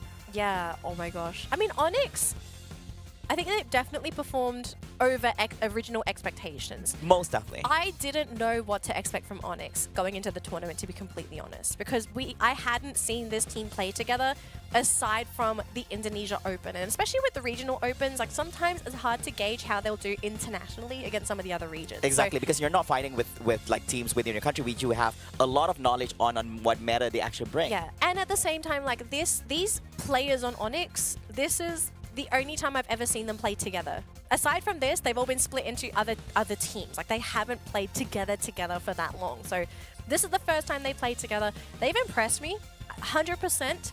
I am not disappointed that they lost this series at all. Yes, most definitely. I do think we also need to give Get Together the credit that they also deserve, because they played out of their minds, and they did it with showing Metagross. Showing Metagross, hey! Maybe a little biased here, because I've been wanting to see a Metagross played in a really good and close game, and we did get it in 2 games. Thank you so much to... Thank you, Bommy. Thank you, Bommy. For giving us a Metagross. I'm still a little bit torn on Metagross as a Pokemon in general, but maybe this is going to open some doors. Teams are going to see how Get-Togethers have played it, and they'll see, like, okay, this is where Metagross is really worked out. Maybe we'll start investing some more time and energy into learning this Pokemon. I mean, the same thing was said at Worlds last year with Inteleon. A lot of Asian teams didn't really give Inteleon the respect it deserved until after Worlds had started. Yes. So maybe that's going to be the same case with Metagross. He's mixed feelings now, but soon he might just be the Pokemon to go for. But it'll be tough because Buzzwole was banned in both games. Yeah, so I agree as well. games. Yeah, I think I think that was a great idea to actually give that much respect on the ban on the Buzzwole here, not enabling the team to actually utilize and capitalize on that Pokemon. But what we saw here, again, there was a lot of amazing high plays here coming out from both ends. They knew how they wanted to execute on this. Now, things didn't really run well for the Tyranitar here in the mid game itself. I believe that the late game, especially during Rayquaza was a bit, it was actually executed a little bit better. But there were certain segments where, you know, I think things were just a little bit wonky coming out from both ends, and it could be anyone's game, I have to say. And meanwhile, during this particular time, now this has got to be one of the best highlights itself. While all this is happening, you know, we got trade-offs. Team, basically, I believe that it is actually Team Onyx here on the side, basically on the purple side here, was able to actually do wonders from their end. We're going to zoom in. Oh, look at that. Oh, man. Thank you. Take you to the production side. Look at this guy. Oh, securing that last hit in. I mean, like, we did all the hard work. Onyx did all the hard work, and then you come in and doing that. Well, I mean, you also, if you saw to the side of the screen as well, you saw Kale. He got stunned because of the Thunderbolt. So he's just standing there, and he's probably watching his screen. He's like, no, in slow motion. It's slow motion. It's frustrating to be in Kale's position. Like, he's so close to getting that Rayquaza, and then Milo P all of a sudden just... Mine. if we had the power to bless these two teams as winners, we would have. I mean, like, you couldn't get anything better than what we've witnessed just a while ago itself. But yeah, I think team get together. I think that they put it in the books. I'm wondering who we're going to be interviewing later on and see who's going to be coming on front. I just want to ask, like, what was the whole reaction for the team after beating off like Team Onyx, which has won a clean 2-0 series so far, but then to stop them in their tracks here in their final series of the day? I'm going to ask Metagross questions. Sorry. I think a lot of people have some Metagross questions for Bommy as well, but we will be going through our favorite segment. It's Drawing with Flavor. Is it really our favorite segment? Yes, it is. It's all of our favorite segments. That's cheers off. And of course, we are going to be looking at, firstly, we're going to be looking at game number 2. Of course, it's going to, most of our attention is here, definitely here going to be a Rayquaza pit. Now, pay close attention here to some of the wild things that we have for the game, so I'm just going to be doing a little bit of test over here. Now, in terms of positioning over here, Metagross is all the way back on the left side, which is on Team Gather Space. He's trying to make his way towards all this engagement happening on Rayquaza Pete. Meanwhile, they're also losing out the Blastoise here on the other end as well, waiting for one more second. Now, we're going to be playing this out, right? Well, all this, so it's literally a 4v4 situation if we minus the Metagross. So from here, you see all this, they're actually trying to chase down on this Pikachu. So they are movements coming on from the Slowbro. You also have movements coming on from Givo over here. Now, we're going to see whether all this is going to be enough for them. And remember, from behind, they also have the chances of trying to actually go in for the chase as well. While all this is happening, see all the screening. Mimikyu here, very low on HP, so it's going to be really problematic for him to actually make an escape. Meanwhile, on the top as well, they do have the Glaceon putting on a little bit rotations. So here, as we play on, right? So we see here on this end, this is going to be a goner. So definitely Pikachu is already been screened out at this point already. While all this is rotating, look at this screening coming on from the Crustle, putting Daisy in his place. He can't make an escape. Yeah, Kale can't move, right? Like, Daisy has this Glaceon on lockdown. Oh man, this is going to be very problematic. And well, he's all the way there. Look at this. The position of its teammates is over here, and then you're all the way there. There's no way they can actually help you. And I believe at this time he doesn't have much to offer. He's going to be basically just screen out from the team members and just an easy cleanup. And Metagross, after making his way to the inside, getting last hit on Rayquaza. But of course, now this is going to be the important one. We're just going to be playing on over here. It was a close match. This was a very close match for all the series itself. And this time, they had ample amount of time to go for scoring as they have 20 seconds on the clock. And yeah, going for a win for this time itself. So coming up next, I believe, is going to be clip number 4, is it? Yes. Yeah, play far. Of course. So of course, we're gonna be passing over to Danny for this. Now, of course, this has got to be this has got to be one of the best segments we have. The best segments. Oh gosh. All right. Well, that's assuming my brain works fast enough. So I want to watch this clip in its entirety. We do need to have a quick recap here, but this was incredibly messy, right? So we had Get Together on the right-hand side, Daisy on the bottom here with Trixie. So at the moment, Onyx are split. The majority of the team is in the top left-hand corner of that screen, just on the left side of that Rayquaza pit. Get Together is in an aggressive position, and Trixie is all alone. The team has to turn around, but we also need to remember Onyx are so desperate to get onto Milo P because this Pikachu has been griefing them. I think that's probably the best word to describe it up until this point.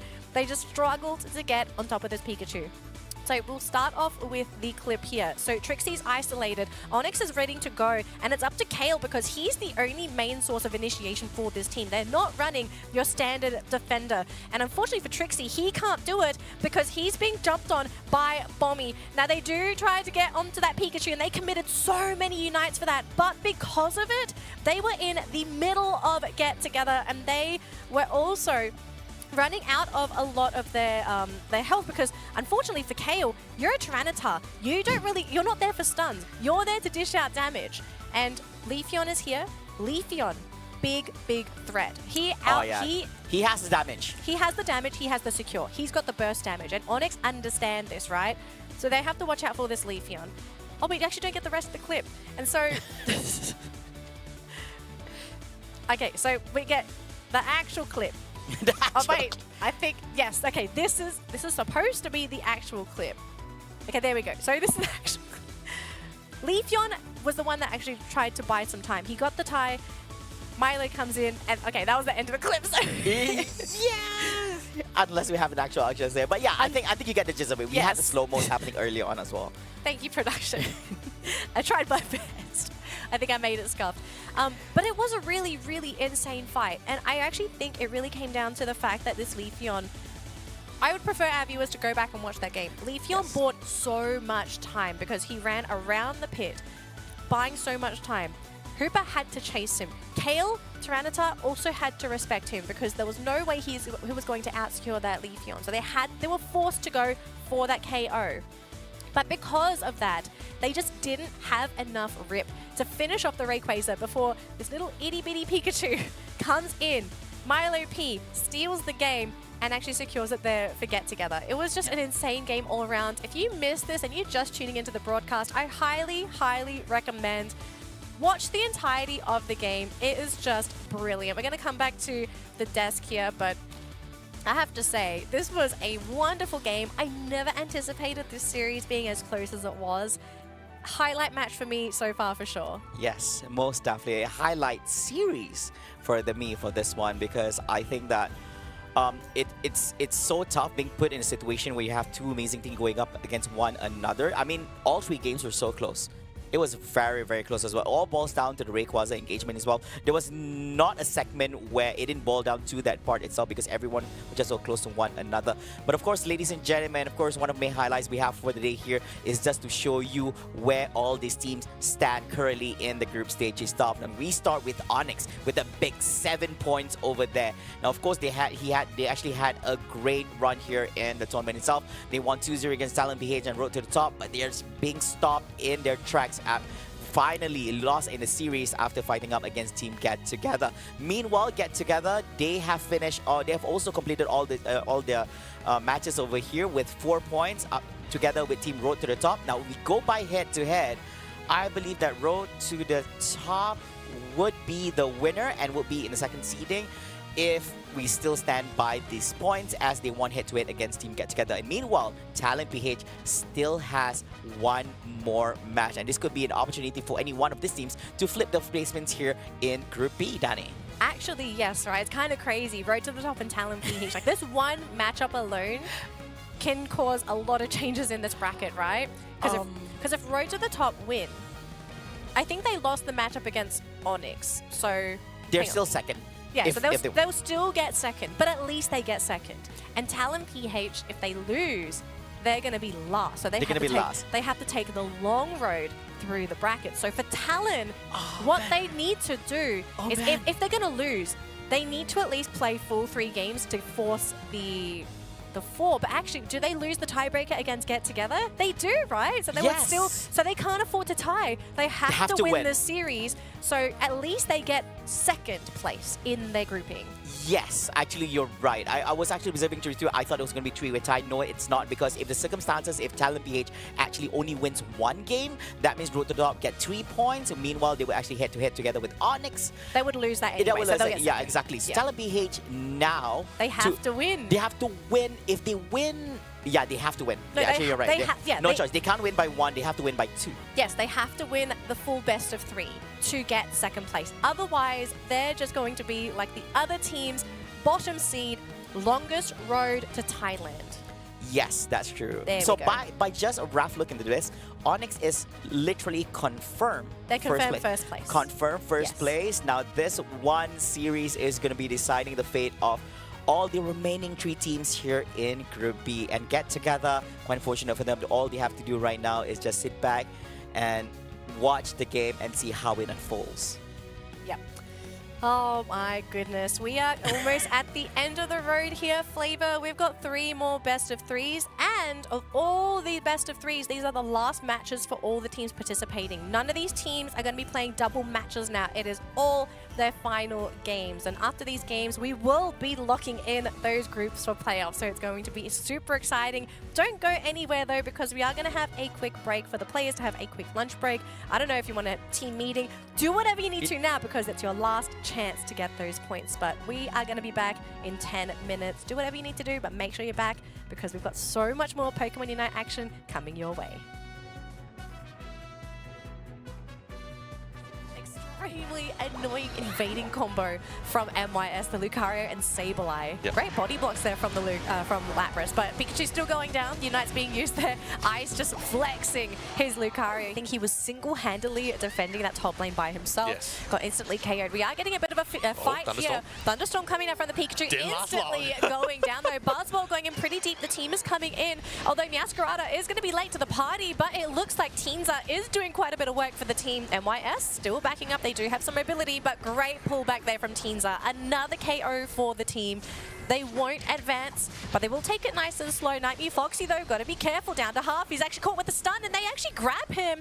Great KOs coming in for loading. Great KOs coming in for loading.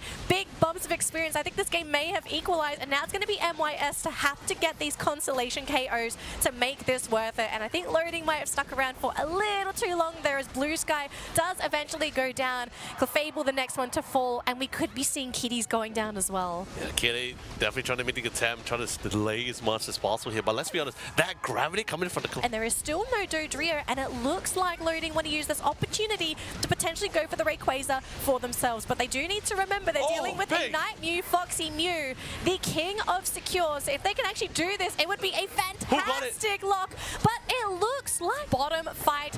We have this advancement coming in for loading. Can they get the knockouts? They are slowly pushing MYS in. They're going to try and go for the scores. They do get the jump in. 48 points there for Blue Skies. It's still not enough. 383 to 263. Loading. It looks like this might just be it. 3 Pokemon down. Signing to him as well. That means that now the dedicated defender will be Kitty.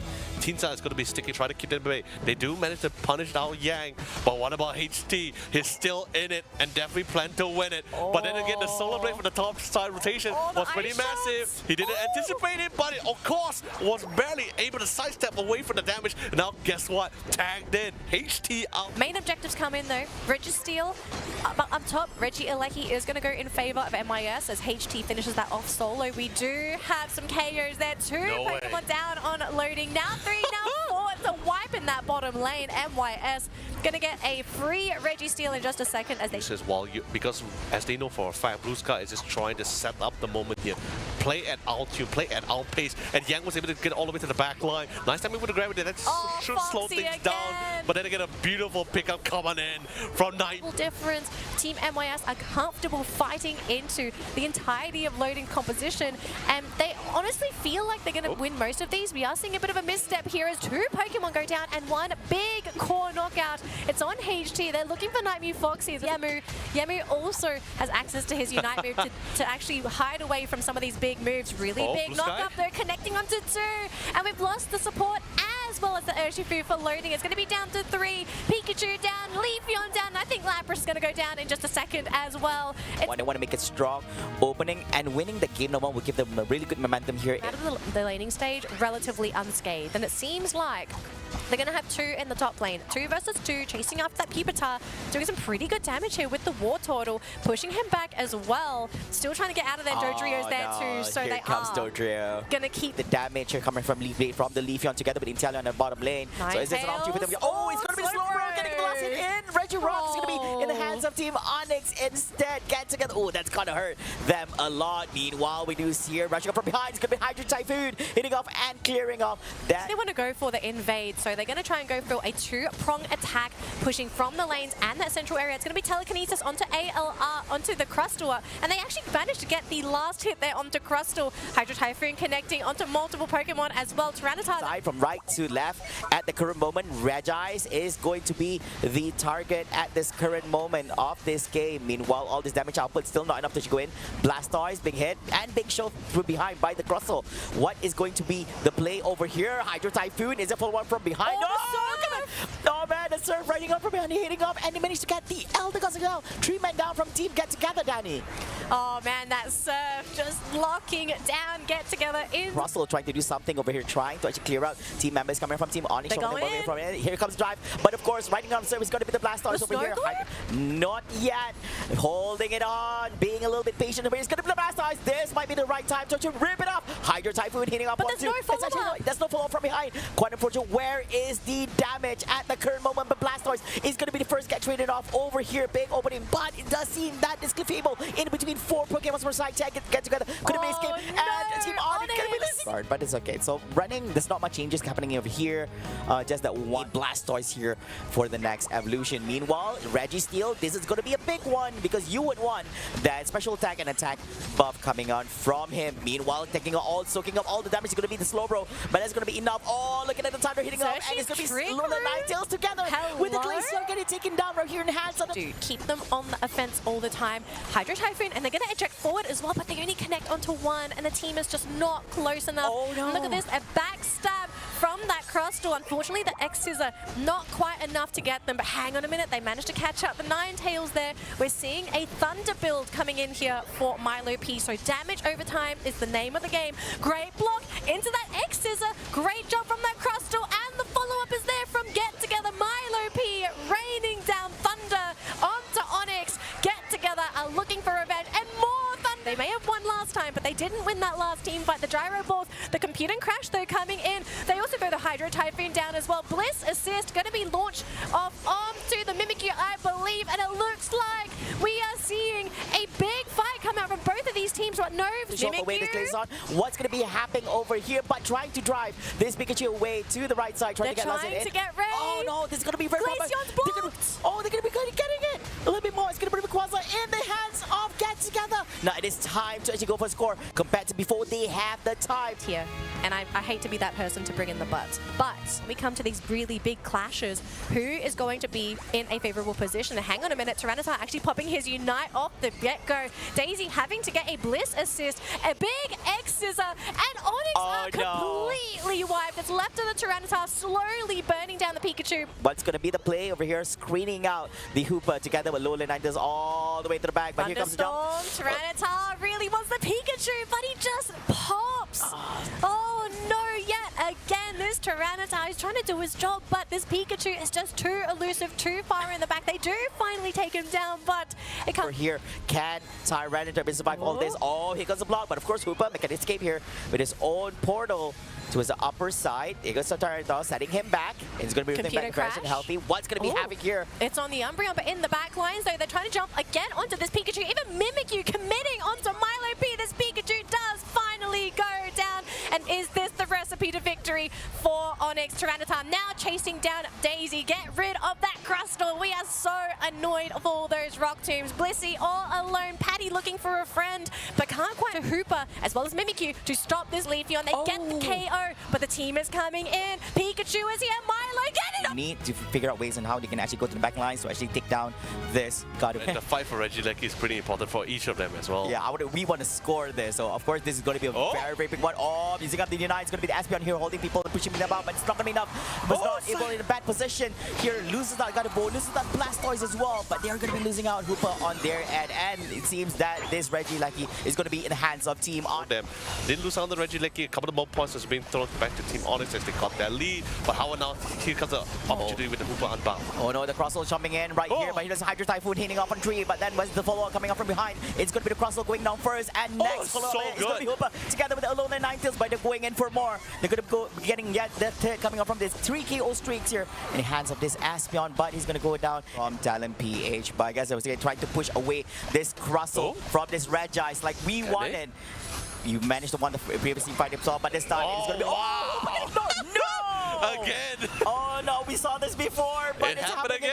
Over here, and of course, we'll see how things will commence as the time was only left at 1 minute. Now there is a. They're gonna melt him down. Hydro Typhoon being utilized, but then there's no flow coming from behind. But all the jumping in over here, they did not manage to clear out. But Buzzwole's gonna be first, getting traded off from this array itself. 22 seconds on the clock, and even though no problemo here, having 5 Pokemon surrounding him, this Crustle is able to make an escape. Instead, it's going to be the Blissey together with the Crustle. This is definitely a lot more better because Squirtle to get the necessary EXP that he really needs, and what a nice timing with the Axis. This is what I'm saying, right?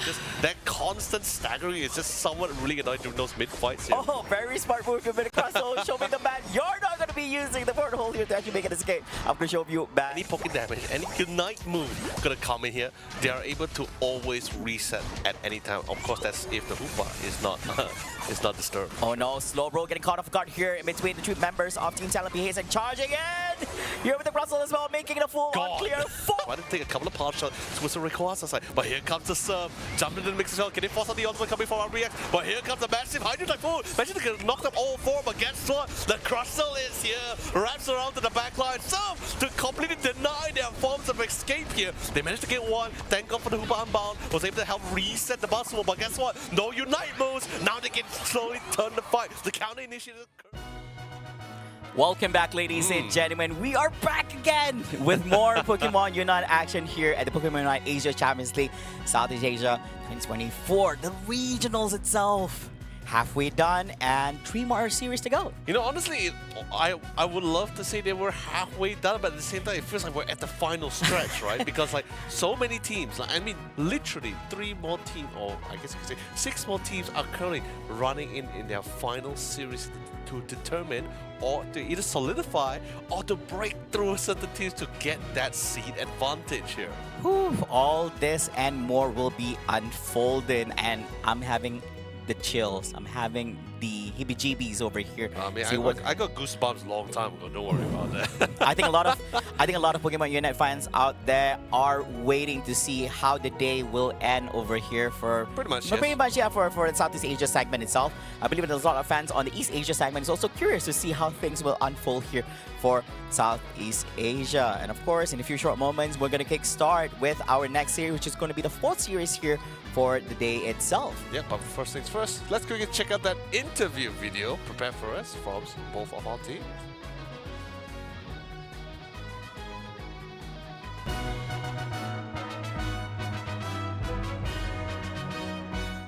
In our team, we consider Mycross, our central laner, to be the star player of our team. Without his effort, he helped us with the drops and the rotation. Without all of that, we don't think we could have reached top 2.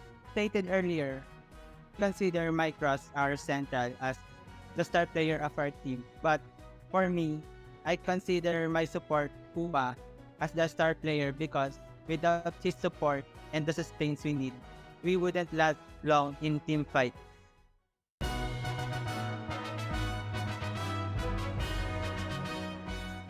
คิดว่าผู้เล่นที่โดดเด่นที่สุดของทีมคือทีมซ่าครับเพราะเป็นผู้เล่นที่มีสกิลเพลย์ที่โดดเด่นและคาดเดาไม่ได้ Teamsa is the most standout player because he play in the middle, that the one who can make the play.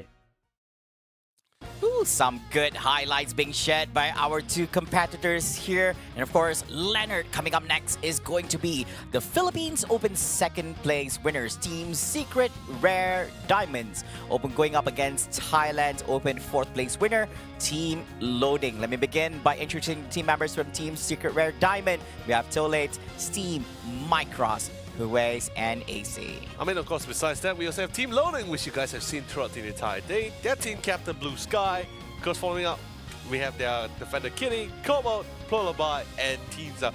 I would like to actually agree to the fact that when they said like, what was the most outstanding and also outstanding player or standout player, I totally agree with actually Teamsa. I think because of all the Pokemon pool that someone has been utilizing, has been pretty flex. You have really no idea what was his usual go-to in this case. If you felt like, if you felt, for example, like Leafy was his go-to, no problem. Teamsa was really quick change, and even up against the Team MYS initially, which we saw earlier this morning, we also saw that the fact that he was also very quick to switch his roles. He's usually playing around the center, but this time when it comes to certain like Pokemon being selected, prioritizing for Blue Sky, that's when you see him switch to the top lane. That's when you say like, all right, he's not just the center player, he can also play the top at any given moment. Yeah, and being that flexible is also very helpful to the team because you want to ensure that your team is having the comfort in the game itself and running around to lanes that is most comfortable for them. Well, let's have a look at some of these Pokemon player trainer cards, starting off with Secret Rare Diamonds. Now, looking at based on the statistics and data that we have from the previous matches that we actually played out itself, one of the top picks they actually had is, of course, the Clefable here together with the Umbreon at 75%.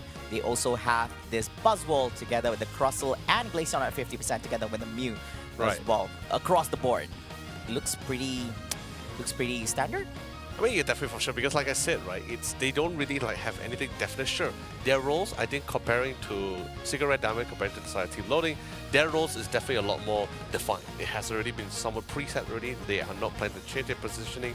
Pretty confident in what they play, and however, and the best part about it as well, they do run. They're one of the few teams that is very consistent with the double defender lineup as well. So maybe that's why you don't see as much damage dealt among the whole team compared to most teams who usually run one single defender and bring out more damage into the field, whether it's special attacks or normal or physical attacks. Yep, that's true. And of course, we don't want to miss out on their competitors over here, Team Loading. As one of the top picks, is they are not scared to run that Lapras, which is something is definitely from their end, and 50% here on that Leafeon, Clefable, and Pikachu. And then one of the very few who's actually running some Pokemons like Aegislash and Blaziken in their mix here, which is not something common, we would say, running in East Asia and Southeast Asia. I mean, definitely for sure, and we haven't really get to see like a lot of good Blaziken game. I think we only seen 2 Blaziken game. One was during East Asia, and one was last week, which was being played by Blue Sky and Team Loading, and their team captain actually picked it up. However,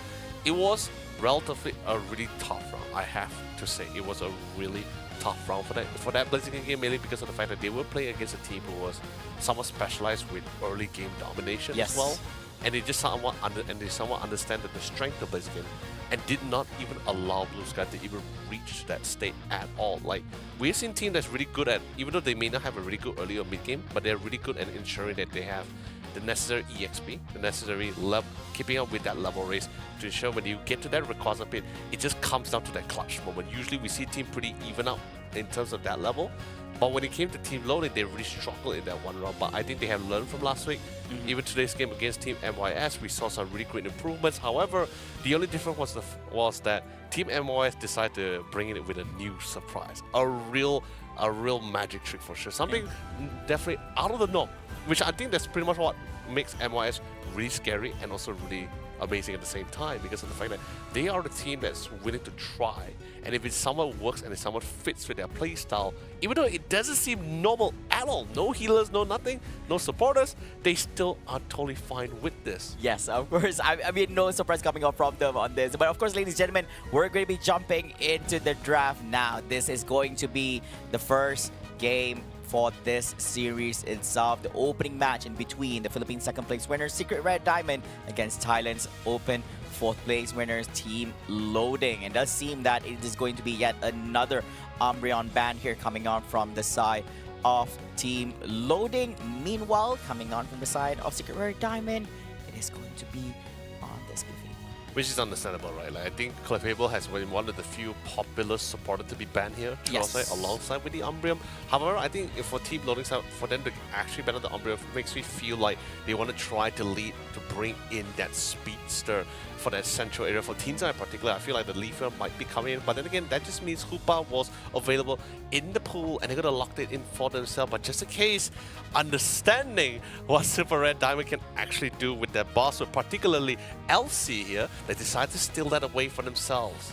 Oh, am I surprised that the Philippines are riding with the double evolutions? No, I'm not. And of course, they're riding this. It's going to be the Sylveon together with the Leafeon. But wow, this is going to be interesting. They are going to be getting the Comfy. And I do believe that this Comfy is going to be latching on to this Buzzwole for this game. And they do have some juicy damage coming out from the back lines here as well. The Chandelier. What? not just the Chandelier, the Tyranitar coming, making its third appearances as well from a different team too. And interestingly as well, I didn't expect Alcy to actually pick up the Tyranitar, because let's be honest, he plays a really crazy Buzzwole, right? But since Buzzwole was taken away, I thought another all-rounder might have been picked up for them, or possibly him shifting to the Crustle, bringing in the double defender to play alongside with their team captain Tolotis. But then again, quite a surprise. Not to say it's not an all-rounder, it is an all-rounder. Yes. But it is the Tyranitar, which is actually quite the surprise for me. Bringing Muscle Band and everything, he's going to be at the forefront of a lot of these fights. I believe that knowing him, he's quite familiar with running the Buzzwole, and he knows how to counter the Buzzwole as well, and how to play out this game. Now, Secret Rare Diamond, I like out of pocket their 4th and 5th pick. They're running with the Snorlax and the Tyranitar. That's quite some beefy Pokemons here on the side of Secret Rare Diamond compared to Team Loading as well. I think they're doing quite okay. They do have the Defender Blastoise over here. You can actually either latch on Comfy towards Blastoise to provide even more generation sustainability in games, or I would assume most of the time it's going to be with the Masquerada as well as the Buzzwole here for this game. But I'm loving the drafts coming both ends. It is Chandelure making its entry here at the Southeast Asia Regionals Pokemon Unite Asia Champions League.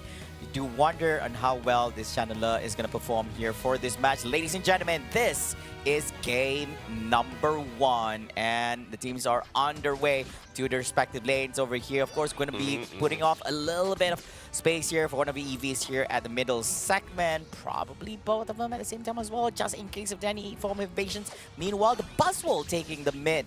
This time about giving him a little experience. Now, you wouldn't want a very beefy, high-level Buzzwole to actually do rotations on the lane because he's going to be bringing in the pain. Actually, I'm really surprised to actually see teams like picking up the Buzzwole towards the side. But then again, like I said, it's just one of those few situations where they just change things up. But of course, top side, having a couple of clash. But then again, he does have the Comfy, so he's still totally fine. Squirtle, on the other hand, Polarboy has to fall back, especially since the EV has finally got that level 4. The Leafeon is here. Then you better be prepared to expect a lot of harass coming from that range. Solar Blade, massive damage, decent amount of range here. And let's be honest, I think this top lane is going to be a pretty slow one between the both sides since they'll be battling out to try to get that AXP. But so low, the Skull. But the Snorlax comes in for the nice, quick final save. But the Litwick and the Squirtle running to the face of the Sylvia with there's a gleam. And they want to try to get a couple of more pickers here. But then again, he does get the body shield for the goal post. But they want to get a couple of pokes. Snorlax, unfortunately, a little bit too slow on the uptick here. But for the max range, Solar Blade will get the first KO. What about the top side though? Nice rotation coming in for the teams here. But not going to be able to get the final pick out on the Larvitar. But they will be able to secure at least the Altaria family. Wow. But that just means, you know, since we're playing a lot for that late game EXP, the central one, I'm looking forward to that fight.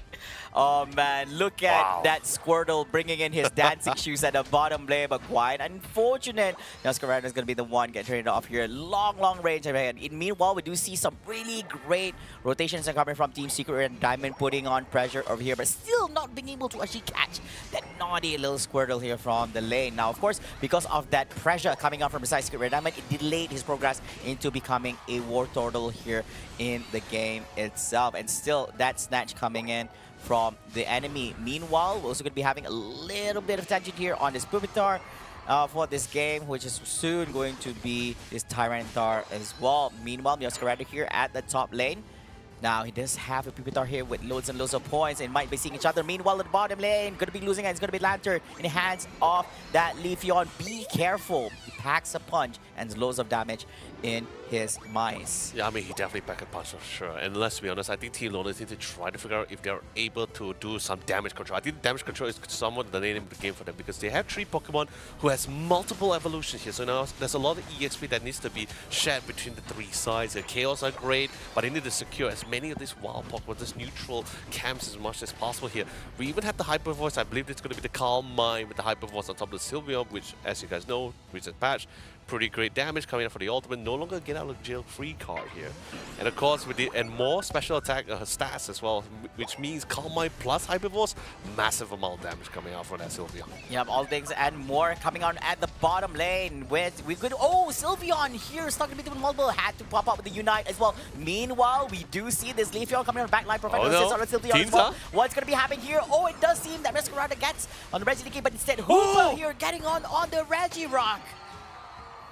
Oh, that was amazing. Like you get 2 KOs in the process. You break the goalpost, and you also able to secure the Reggie, if I'm not mistaken, as well. Yes. So now they're slowly making ways into the other side, but most importantly, they cannot overstay their welcome. And it feels like seems like might overstay it, but then again, like I said, not full evolution yet, not even level 8 yet. Blastoise is finally into the mix as well. Blastoise feels a little bit more confident, but then again, the Blastoise is currently here. Did he beat a little bit more than he can chew? I think so. Yeah. And it's like a quick smackdown from the courtesy of Tinza, and they're going to be punishing the rest of the team. Really overstate their welcome for sure. And necessary punishment must be made. That's pretty much what declared for Team Loading. I have to agree. Quite an overextension coming on from the side of Secret Rare Diamond of this. Something to cover to make a mistake. Meanwhile, bringing on the pain is going to be the Buzzwole up here, clearing out the Leafeon from Team Secret Rare Diamond in Imano encounter. Meanwhile, the serve riding it up is going to be the Blastoise, clearing out the members. They got, but the Comfy is going to be the one clearing the Tyranitar with 2 KO streaks here in hand of the Buzzwole. They may be able to get shot on the low, but this time it is going to be Hoopa getting traded off, and Blastoise is going to be the one getting that last hit in. Now with his Hyper Voice, it's going to be enough to screen out this score. No, it will not. Meanwhile, running away to safety with the serve to get the Comfy and the Buzzwole is going to be the team members from Team Loading. Yeah, they just need to endure. Blue Sky just dance, pretty much prowling around the central area on the side of Secret Rare Diamond. He's trying to make the run for it as well. So low, and of course the Tyranitar, he wants to look for it, but he was able to juke out of the way. Can he sustain it for as long as possible as he can? He commits everything that he can do. Dashes across the cliff, but guess what? Secret Red Diamond, well positioned just to cut off any escape routes and will be able to secure the takedown. But then again, it is still a level 12 Milskarada here. And Team Loading, who initially had a very slow pace since they went for this really super late game kind of composition, they are slowly bringing things back here. They have the damage, they have the level. Now they need to look for a couple of takedowns if possible. Good ones if they can find one. But of course, 1 KO has been secured with one of the main attackers. 2 KOs on 2 of the respective members. They're trying to look for a couple of more. Unite move also has been coming for the Cypher for the Comfy. And Basu is doing all he can. Teamza is doing all he can, but not for too long. Trying to wrestle up for life, but will not find that opportunity. Well, bringing on the pain is definitely Secret Rare Diamond in this game. It's quite unfortunate that the Blastoise was not able to actually open his Unite when that could have actually saved him. Probably have a good set for the team itself, or probably he decided to actually save it for another day. But meanwhile here, Regirock going to be in the hands of Team Secret Rare Diamond as Leafeon gets last hit in, which means that the team members will be having this advantage of having the defense and special defense buffs for themselves. Meanwhile, bottom lane, Snorlax, what are you doing over here? That cute little hat is not going to be saving you. He's just visiting. He's just visiting. He's just visiting, you know, just checking out the real estate, you know? Yeah, check it out. Oh, meanwhile, we do see here Leafeon. What are you doing all the way inside of there? But it's going to get scattered out by the Blastoise. Meanwhile here, top lane does seem that the fray is going to be kick-starting off by Team Loading. Doesn't look like there's going to be any commitments from Team Secret Rare Diamond. And now since we're at this point in the game, Leonard, I have to say this, they're very close in terms of level. We do have a level 13 Meowscarada together with that Leafeon over here. They're definitely close to one another.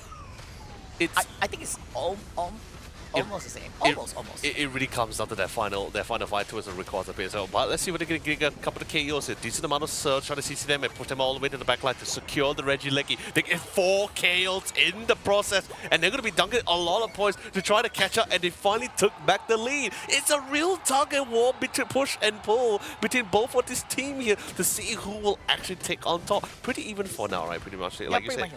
Level-wise, I think Secret Red Diamond is slightly higher for some of the respective members. Point-wise, Team Loading is, of course, they've managed to take back that lead. So in other words, that requires a bit. That final 2 minutes, it will be the clutch moment. Who's going to be the real clutch meister between both of the side? However, I am a little bit more concerned because, let's be honest, Sylveon Solar Blade has been one of the few best secure moves in the game as well here. So maybe there is a possibility if Team Loading is able to keep this Leafeon in check, then there might be an opportunity here. But let's just see in terms of positioning between both sides. I think that all that and more will be said on the Buzzwole jumping in for initiation. Together with the Blastoise, be able to actually really set up a read and a setup for a team with that Hydro Typhoon for the team members. Now they do screen out here on the Snorlax. There's been quite a number of things that Team Loading has to do here in terms of condition as well. They have to go through the Tyranitar. They also have to deal with the Snorlax side, which is very much a very strong defense. Meanwhile, here comes the jump. Number 3 members, is it going to be no Hydro Typhoon? Not latching onto anyone at all. But then, will that be a problem for them? Not really, as they try to actually clear out this Snorlax, backing down to behind. You're not running away. So they managed to actually grab one. 4 more to go. And all this chasing, they got the Leafeon as well. And it's going to be a huge win for Team Loading. This time grabs yet another. It's going to be a Sylveon now. This thing is more or less in the bag, as the only remaining members is going to be the Tyranitar together with the Hoopa. Not really much, but got to be careful on this. Meowscarada gets that last hit on that Rayquaza. Meanwhile, Blastoise also clearing that last hit in on that Hoopa and Bound. Honestly, that was really fantastic as well. I got really concerned because they were committing a lot of resources to try to get those catch as well. In my mind, I'm like, if you're committing a lot of these Unite moves, you need to go for big ones. You really need to try to secure not just 2 members, maybe a couple of more. But what's the best thing? The best thing about the whole thing is they also got the Leafeon in the process. So in other words, they don't really have to worry about this Rayquaza potentially being stolen away. They got rid of 3 members at the same time. So pretty much, like you said, the Rayquaza was pretty much picking. They didn't even lose a single member during those clashes as well. They lost the Blastoise, that's all, after Rayquaza Yeah, actually went after down. Rayquaza. Just that. Meanwhile, they still have 4 healthy team members and making their way to just scoring. At the current moment, with 670 seconds on the clock, 759 for team loading and 277, and I believe that the game is over here. Loading takes game number 1 away from the Filipinos here. Team Secret Rare Diamond. They really endured.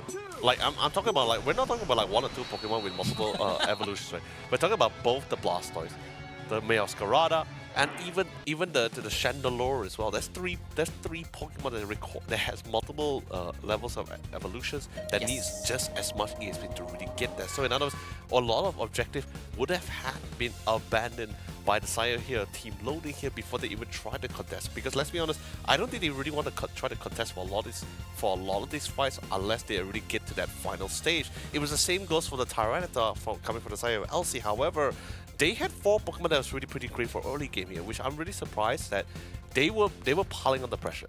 They were doing a couple of invasion, a couple of pokes here and there, but they didn't really like deliver the finishing blow. They really didn't even try the attempt to snowball as much as possible, because let's be honest, we saw the only one time we saw them trying to be super aggressive was towards that bottom second goal post. And right after they got 2 KOs, they secured the objective, then they went for the second goal post. That was the only time which we saw them being really super aggressive as they all grouped up. However, Pullaby was able to endure to get that Blastoise form, and that's when they overstayed their welcome and really got hit pretty hard for it. Yeah, I have to second that as well, because all that even happened during the second segment of the game, which is something that you don't want happening for Secret Rare Diamond. But they're a little bit in the bind, although they were supposed to actually even perform in the early game segments, but you have basically the Pupitar over here. So AC, basically they need to get him online. So if you consider him out of the whole equation, it's literally a 4v5 situation. And Blue Sky, I think there was one segment where they managed to pull away 4 of the team members, putting the dancing shoes on, trying to chase him down. He bought so much time, and it was very lucky the Secret Rare Diamond was able to pull off that takedown upon Blue Sky. If not, that would have been very, very troublesome. Him eluding away after all that commitment coming out for Team Secret Rare Diamond, that's going to be very, very costly for them. But yes, quite fortunate. So you managed to buy time for your teammates. Meanwhile, at the same time as well, you managed to also waste a lot of time for Team Secret Rare Diamond. Yeah, but just you see how close it is, just constantly back to back. And the crazy thing about it is that you normally don't expect this from Secret Rare Diamond, especially when you have 4 Pokemon running early alongside with you. You don't expect to see this kind of scoreline this close before. You normally see them having a slight lead if they're being a little bit more aggressive initially as well. But the fact that I think around that 4-minute marker, that's when you start seeing everyone started to get the necessary 4 or 6-minute marker. You see everyone starts getting the necessary amount of level. You start seeing everyone starts grouping up, and that's when you see the power spread towards the recorder. That's when everyone just committed everything on top of them. They had a really good catch. It could have gone anyone's way if they weren't able to get the necessary pickup. Because can you imagine, right? You commit all 5 members of Unite move. And it wasn't even the fight for the Rayquaza just yet. It was right outside the pit. They were trying to remove as many variables as much as possible from the equation to ensure that they have a very smooth Rayquaza pickoff. So I got concerned because they weren't really picking up. They were really taking down anybody in the first place. But eventually, it felt like that forced aggression forced that fight upon Secret Rare Diamond, and they just took that fight head on, which somewhat actually worked in their favor as well. Yeah, and I believe that this is going to be one of the main mistakes we see over here on the side of Secret Rare Diamond. Overextension. I didn't mind so much about Snorlax charging forward and just pushing the team members away. At one point, he was actually creating space for team members to actually run back. I think if the Snorlax actually look back at this replay, it's like, what are you guys still doing here? I was actually trying to protect you and provide this cover because that's my job. But then, since everybody's still there, there was an easy 3 picked off there in the hands of Team Loading. So, yeah, there's so many. I think those are some of the things that should not have happened for their end. Yeah. the thing is when we get to really super late game, right, it's that kind of thing where those who actually had late game competition had decent amount of levels, they will somewhat just outskill way better than those early game Pokemon as well, especially since you're not really snowballing as much as you want to as well. A lot of this fight was pretty clear, was pretty great. I love the positioning coming from the Sylveon, just constantly like denying them their escape route while also dishing the amount of damage with the Hyper Voice. Oh yeah, and of course using the Unite here to actually make an escape and also healing himself up is also a great idea as well. But I believe that during the segment, he does not even have enough to actually screen out the team members coming on from team loading. In the end, they still managed to caught off together with Leafeon as well. Yeah.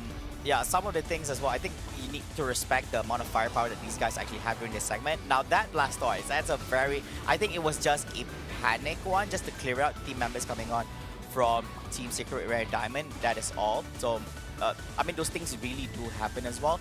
But at screening, grabbing themselves on the Snorlax, and after losing out one of the main contributors of damage, which is Leafeon, I think that was, you're already cutting down 50% of your firepower already. And to put a cherry on top of all that, you also lost out your Sylveon. Yeah, they really just really got baited out from the force aggression, right? Because you see this Leafeon getting gunned upon, then they decide, you know, maybe it's time for us to actually do this roundabout. But guess what? They were very quick to turn around and kept the fight going. Pretty much, they came towards them. They were hoping that they were running away from team loading members, but they came towards them. So they were like, yeah, you just did us a favor. Yes. You did us a very massive favor. You came towards us. You pretty much did all of our jobs. Yes, actually, that is true. And of course, these are some of the Pokemon trainer cards that we have here for both ends. Starting with Secret Rare Diamond, we do have Steam here with some of his own evaluation. Of course, I believe that we did highlight this before, but just a recap and rehash for all our amazing viewers joining us today. It's Aggressiveness 4, Gold Defense 3, Combinations 5, Strategy 3, Mental Strength 5, and of course we do have an extra one where we actually allow these amazing players to actually add on, which is Cooking 5. That's a win in my heart. I mean, that's it. I mean, like, you know, the only way to your team members' heart is through their stomachs, right? Exactly. So you're gonna be a five-star chef. I think he can like take on any members anytime. He has secured his placement in this team for Secret Rare Diamond for the next 10 years in Pokemon Unite, as long as he ensures that he has 5 stars in Cooking. I mean, besides the cooking, I mean, he's also a pretty dang good player, right? Yeah, that's the reason why we keep him in the team. Yeah. Anyway, moving on to the next question of our players here. I guess that's one of the reasons why he's in the team. But of course, next up we have from Team Loading. Now this guy is perfect in every way. Now before we got to one of the best options here, Aggressiveness 5, Gold Defense 5, Combination Strategy, Mental Strength. Now if you're perfect in all that, you're not perfect yet unless you have 5 stars on Handsome. I think it's I mean, he's a swell of a player, definitely for sure. And I think it fit him a lot better, especially if he's a super aggressive player, right?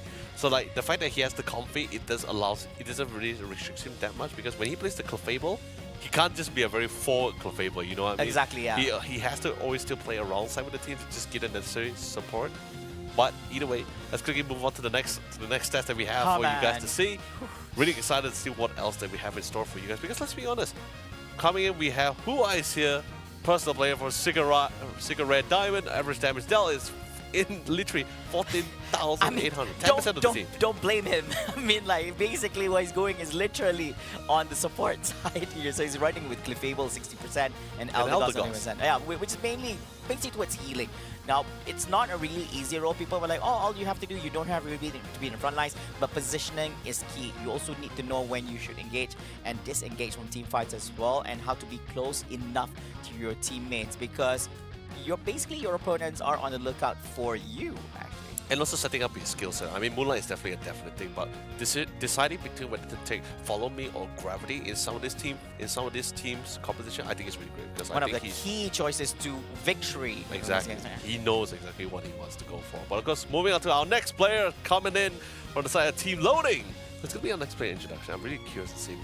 We already seen Who Eyes. It wasn't really back to back. I don't think it's team captain. Oh no, we got back. Come on. We got Mr. Handsome. Mr. Handsome gentleman. I'm gonna remember him forever. He is Mr. Handsome 5-star. Mr. Universe. Mr. Universe. You are winning in life. If you're an amazing Pokemon Unite player and you're handsome, that's it. You win hands down. Yeah, but I felt like him picking up the comfy actually changed a lot of things for his team. Like it didn't really restrict him in terms of his aggressiveness. Like he wasn't like, I need to play around my team, I need to keep healing my team, kind of thing. Yes. No, you see him with the comfy. He's always able to play alongside with the Meowscarada. I felt that actually felt a lot. It felt like he was in the zone when he was playing that comfy. Exactly. And he was also transitioning between actually latching on to the Masquerada together with the Buzzwole as well from time to time, depending on the situation.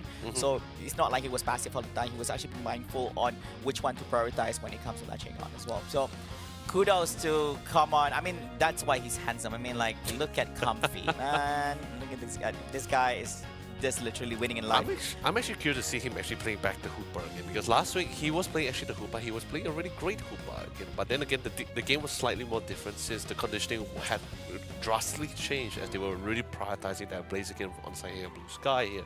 So I want to see him back with the Hooper here. I want to see like actually how aggressive can he be with the Hooper, because today alone,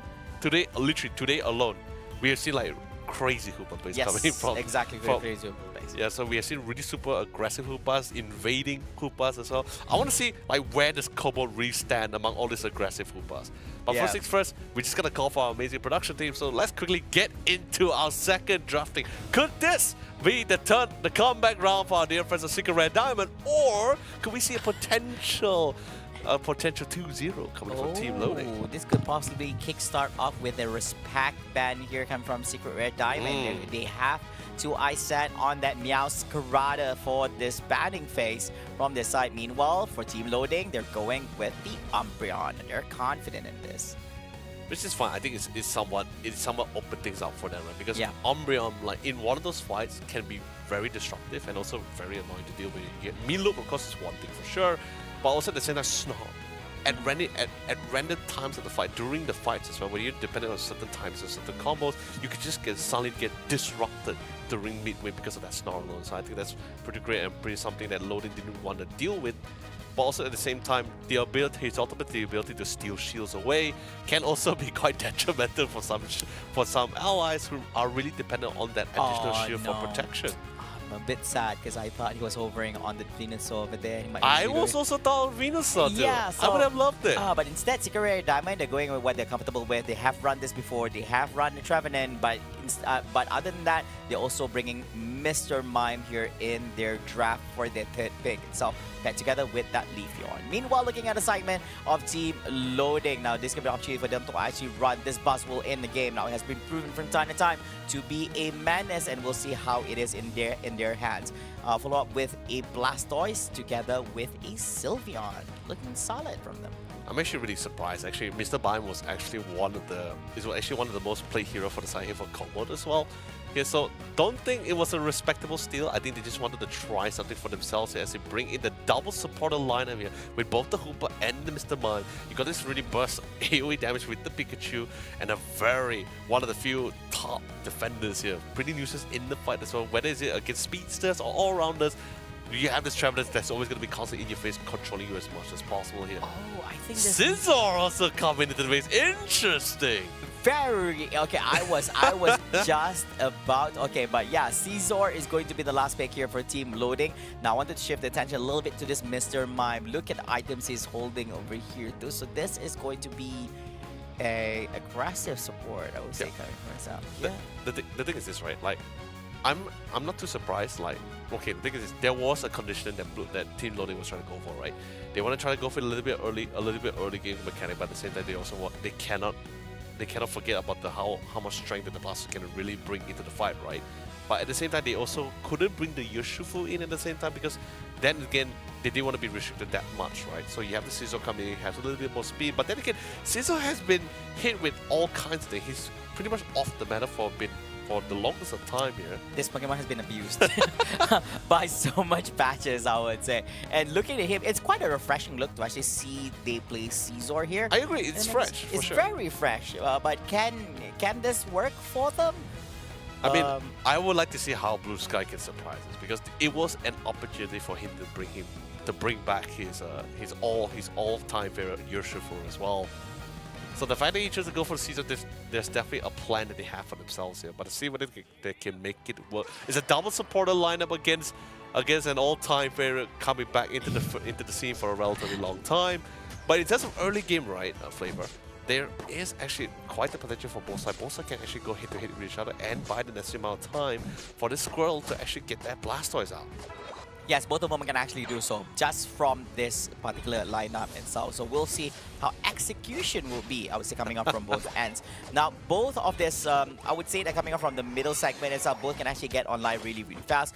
Now being at Leafeon, now his rotation is going to be very, very crucial. His main target here is mainly on his Buzzwole. You want to bully him. Now, of course, Buzzwole is a bully by his own, but you want to bully the bully. Now, there is backup here coming up from behind, coming up from the Leafeon. It does seem that Eject's already been utilized here on the top. And Willwell, all this action here, we're coming back to the top, is going to be this cute little Clefairy together with the Buzzwole and giving an opportunity for the Mr. Mime getting the last hit in. No, that hurts so much for Blue Sky because he actually got literally solo picked off by the Hooper alone, who has been, if you by the way notice on the minimap, has been quite the pest for him in the initial phase. I thought he would be able to back out, but no. I think Blue Sky decided to take that fight head on and was just not able to find that final pick off here. So that's definitely going to slow things down for them here. Whereas on the side, this Leafeon just calls it on the roll. The Electric Web definitely locked out the poor Squirtle, who hasn't even reached to level 5 for the War Turtle here as well. For that bonus stat, he was not near the goalpost on the bonus shield here. But again, commit the Shed Ninja Doll here. Try to buy some time. Did pop down the Mystical Fire just in case, but he will be able to eject button himself out to safety. Oh, hold him in space. They're not done yet. Oh, but the smash! The Phantom just evolved. The Phantom just evolved to the Trevenant as well. Look at so this. That is gonna hurt. He didn't see that coming. Woodhammer in the face, and of course pushing that Scyther away. Oh, that huge blade. Leafeon is actually being positioned here on the top right segment, which is the wild Pokemon area. He couldn't find a way to run out too. Yeah, it's a 2v1 situation between the Hooper together with the Leafeon as well, but managed to push the Sylveon back into the bottom lane. Here things are looking kind of tricky coming up from both ends. Meanwhile, Mr. Mime holding on that top lane. And while all this is and more is happening, Trevenant, he's not done yet. Look at this Woodhammer doing wonders here for the team, standing by, waiting for the Shedinja Doll to actually reappear back. And this time, the next victim is definitely going to be this War Turtle. Where you going, my good sir? Where are you going? The problem about it is because they have so much initial KO so early into the round here. It just gave them such a boost in levels where now they're starting to snowball instead of progressing them. Now they're piling on the damage. Now they're just seeking them out before they actually get to even more further stages. Look at the Leafeon, for example. He's already level 8, right? Well, of course, not too far behind. We have Blue Sky, who's currently level 7, but it has been significantly slowed down here. Tinza, on the other hand, has been pretty comfortable so far, except for the fact that he was being poked up pretty early as well as the amount of rotation that was. Only rotation we ever seen being made by Blue Sky was towards that bottom lane only, just to try to hold up for the first goal boss. However, first objective is currently here. Does Blue Sky want to commit for the objective? It looks like, it seems like he is, as he's slowly making his rotation by doing this huge wraparound to the backline because he wants to get towards that Pikachu if he can. Yeah, of course, the Pikachu will be utilized over there as well. Meanwhile, Trevenant all alone, handling all these 3 Pokemons coming off from the side of 3 looting. All he needs is chain. And chain, that's all you seek for from Trevenant as well. Here comes Hornish coming off for did not manage to hit on anyone. Double Woodhammer hitting off here, but it's going to be the Clefable getting cleared out here on the side of Team Loading. And they also lost out the Blastoise as well, but going for more. They're going on the Sylveon here. The leading charge is going to be traveling together with this Hooper. There's no way he's going to make his way out from that. And meanwhile, at the top lane, showing his dominance is going to be this Buzzwole against this Mr. Mime. Now, both of them are still having the Mexican standoff because both ends have their own advantages. One has huge amount of damage being dished out. At the same time, the other is bringing in the Thunder, bringing in the Muscle, and the Smackdown with the other end as well. So now we do see rotations coming up. Pikachu together with Trevenant trying to make something happen here for the side of Team Secret Red Diamond, but there is a little bit of support coming on from the Clefable as well. The crazy part about it now, massive rotation to the top side. They felt like Thompson has been a little bit too quiet for a couple of times now, and they noticed the leveling coming from Tinza. Good control, gravity on top of it as well to try to buy the next amount of time, but it's just too much to deal with. You have a frontal CC like a Trevenant, and you have a backline of a Pikachu who also has his own form of control, and instantly nuked out the competition. Again, Blue Sky just can't find an opening. Even when he had a good wraparound towards the bottom for the Registeel objective, he instantly got stunned by the Pikachu and burst down to out of commission here. Oh, that is going to be amplifying Pikachu's level and experience here in the game, all the way making it to level 11. That was a great set for his Thunder to actually go in, and he himself got that 3 KO straight for himself. So here's currently at level 11 at the current moment. Not just losing 2, but also losing 3 here in the hands on Team Loading. Meanwhile, the server going off Hydro Typhoon hitting off on multiple units, hitting off on 3 actually, but can Buzzwole bring on the pain over here, but instead it's going to be Sylveon getting traded off the hands over it. And at the same time also, now on the side of Philippines, they're going to be losing out their Pikachu. Now can they fend this off? The only person left on the side of Team Loading is only Blastoise, but he's going to be making his way to safety. Meanwhile, this Scyther also tried to find an opportunity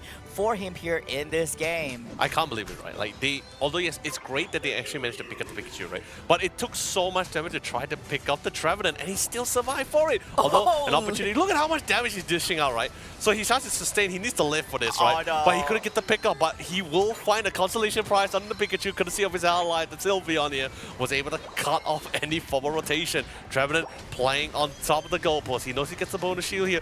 Our Unite move's going to be coming in as well. There is the Fairy Frolic if he wasn't to commit for it, but I think he has decided that his team has enough damage to really try to pick him off here. He dives in, trying to zone out the leaf here. Pikachu is coming in to see if he can try to nuke them out of commission. Big damage as well on top of the Thunderstorm. He's chasing out our poor friend Sylveon here. Drops on the Thunder, drops on the Thunder Shock, and that will be one KO. Not just one flavor, but all 3 will fall. Amazing work from Secret Rare Demo. They were holding on to their life on that goalpost, just holding off the right moment itself, and the moment the cavalry has arrived from team members, they managed to clear out, doing a clean sweep over on team members from Team Loading. I mean, look at that. All the damage coming on from, the screen coming on from Mr. Mind. The damage output coming on from the Pikachu as well, doing wonders here for Team Secret Rare Diamond. But we still have a little bit of time here in the game. Secret Rare Diamond currently in the lead with 225 points compared to 165 on the side of Team Loading, and we're just 1 minute and 5 seconds away before the appearance of Rayquaza here at the Skyruin Stadium. Honestly, in terms of the level game, even though this disparity, especially coming from Blue Sky, so from the early invasion, the early pickups, not able to get the necessary KOs, he's still able to bring this game back into the fold here. However, the final conclusion is still going to be dependent on the Rayquaza. Team Loading did the exact same thing to the side of Secret Red Diamond. I think they're somewhat prepped for it. It just comes down to that one clutch moment here. And let's be honest, 40 seconds to someone, I guess you could say, resolve themselves, get the necessary amount of EXP that's currently remaining in the wilds, and also at the same time just try to charge this Unite move as much as possible here, especially coming in from a dear friend Tinza here, who still hasn't had that Unite move just up. Yeah, I think it's going to be taking a while as well, but he's going to be ready by the time that we are going into the next segment. He does have to Unite. Everybody is online with their Unites over here and waiting for the next 15 seconds as Rayquaza, it will be appearing, and we'll see. Now, the burden is going to be in Team Loading as they're low on points at the current moment, but look at all these 4 team members from Team Loading to all gather up. It's like, okay. They're trying to go for a read. They know someone from the top goalpost is definitely going to make their way down here, and they still have vision on the Rayquaza too. So they want to try to remove one variable, then slowly move to the next person as well. But just in case, I felt like he felt something was off. He can smell it. He felt something was off. He's walking back. he felt hockey going on over there. Oh boy! And of course, right through 100 bomb hitting off on the Hoopa. No, it will not be, but not in a good position over here. Uses up Unite is going to be trapping it, but we survive it. Oh, uses the one of the wind hammer. Decided by sent back by the Hoopa just in the nick of time. Trapping is going to be returning back and healthy right now. Look at this. It is 5 team members to be loading, riding away between the tail between their feet at the current moment right now. Where is their opening here? They need to go inside. Man up and fight right now. We're gonna don't have a choice. Meanwhile, here comes the joy. Oh, but instead, Leafeon's gonna be the one getting on Scyther. Hydro Typhoon hitting off on 2, but where is the damage over here? Sending them back. That is gonna be the safety coming up from the Hoopa. Meanwhile, Sylveon all the way on the left side, all alone there, being chased out by the Hoopa together with the Pikachu and the Leafeon, and Leafeon's gonna be taking that last hit on the Sylveon. They're down 3 members here for Team Loading, making it a 5v2 situation. Can they get this Rayquaza with 48 seconds on the clock, Leonard? No, they have to try to. They have pressure to do this. They know for a fact they have pressure for it. Full defense on some of the members coming from the side of Secret Red Diamond, but some is still going to play around the Rayquaza. I mean, try to be a nuisance, try to buy the necessary amount of time, but also keeping an arm's length so they don't easily get picked up, because more openings means an opportunity. Leafeon is definitely a big pickup here, but then again, it's only left with 25 seconds on the clock. Rayquaza is currently has begun. The attempting is going to be beginning here, but remember, look at the Pikachu here. The Pikachu is the main goal. Someone Someone needs to keep it in check, and there comes in with the Time. Sylvia. He needs to get the final pick of it. They secure the Rayquaza. 10 seconds left on the clock. Team loading. Finally found a chink in the armor, in the defenses here. And now they're going to get all the dunks here. 1 dunk, 2 dunk, 3 dunk, 300 points into the side here. Team loading. I can't believe it. I told you, Flavor. I told you many times as well throughout this entire series. No matter how much Team Lonely has to endure, it comes down to that one clutch moment, and they endure long enough to bring that victory across. Too close to call. We're Really? Yes, I agree. Too close. Too close. We're sweating bullets here as your commentators. I think everybody would think is like, holy moly. That was quite a match. Now, Secret Rare Diamond, if they were able to retain that Leafeon, or probably just one extra member, they could have delayed probably a 2-second hole during that Rayquaza pit would have made a big change to this result itself. Oh man, oh man. I have to say, man, Kitty has been absolutely phenomenal. He's so objective driven throughout this entire 2 games here, ensuring like what the team needs and what the team requires, right? Especially like I said, when we pointed out that Pikachu, I don't know whether he heard me magically or magically figure out.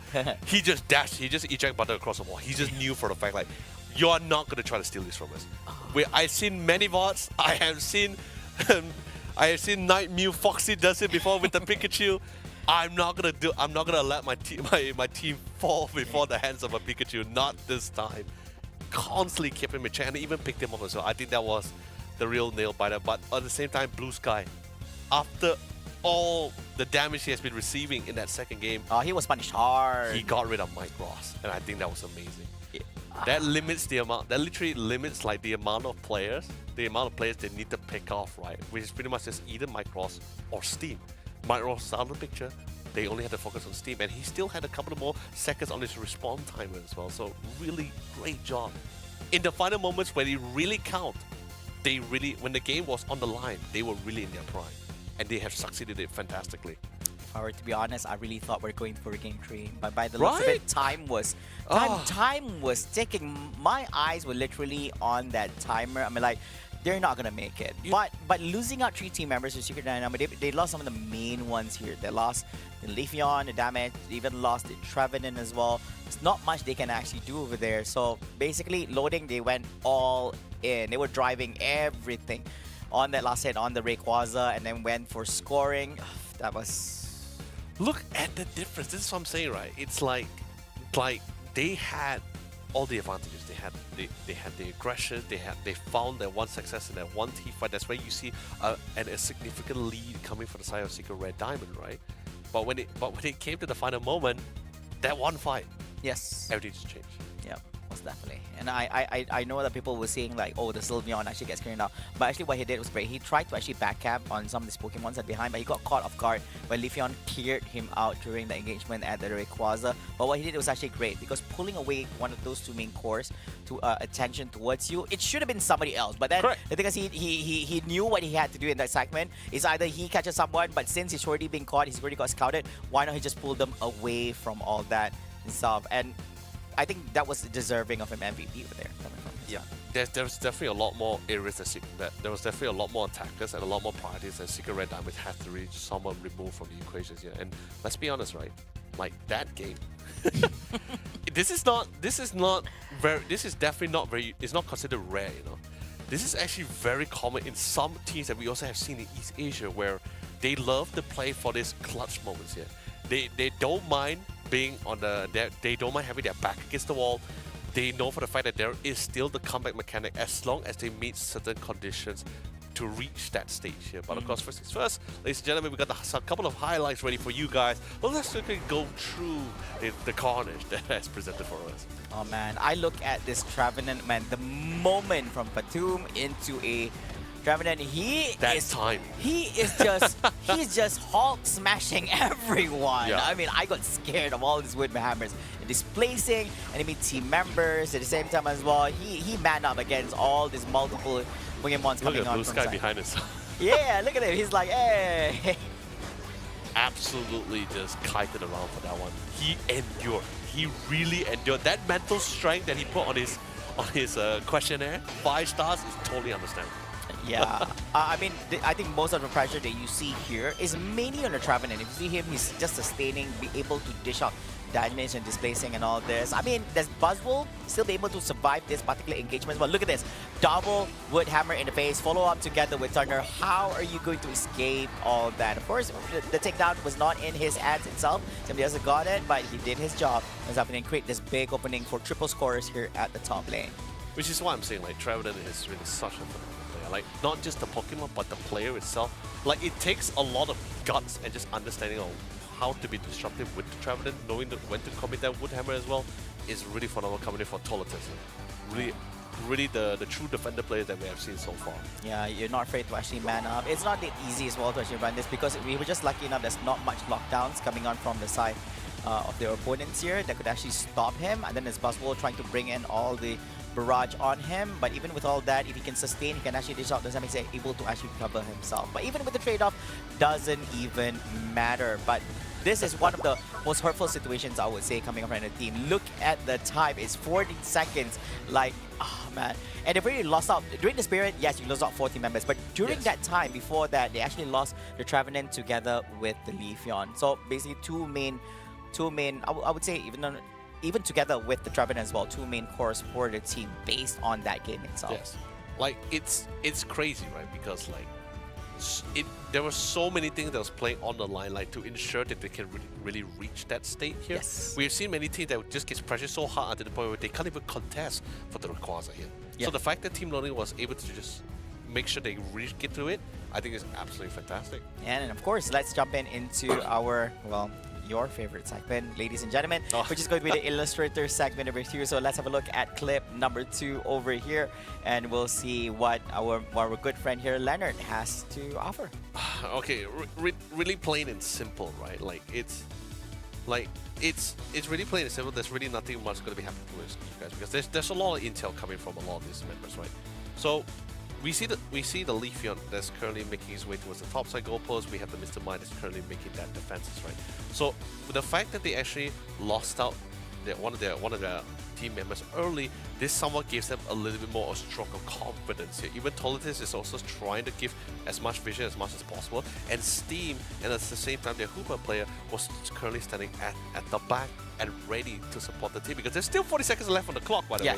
A lot of Unite move has been expanded. Do take it into account. The only one left is actually the Buzzwole, so remember this, yes. Buzzwole was the only one with the Unite move, whereas the rest of the team has committed a lot in that fight. All of them, actually. Do remember, I know a lot of people were speculating that the initial jump coming in from Blue Sky towards this area, remember he took the launch pad and landed here, right in front of the Mr. Mind, where he did a perfect barrier, literally area displacement everyone in this spot. And there was massive amount of damage.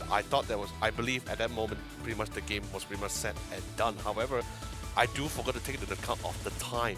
That fight happened so early that there was still enough time for them to somewhat respawn and get back into the fight as well. And I remember, without the Unite move as well to really try to counter or burst a majority of this player out of the picture, we see at the top side, because remember, Leafeon was in this position at the second goalpost, right? They got the intel, he's there trying to dunk it as much points as possible, which leaves an opportunity for Blue Sky to come in to pick him up. And he's at a level, remember, he's level 14, so is the Leafeon. He's at a place, he has endured for so long and make sure he got into and kept up with the level race, but now he can go toe-to-toe with the Leafeon.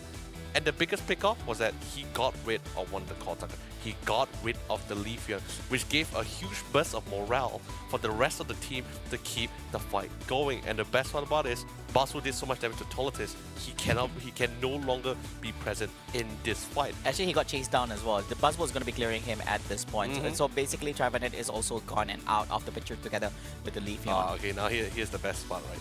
Without the Leafeon, without the Trevenant now, there is only one person, the hero, the protagonist of this story for the side here, Secret Red Diamond, to bring in the win, to secure this Rayquaza, the prime target Rayquaza here. But at the same time, they know for a fact that Steam can only try to keep himself out of the open for too long, because everyone will try to divert the attention to him. So to prevent that, you see Who-Wise jumping in already. He's trying to lure them as much as possible here. But guess what? With only 20 seconds left for the clock and the adrenaline running at the same time, everyone was so prioritized in just getting this Rayquaza was the main goal. Whatever distraction was not going to face these players at all as the main goal. However, as usual, Kitty still calm, collected, still keeping a very third-person point of view. Sees this entire game from a massive chessboard here. Sees that Steam could be a potential threat with the amount of nuking damage, and decided to engage upon it. He literally dashes across the wall, commits the mythical fire to remove him, and once without Steam, and without the Pikachu here, there was no other player to really secure the Rayquaza anymore. Hoopa could, but the chances is very, very slim. But of course, ladies and gentlemen, that's pretty much it for our arts and crafts. Let's quickly get to our interview prepare for our interview with Kitty for the side here of Team Loading. I'm really excited to really talk to them, try to figure out what was really going on their minds. Yes. Because they really had their backs against the wall. But anyway, let's quickly bring in, ladies and gentlemen, Kitty from Team Loading. How are you doing, buddy? I feel so good that we win. Oh, you definitely deserve to actually be happy after that win. Now, of course, game number 2. Now, let's be honest, it's a very, very close one. To be honest, here the casters. First one as well. Yeah, even as well. But number 2 was just insane. Now the clock was ticking, Kitty. What was the situation going on with communication between your teammates during that game number 2? We just call out to open the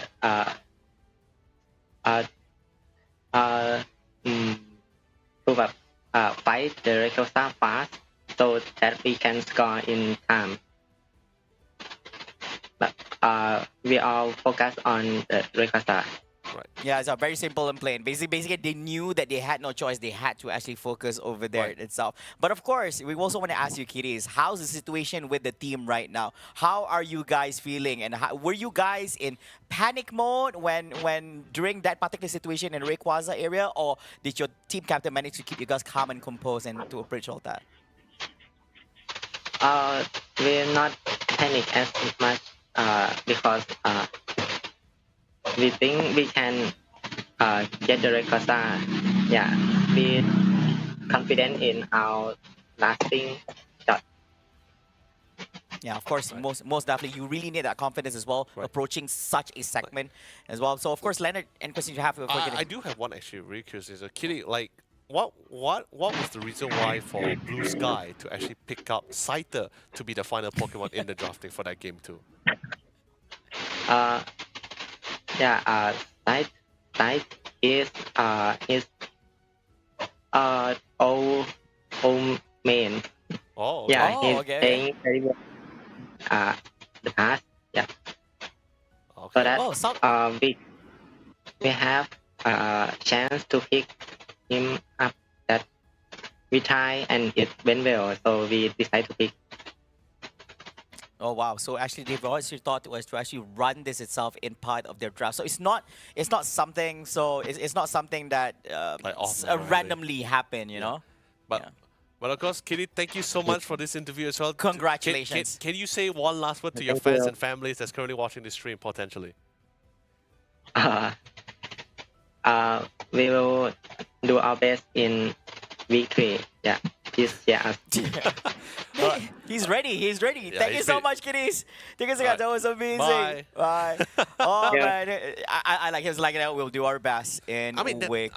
I think that's the point is about the thought that counts, right? Yes, correct. Sure, anyone can say that I want to be champions here, but does one have the resolve and of course the skills and of course the team to really back that up, that claim, right? That kind of thing here. So I think when you want to go for that championship, I think that mental state is the most important thing first. Yes, for sure. And they really showcase that they actually had confidence in how they want to approach some of the main things that are happening in the event. Okay? And of course, ladies and gentlemen, let's have a look at the table, shall we? Now, of course, this is going to be a great one, Leonard. Oh, yes. Let's see the current standings of all these people here in Group A. And the thing is this, right? All the teams, like I said, the final 3 series, which by the way, I guess the final remaining series, the 2 series that we have left, will somewhat determine how the standings going to be like for some of these teams here. Particularly, as you guys can see for the updated one, Secret Red Diamond has no other series series here. So in other words, they will be sitting in that 4th placing since Team Loading was able to take this their very first win. So they were able to break the tiebreaker between both Secret Red Diamond. However,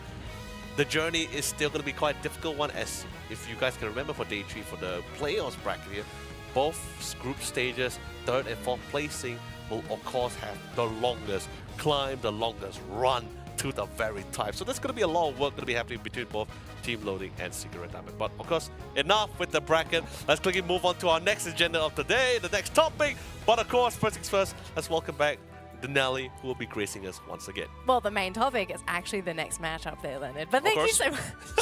I mean, the main topic, and then later on we move on to the next agenda, all right? How about that? Yes, sure. So, we have a really exciting matchup coming up next. It is none other than Road to the Top versus Talon PH. And this is the last matchup for both of these teams.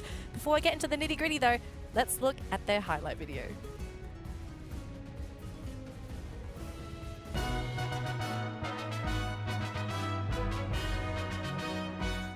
I think the star player of our team is Kochi because he basically can play everything, and then he also have a very good selling sense that he can give us a very good call. Star player of my team should be Bochi Genkai. The reason why Bochi is our star player because he's the one who will flex all type of Pokemons, and for Genkai he is always aggressive. So yeah, people watch out with him.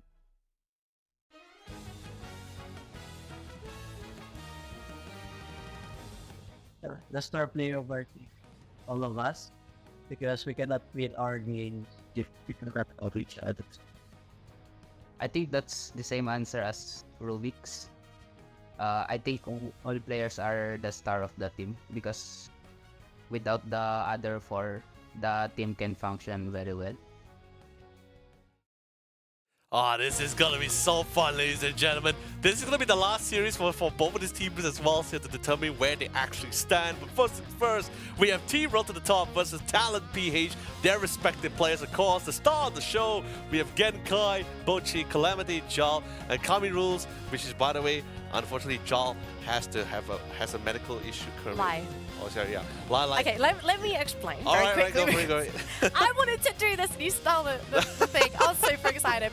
Yeah, so unfortunately for Road to the Top, we had to have a last-minute sub for the team. So Camera Rules will be replacing LY moving forward, so he will now play with Road to the Top, continuing on to the playoffs, I believe. So welcome the addition. I think some players the viewers should be pretty familiar with Camera Rule. Yes, of course. If you've been following the Pokemon Unite scene, Camera Rule used to play with Renaissance, and he also participated at the first Pokemon Unite World Championships under the Renaissance banner.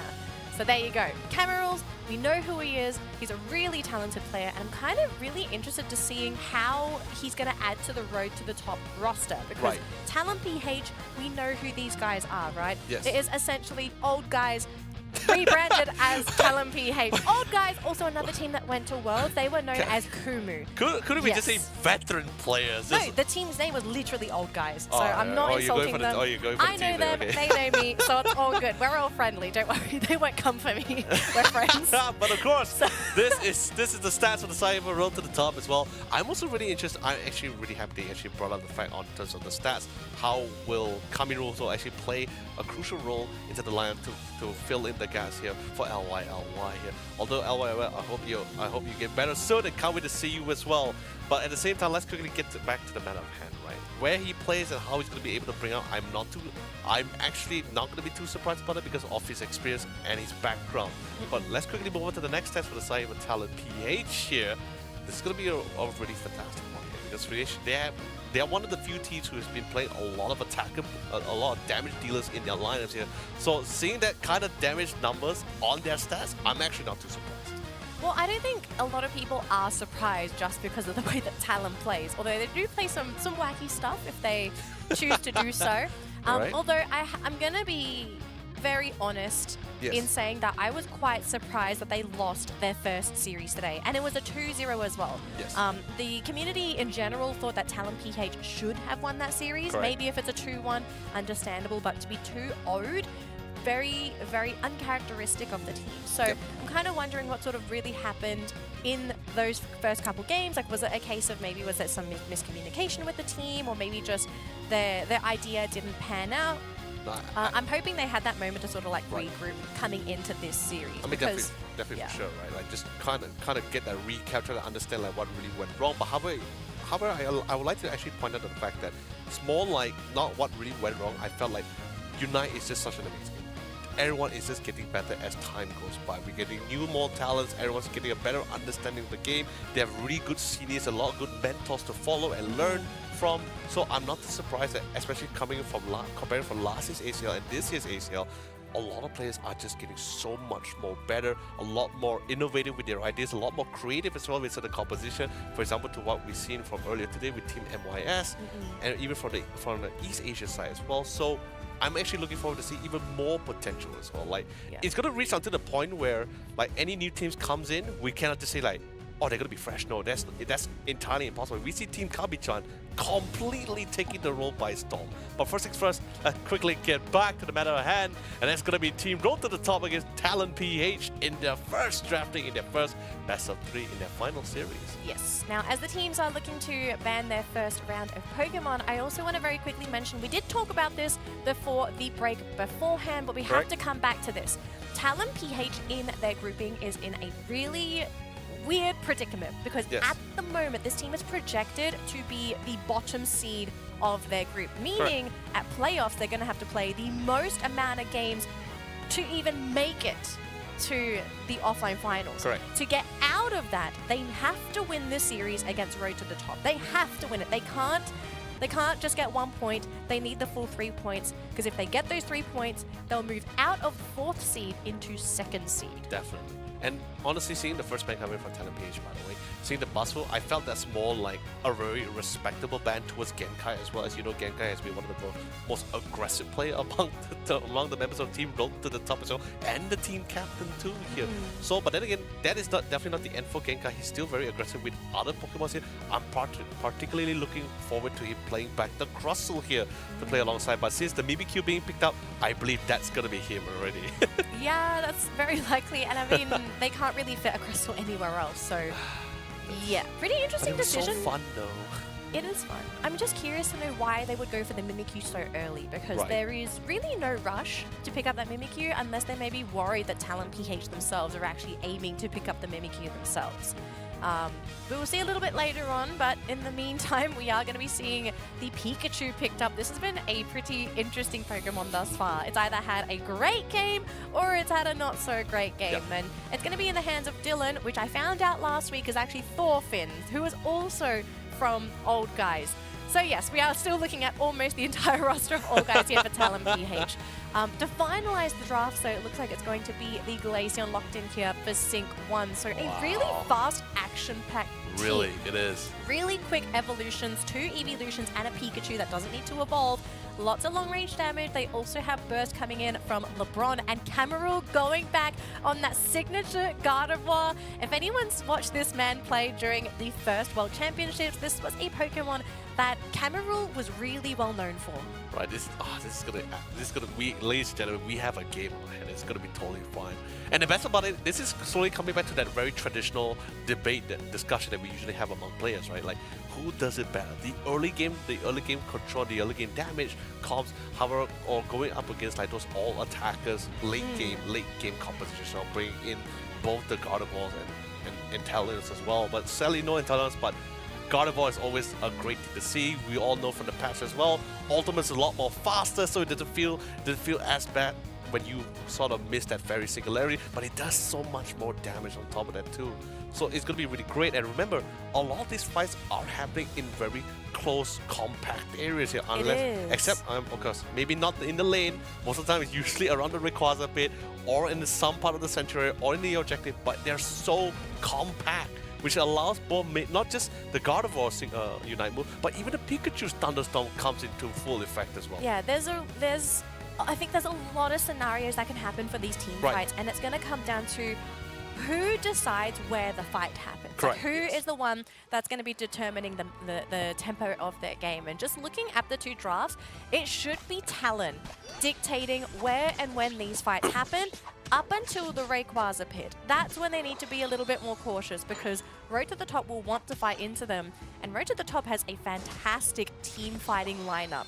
So got to be super careful. It's really going to come down to positioning, the choke points, and who potentially can get picked off as well. Because we've seen time and time again, some Pokemon overstepping boundaries, getting picked off, forcing a 4v5, and the team that's lost that Pokemon ends up wiping completely because of the numbers disadvantage. Oh yeah, definitely for sure.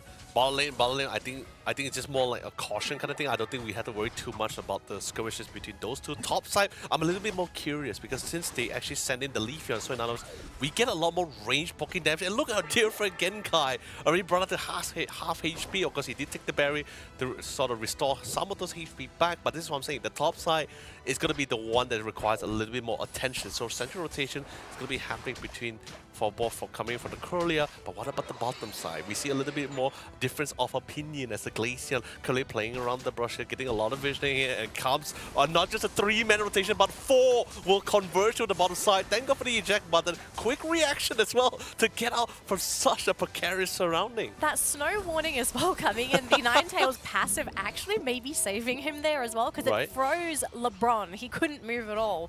So they left the Ninetales. Sometimes those passives, they do come in extremely handy, and especially in team fights.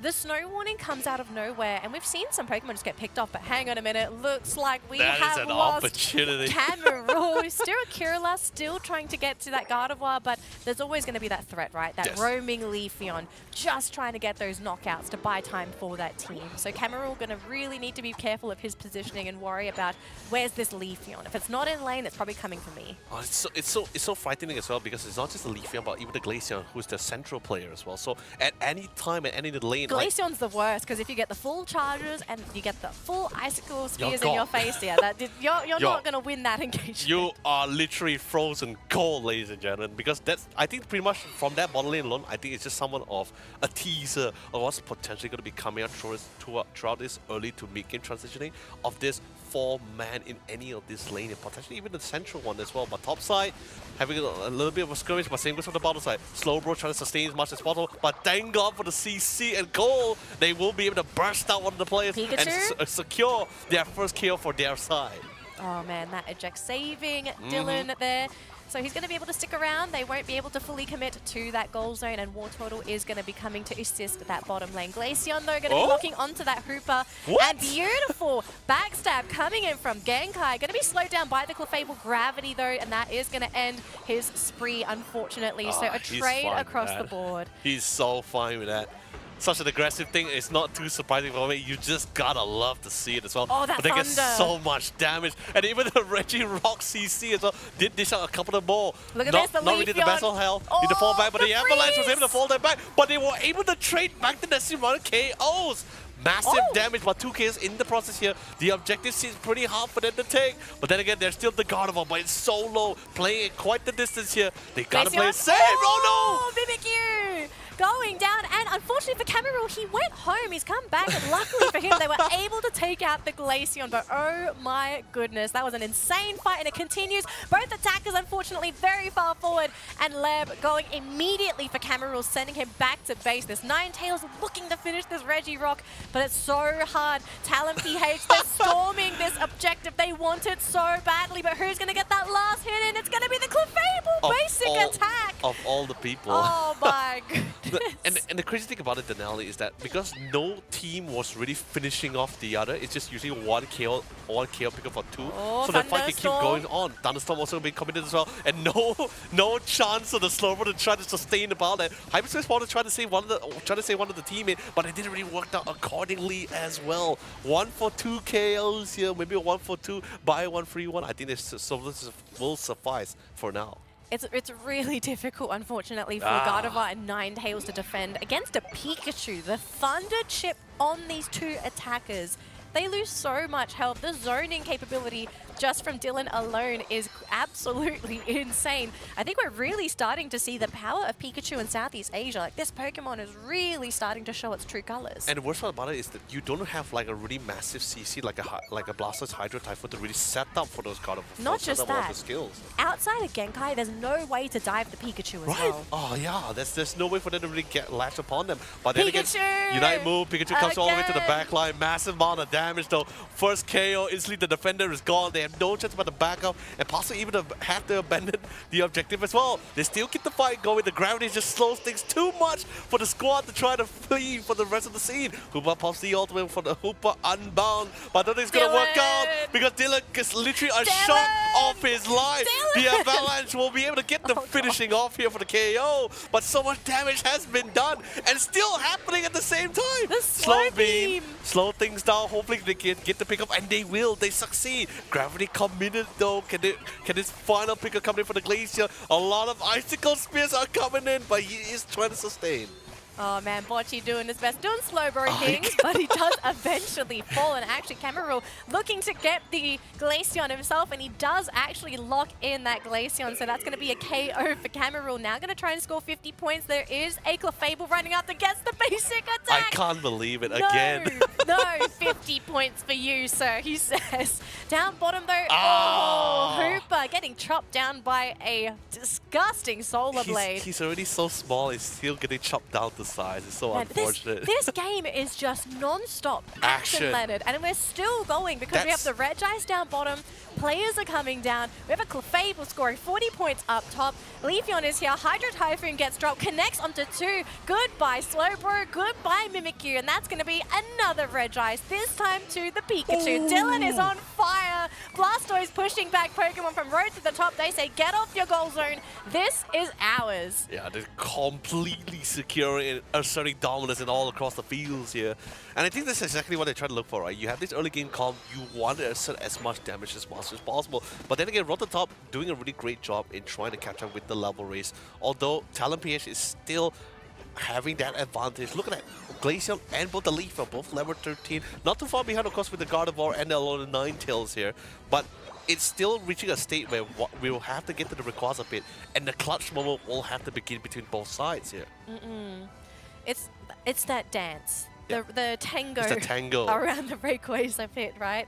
And so far it just seems that ease of execution has been in favor of Talonph. Right. They have ways to dive in onto Road to the Top's backline attackers. They have ways of protecting Dylan because the only Pokemon that they're looking out for is Mimikyu. Right? Genkai has really struggled to get back there and deal with Dylan because he's also worried about getting caught by a Blastoise Hydro Typhoon. There's a Clefable there as well that could potentially, if you get lucky with the Wonder Wish roulette, could get blocked. You know, the worst part about it as well is like it's not just them as well. Like there's also the problem about range abilities. Like Dylan has much more better range with the Pikachu competitive side here. Yes, of the Genkai. range is huge on Pikachu. And yes. he also has CC, so he also will get control. A lot of items will be forced to commit, but once he commit that, it's pretty much a one-way ticket in and there's no way back out. Oh man, this is tough.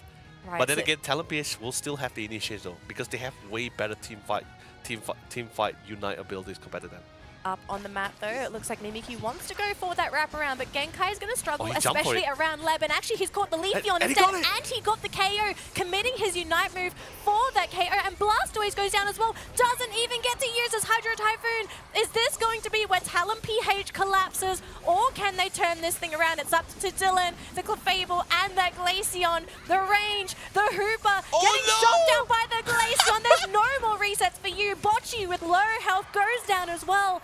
It's Genkai, it's Cameroon, it's left to these two, and look at this, they're going to try and score the 100-pointer here. Can they get it? It looks like it's gotten cancelled. Dylan eliminating Genkai, his competitor, and even Cameroon going down as well. But hang on a minute though, it's going to be Dylan again, just getting this Rayquaza. This man takes all the objectives. Dylan, why'd you change your name from Thorfinn to Dylan? Oh man, outranged, outdamaged, and literally outmaneuvered here. I thought the fight was going to turn out a lot more differently, but no.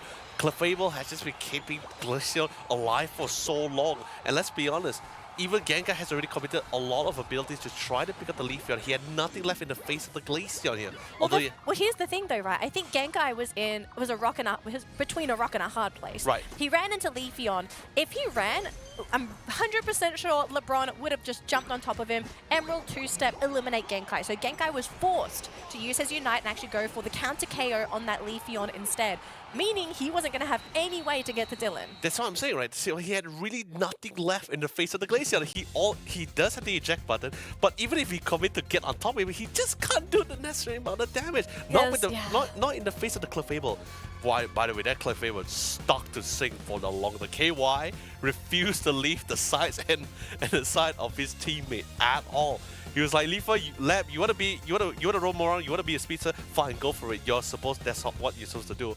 I'm just gonna hug, sink, and make sure nothing gets past me. And even if something does, I'm gonna make sure he's gonna get the necessary sustain to literally out-tank all the necessary amount of damage that's gonna be thrown at him. You know? Oh my goodness. There's also the problem of RBX, who still had the Unite move as well. Like, I saw them committing even the slow beam. I think it was the Stroke Opinions, right? Yeah, they used the slow beam. He didn't get to use the Hydro Typhoon, but it really didn't matter at the end of the day, right? Because it wasn't the Typhoon that was the issue for Road to the Top. There was a multitude of issues actually for the team. Like, not only was it just, as we've said multiple times, any kind of dive to get back into Dylan, or even to dive sync 1, right? Like, LeBron, a little bit easier to jump onto a Leafeon, but to get on top of a Glaceon and the Pikachu, you need someone to be able to get on top of that. It was Genkai's job, and he just didn't have a great game to be able to be in that position. Which is why I say it's somewhat of a stroke of genius, right, back in the drafting, when Genkai actually locked in Mimikyu as their second pick. It was the second pick. Then instantly the rest of the squad teleported here. You know what? You want to play all-rounder? Fine. We'll pick all the range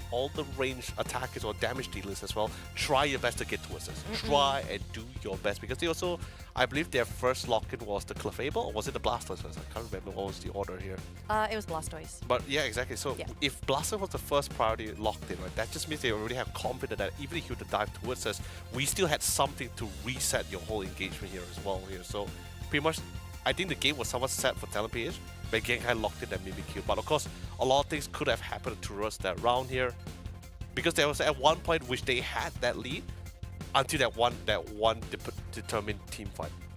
It really always comes down to that one team fight. But then it also snowballed up until that point, right? I kind of feel like Talon just ran away with the game when Road to the Top wasn't able to keep up with them, because there was, again, you have two amazing attackers in Gardevoir and Alola Ninetales, but sometimes I feel like putting them together, it's a little bit too much. Like, you're missing out on either a dive or a solid front line or an all-rounder that can get in the face of their opponents to create space for the Ninetales and the Gardevoir to do their thing. And they were relying completely on, again, a Mimikyu to do that. Hooper's not really going to want a front line. Sure, I guess Slowbro could go in, but he just sort of just sits there. And for Talon, they're looking at the Slowbro, they're like, he's just going to unite our Blastoise. We're just going to run past him. Why should we be afraid of this Slowbro? Yeah, that's what I'm saying, right? I felt like, sure, if you still want to run that Gardevoir lineup, I'm still pretty on board with this, but I felt like you need someone to really set things up for you. You have too many abilities that requires you to have really well-placed abilities. Even if you can't get towards them, at least you need to have someone to really allow you to set up for it. Just the setup, yeah. Crustle or something like that. Umbreon has already been banned now, so you don't really have that access anymore. But most importantly, even if they don't ban the Umbreon, it would have been possibly been first pick by Talon, since they had the priority pick first, since they were coming in second here. Yeah, and I want to double check with you as well, Leonard. Did you see any fairy singularities this game? Because I remember seeing one that missed, but outside of that, we never really got to see Camerul really land a big fairy singularity to actually set up for the team. It was too hard because everyone was so aware of that fairy singularity. You see that even right now, the fight for the objective, Arrow was so spaced out that he couldn't even get a beautiful 3 or 2-man. Even 2-man was pretty difficult for him to really get that connection on, because he's constantly being kept at bay and just being jumped on by Blastoise exactly. As well. So he just can't be stopped, and when the Blastoise dives in, the Glaceon is also following alongside with him. Yeah, so like again, it really comes down to the setup. Like who is the one that's going to be setting up for those KOs? Which in this fight, they set up on the Blastoise, but after that, it was just everyone else was left up to their own devices. No one to control the Pikachu. no way to control the Glaceon, and then Clefable is just keeping them consistently topped up. Yeah, There's just so much zoning. I felt like if you want to do this, you can't have Slowbro to be the one that sets up for you. I feel like he is great for a counter for a very specific combo, a very specific Pokemon, but if you want him to be someone to reset things up for you, to set up the most opportune opportunity, I don't think that's really going to happen for them. Possibly, it could be in another universe if you were somewhat in the lead, but in this game, in this condition, this scenario, they were in the lead. They were playing against a very early game composition, except for the Blastoise, who was, by the way, setting themselves up for him. All right, it looks like we're going to have Sync 1's questionnaire pop up on the screen man, right now. So let's learn a little bit more about the players here, shall we? So we have Sync 1 on the screen right now, who has actually very humbly rated himself as a pretty, I'd say, above average across the board. He doesn't really see himself as excelling in one area, although he just sort of sees himself in the middle. But his comment for the player comment is, my goal is to win everything. So I mean, he's on the road. He's on the road there. They're definitely making progress to reach there for sure. But you know, I also believe at the same time, while he made this kind of comments, he also understood the fact that there were so many other great talented players that the fact that he doesn't really back down from the challenge. He actually welcomes the challenge and he says like, you know what, each of you talented player will be by growth to become the best of everything here. all right, let's have a look at Genkai for our next player introduction card and see how he rates himself against the competition. So we have Genkai here. His comment is trying to be the #1 team in Pokemon Unite. His favorite Pokemon is Zoroark, and he's rated himself very highly on his team. He's got 5 points in aggressiveness, which I actually think I agree. I do agree as well. Considering how hard that last game was, he still did his best to try to do his job, right? He had to be aggressive. He had to make the calls to go in to set up for the team. Yep. Might not have worked back then, but this is the nature of his role. Everything else is 4 stars, but the only other 5-star stat here is communication. So it seems like for him, he does prioritize team communication. I mean, that is important, right? Especially when you're being really aggressive, right? You're diving into multiple teams. You're hopefully to see if you have another person that can dive alongside with you, or can you see to ensure that whether there's any allies to follow up with you? Because if there's no point if you dive in and there's no follow-up damage, right? I think there was a few times where we see a lot of players dive into like massive group of players, had a really good initiation, but there was just no follow-up damage for sure. Yes, I mean, that's where the communication comes in extremely handy for a team game. But let's take a look at our player stats next as we get ready for game number 2 of this best of 3 series. Back onto Sync 1 here, and Sync 1, very, very important player on his team. Pretty interesting that he's only dealing, apparently on average, he's dealing 16% of his team's damage dealt. Actually, it's 16 also for damage taken and for recovery, with Garchomp being picked 33 times and Glaceon being picked 67 times. Because remember, like I told you before, Talonfish is one of those few teams that's currently in Southeast Asia who really emphasize damage is everything. You know, they don't really. Sometimes the team together, they all dish out damage. It's not like one person doing everything. Yeah, it's not really. They don't really like the all for one, that kind of thing. It's more like, sure, we have one defender, sometimes double defenders, but that second defender is going to be like someone who can dish out damage, like Trevenant or a Grussel. It's not going to be like two big boys, you know, one Slowbro and one Snorlax. That's not going to happen. No. Yeah. They like to bring all-rounders. They like to bring a couple of attackers. That's pretty much why each of those players are dishing out so much damage respectively. But of course, moving on to the next player, of course, it's going to be none other than Genkai here. And for Genkai, he's mostly played Mimikyu and Buzzwole at the tournament thus far. 43 points with the lovely Mimikyu and 29%, sorry, percent, not points, 29% on the Buzzwole. Unfortunately, no Buzzwole last game because that was banned out. That's why I just want to like update you. Just want to remind you, right? Like the reason why the pick rate for Buzzwole for Genkai was relatively lower is because it's either the games that he went against other teams is either he gets respectively banned or the Buzzwole has been taken away from him. He's not allowed to play Buzzwole. Yeah, he's not allowed to play That's Buzzwole. Not allowed. An aggressive player with literally 5-star communication, given an opportunity to literally throw down the game, to break the chessboard, Buzzwole is not allowed. Deserves to be banned permanently at this point in time, because we've seen too many teams actually get their hands on the Buzzwole and just basically run away with the game with Buzzwole. It's not a case of that they win the early game and then that's it. It's they win early game and the mid game and sometimes even the late game as well. So he's doing fantastic in general when it comes to that meta. I do suspect that maybe it would be let through here because so far I'm not seeing any Buzzwalls being That's picked up true. by these teams. It looks like it's going to be Umbreon and Clefable, unless someone proves me otherwise. It looks like Buzzwall is going to be pickable. They also had the priority pick as well here. But then again, like I said, priority pick, which one's going to be the main priority here? Hoopa is still also in the pool here, but I'm not too sure whether do they want to bring it into it for themselves here. Maybe. Well, they have first pick for Road to the Top, so we'll see if they do want to prioritize the Hoopa. But Blastoise is going to be on the top of the list here for Road to the Top. So they want the AoE control. They also want a solid top laner. It could also be a supporter as well. We kind of don't know. But so far, Calamity has picked it. So they are leaning towards that support Blastoise. This does mean, though, that there's going to be no Buzzwall for Genkai because LeBron is going to be stealing this away, along with the Hoopa for Talon PH. So it's 2 strong picks already for Talon. I'm a little bit scared, but it seems like for Road to the Top, they're going to deny Dylan his Pikachu, as Jal is looking at it right now, and Crustle is going to be locked in for Genkai. So now I'm very curious, right? Because both Genkai can also play both the Crustle and the Blastoise. If you ask me which one I prefer, I definitely prefer him on the Crustle because I felt like there's a lot more impact when he has it, right? Not to put down my friend Bochi. Bochi, you've been crazy, but I think you with the Blastoise has a lot more to show you because we have seen Bochi really be quite a nuisance. And remember, he's one of the most patient blasters I've seen, waiting out for the most optimal time to utilize that Unite move. But then again, Talon is going to be the sire for Talon PH. Let's be honest here, having both Talon and also the Buzzword in the same lineup has been one of the few go-tos alongside with the Hoopa as well. Synchron. Venusaur, come on, bring it in. Synchron is playing with my Bring feelings. This man it in. keeps looking Bring at it in. Charizard. Venusaur. Bring it. I love you, buddy. And the best part about it, if you look at his items as well, he went for the Energy Amplifier, Slick Spoon, and also the spec glasses, which means he is not gonna go with the Petal Dance Gigadrew. He's going actually with the Solar Beam one instead, trying to power on more of those range damages that's gonna be coming in, because most of the members coming from Road to the Top are usually melee. Yeah, I'm just wondering, like, maybe he does consider pivoting to Petal Dance. I think it depends on the needs of the team. Because they already have Dylan, who's going to be a fantastic snipe shotter. We've seen him play Pikachu. I trust his abilities to actually aim.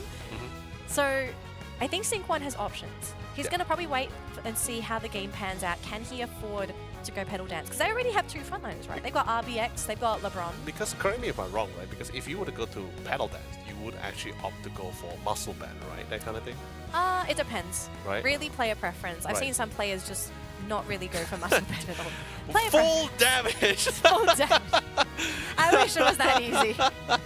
Oh man, that's fantastic. Well, of course, ladies and gentlemen, this is potentially either Talon PH stealing away the 2-0, or we see a possible comeback round for Road to the Top here. I mean, Road to the Top would like to be at the top in this matchup in particular, but Talon PH, they have everything to lose here, right? Yes. They have to win this if they want to get out from that 4th seed spot. So if Road to the Top, if they're going to stop Talon from doing it, this is their last chance. Because if this is it, if Talon wins this, they are done. They are 2nd seed, and then would that leave Road to the Top as the bottom seeded team? I have to check the brackets. I'm not 100% sure. We'll definitely get that confirmation later on. But of course, a little bit of security towards the central area, especially with the possible invasion of the Hoopa. I love it, right?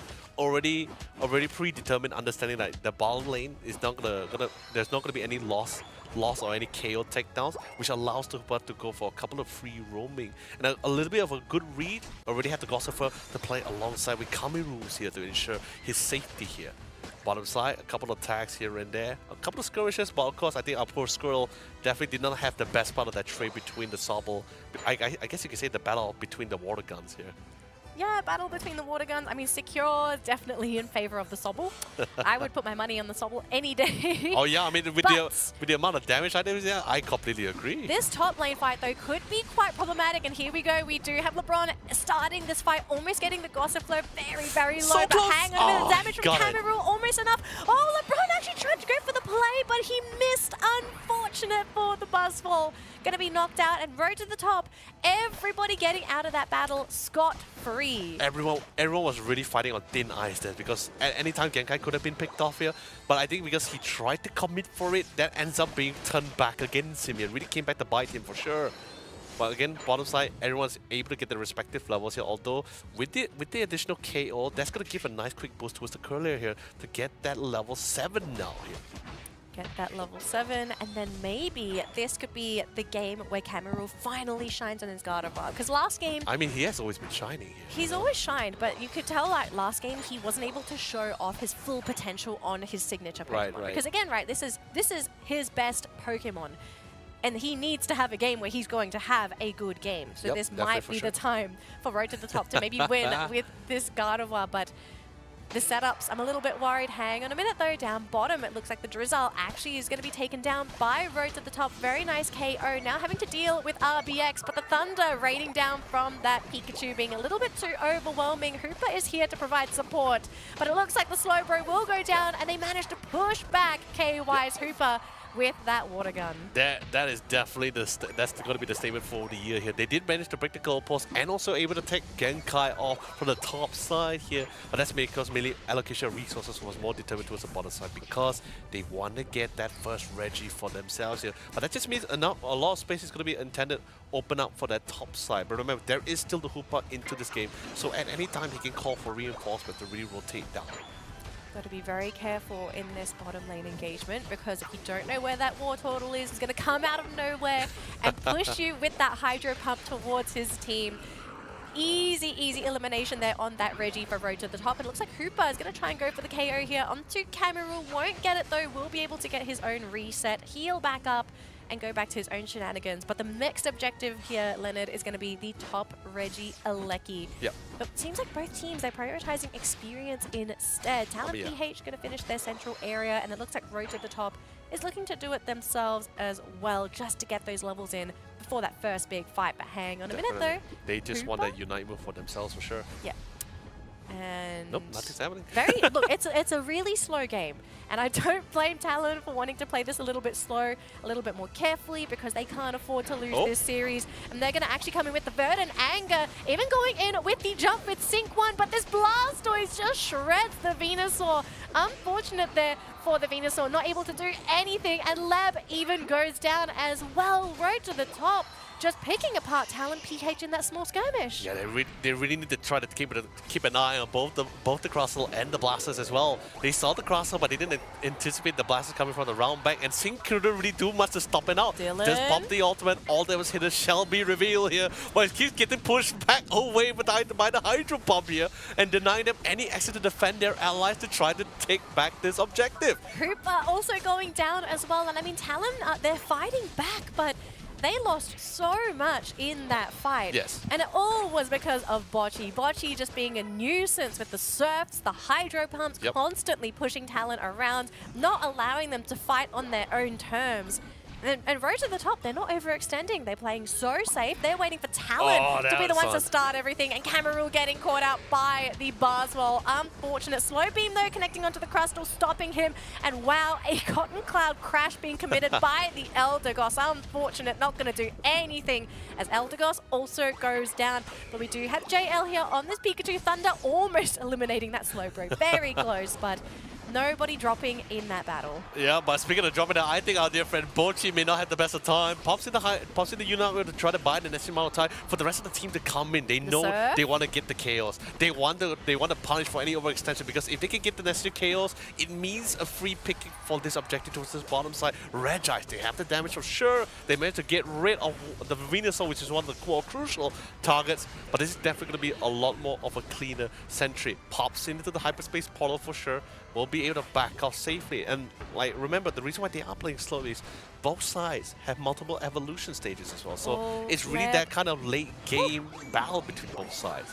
Man, that poke potential coming in from the Gardevoir and the Pikachu from Road to the Top is really doing a number on that Buzzwole. If Buzzwole can't get into those fights the way he wants to, he just gets slowly burned down and he can't really do anything about it. They're going to try and force a fight in this top lane. They do get the KO onto the Crustle with the help of the Inteleon, looking to go for this final KO, this time onto the Blastoise. Hydro Tiger going to connect, and Inteleon actually going down. Cameroon coming in with the Eldegoss, and they'll looks like Buzzwell's going to try and keep him away. Blastoise, though, by himself, keeping Hooper busy. Eldegoss going to provide that support for that Blastoise with those heals. No, another Verdant Anger. They will lose the Venusaur. Blastoise, though, drops along in that process. Again, just a relentless battle between these two teams.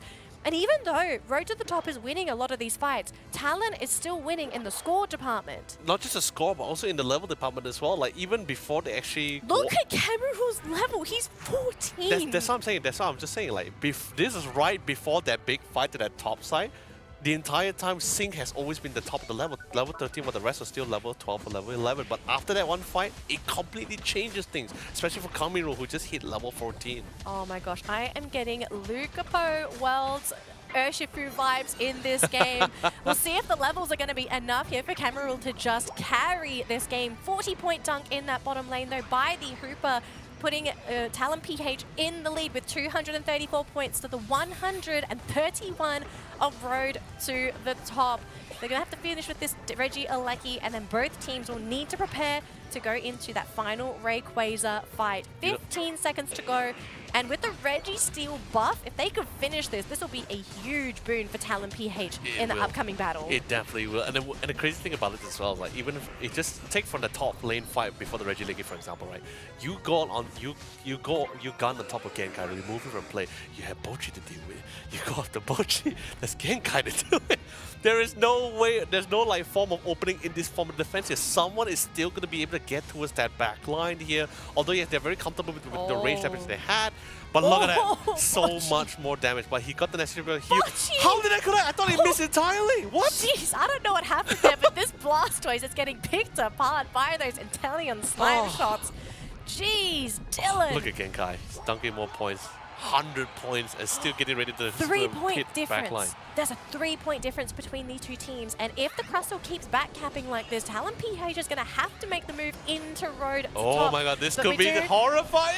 Oh, the Typhoon, it connects onto multiple Pokemon, but they're just so spread apart. The positioning for Talon was flawless, and it looks like the Slowbro is going to go down. Talon PH maybe on the back foot here, now also losing the Venusaur. It's going to be down to 3. Hooper and Teleon, as well as that Buzzwole. Can they finish a Thunderstorm going down? But this Buzzwole is so fat. He is so tanky. So I don't know if it's enough. They do eliminate that Buzzwole, but the snapshot. Goodbye, Pikachu.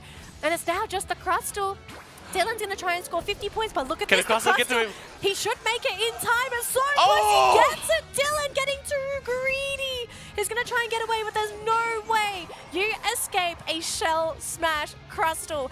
30 seconds to go.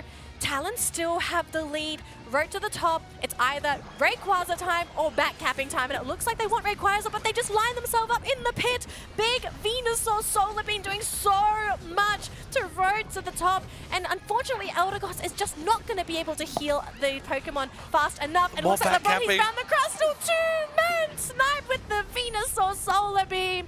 Talon PH, I think they've just cut Road to the Top's path short to the top. Oh, that is absolutely insane coming from Talon PH as well. And you know, we were just talking about like trying to get those setups for your backline attackers. Do you know what's the most craziest part about this?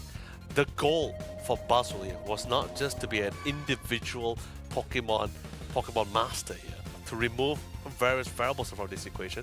His goal was also just trying to control them as many players as much as possible here. Oh, this is so difficult here. MVP. Does it have to be? I'm looking at both Lab, just either Lab or KY. What do you think for this one, for man of the match here? I mean, for the series in general, I don't see one person that actually Everyone really did their part, Yeah, right? everybody did their part. I do think it might look a little bit better here for Talon PH from these two games, because game number 1, I think everything just sort of went wrong for Road to the Top. It was a very big disaster in general. So if I was gonna probably look at Talon's players, I would probably either, I think LeBron did a really good job in those games. I kind of feel like Dylan also did what he needed to do for the team as well. But that's what I'm trying to say, right? Like, it felt like Inteleon role has always been pretty static or sometimes dynamic towards the end of the Rayquaza fight. That's why I didn't really bring him up. I was Because, looking. I mean, he didn't get caught. That was the most important thing. Like, he was there. Yeah, because he can't get caught because LeBron and KY and RBX has been doing that. That's what I'm saying. Everyone carried their weight Yeah, in a lot of these that fights, makes right? it hard, so I can't choose. But that's what I'm saying, right? I felt LeBron in this round, right? Like his role was not just to try to go for pickups. His role was also to help them to really set things up. That's pretty much why they had more confidence to bring Sing's Venusaur in with the solar beam here, because he knows for a fact that not just one person could get locked down by RBX with the slow beam.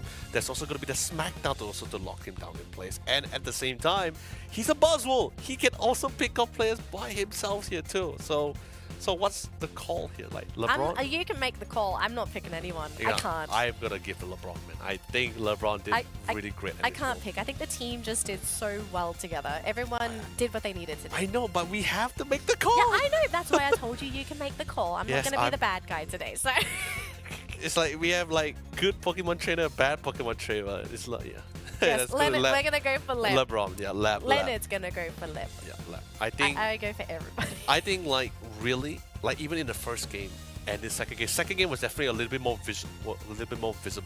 The first game was a little bit more difficult because there was Blastoise, right?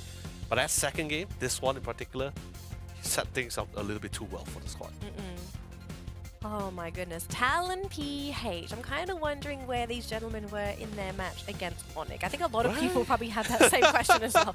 You were the one that casted it, so you would probably have a better idea. I'm very curious as well, but I think that at the same time it was a lot of just that last fight moments, because that one final fight at Rayquaza. I remember the last 30-second fight Yes. where was it LeBron as well? He was Leafeon. He went for a back cap in that top lane, and then he got picked off by Scyther. Yes, that's what I'm saying, right? It's So yeah, it's I bit of a don't mishap. I don't think they were underestimating their opponents during that game. I think it's just more the fact that they had such a lead for themselves. They were being forced into the tunes of members of, I believe it was, yes, Team Loading. Team Loading forced them into their tune, into their playstyle, right? They kept forcing aggression towards the Rayquaza. They started a lot of fights although yes, it's during Rayquaza pit timing, but it's always at the timing where even if they were to lose out in that fight, Team Onyx. No, I was talking about Team Onyx versus Team Loading, was it? Talon. Yeah, sorry, Talon. They were, yeah, my bad, sorry. It's okay, So don't worry. at that moment, right, it was a lot of those situations Oh where no, yeah, so it wasn't Scyther. I'm trying to remember what Pokemon it was that actually punished... the That's fine. Leafeon? Oh yeah. Moving Yeah, on. moving on. Moving on, because Because- we got to talk about this yeah, game. Yeah, not we had so much games happening towards this. But anyway, let's quickly go back to the highlights. Everyone, like I said, it was an action fiesta. Yeah. All time run. It was action-packed. I think KY as well was the hidden hero. Like, he was just quietly doing his job in the back lines. Because I know there are some players that are extremely flashy with Cooper. But KY, he was a silent... He's like... You know, in a broadcast, you've got the people in the front, the actors, they're doing like all this amazing stuff for the broadcast. Everyone forgets about the backstage crew. The backstage crew is the backbone of the broadcast. KY is the backstage crew. He's the one that makes this team tick. I totally agree. And although, yes, you want to talk about the hoop, I want to emphasize on this Clefable. Refuse to leave the side of the main damage. Like, he understands like what everyone's role is into this round and just prioritize on just stick to the one that really needs that support the most here. But honestly, Bochi, even though like they weren't able to take off the win against like Talon PH, I still felt like Genkai and Bochi has been such a phenomenon. Like these two just back to back with each other, being so aggressive. I think this is something that Genkai was very. I think this is what makes Road to the Top members really strong as well, because everyone are of similar mind. Everyone's pretty aggressive. If one person dies, there is no hesitation, there is no doubt. Once they give a command, once they give an order, everyone just commits for it. It's that kind of decision where no one is gonna like doubt the other. It's like, you know what, we do it, we're gonna do it. You know, everyone's all into this together. But Talon PH really making use of their range capabilities and just completely melted away the competition. LeBron was just absolutely on a roll with that Buzzwole. Look, I mean, I was just going to tell Syncon, like, that was a really juicy solar beam for that last two Pokemon snipes. The setup with LeBron, it's just, there's so much setup. There's so much coordination. It is actually crazy to see this team. You know, right, the minute I saw the items on Venus, I already know it's solar beam because I run the exact same items as well. I was like, that's definitely a solar beam. That's such a solar beam. But when you bring up Petal Desk, and I was like, Oh yeah, I also run the same items with Paladins. Oh man, but either way. The disappointment I feel is immeasurable. What do you mean disappointment? You also called it out too. You said people run the same items on Paladins too. Look, it also depends because not everyone runs the same builds, right? Like it's very situational, but it's fine because we're gonna go to our favorite segment of the day, which is drawing with Leonard. We're gonna draw on the tablet and talk about what's happened in that. Does it feel like drawing with Leonard? It's more like watching Leonard draw.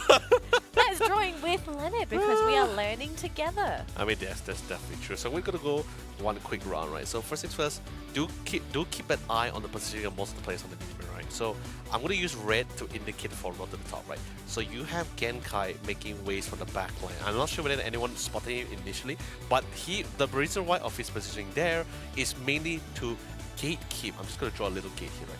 His job is to gatekeep the escape route.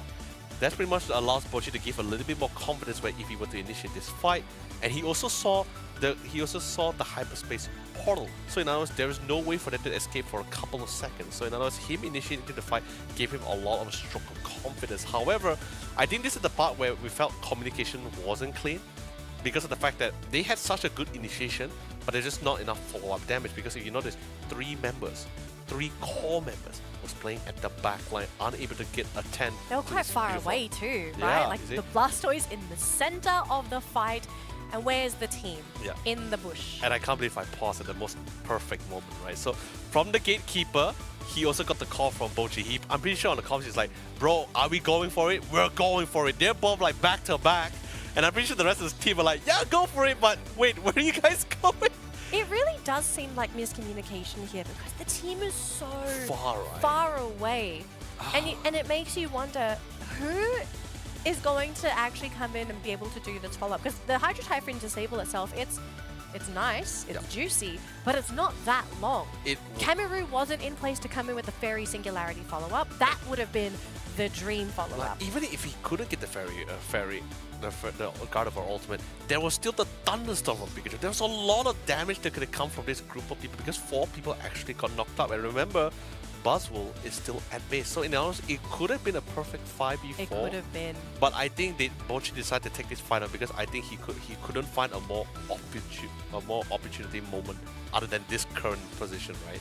I wonder if it was also just to get Dylan, but Dylan had eject ready.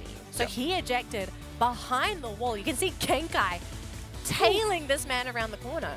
But everyone is still, again, too far away. I just don't see Genkai being able to single-handedly deal with Dylan. Now here's the crazy thing, right? Although despite the great initiation coming from both the Blastoise and the Crustle, right? With the Hyperspace Portal, now Lab was currently in the fight. The Buzzwole is here. And with that communication, you see RBX getting ready to move forward to follow up with the necessary amount of damage. Although a little bit far from the Inteleon, the Venusaur was not too far apart. So I'm just gonna quickly keep this rolling, right? And look at dear LeBron. Although yes, he did sustain a lot of damage from the initial confrontation between most of the squad, he actually forced out the Fairy Singularity. He also forced out the Eldegrass ultimate. And remember, during the initial fight, the Crustle and also the Blastoise also used their Unite move. There was only left with the Thunderstorm. Basically, Lab, yeah, this little. So, Lab pretty much did his job. He not only set up, he also forced out a lot of Unite moves just to defend the team here. While for the rest of the squad, Venusaur still has his ultimate. Love has his ultimate. Pretty much everybody has their ultimate for this Rayquaza fight. Yeah, and everyone didn't have any. Lev had so much impact for that one engagement here. It just felt like panic buttons at this point for Road to the Top, right? Like just these panic buttons, throwing it down, hoping to scare off Talon, and then he realized, wait, we don't have anything left. Right? So it's like, it was one of those situations, whether it's a panic or miscomms for that last fight. It could be anything. Yeah, it really could be anything, right? Because like they just didn't really have enough intel. Because everyone just dispersed. Yeah. Everyone just really went their separate ways and just couldn't figure out how they want to go for this. All right, folks, we're going to bring it back to the desk here because it looks like we're going to have a wonderful interview opportunity with KYY from Talon PH. So we've got a brand new face to speak to, and I'm really excited every time I speak to new people because it means you get to make more friends. Exactly. Hey, and we get to see the broad minds and the machination between all these pro players. Because, ladies and gentlemen, please Please give a round of applause for KY of Talent PH. Buddy, how you doing, buddy? Hello. Can you hear me, guys? Yep, we can hear you loud and clear. Can you hear us, though? Yes, I can hear. All right, so the basic question we have to ask is how are you feeling after beating Road to the Top for your final game in the group stage? I'm just happy. You're just happy. It's simple. It's simple. It explains a lot. Simple math. You win, you're happy. And because of that win, you actually moved from the 4th seed in your group to the 2nd seed. So you're now actually not going to have the long path in the playoffs. You have a much shorter path in the playoffs. I want to know, who are you looking forward to playing the most? We're looking for Rise and MYS because they have a lot of potential to become a champion. Do you guys have a rivalry between them since you play against them a lot in Southeast Asia pubs? Yes. Whoa. Okay, KY, I do have a question, right, KY? Because I heard a rumor, or I heard a rumor, right, Oh KY, gosh, where here we go. when it comes between like among the professional teams like you guys as well, like between scrims, how do you guys usually handle your scrims, right? Do you usually have like an actual Pacific team you guys usually practice with, or it's just more like whoever was available, that kind of thing? I can tell it's a secret. Okay, all right. Has to be a secret. Totally Come fine. on. Totally fine. Totally fine. Yeah. Understandable. I totally respect that. Okay, so I think I actually asked this question last week to Road to the Top, but I want to hear Talon's thoughts. I want to hear your thoughts on Pikachu because this Pokemon is slowly starting to turn into the flavor of the month. What is it that makes Pikachu such a great Pokemon right now? Pikachu have a long range skill so that we can poke the enemy. So And it's the poke, it's the I can- consistent damage. Yeah. I guess we're going to see a lot more And Pikachu. also- Yeah, pretty much, yeah. So, okay, I do have one, I believe, like, my final question from my side, at least, KY, is that I know I've asked a lot of teams, but I do want to get your intake about this as well. Currently, as you know, meta has been somewhat changed from the last ACL as well. We had the introduction of Metagross, a couple of nerfs for certain Pokemon as well. Has the meta really shifted significantly, or it has been pretty the same for you guys? For us, Metagross can beat easily. It's just need a chain CC. Oh, so just stun him. Easy. Yeah. Just stun him. Yeah, just control him to Yeah, heaven. just stun you know? him. Oh gosh, I did not say that. Alrighty. Come on. Alright, KY, congratulations again to Talent PH and to you for your victory this week. Do you have any final words to your Filipino fans that are watching? Because there are a lot of them over our 3 broadcasts. Thank you guys. Nice G. Hey! Thank you so much, KY. We'll see you at the playoffs next week. Thank you so much. Bye. Thank you. My gosh, You know, I love how happy you he know- is. He's got this like big smile You know, plastered on I his can tell you face. this I can tell you for sure, among the Southeast Asian players, right? Like, I think particularly Philippine players are the most expressionate players. Like, they love the joke with you. They have the best laugh. They have the best jokes. They're also very like upfront with you with certain topics as well. So I actually have a really great time talking with Philippine players. Yeah.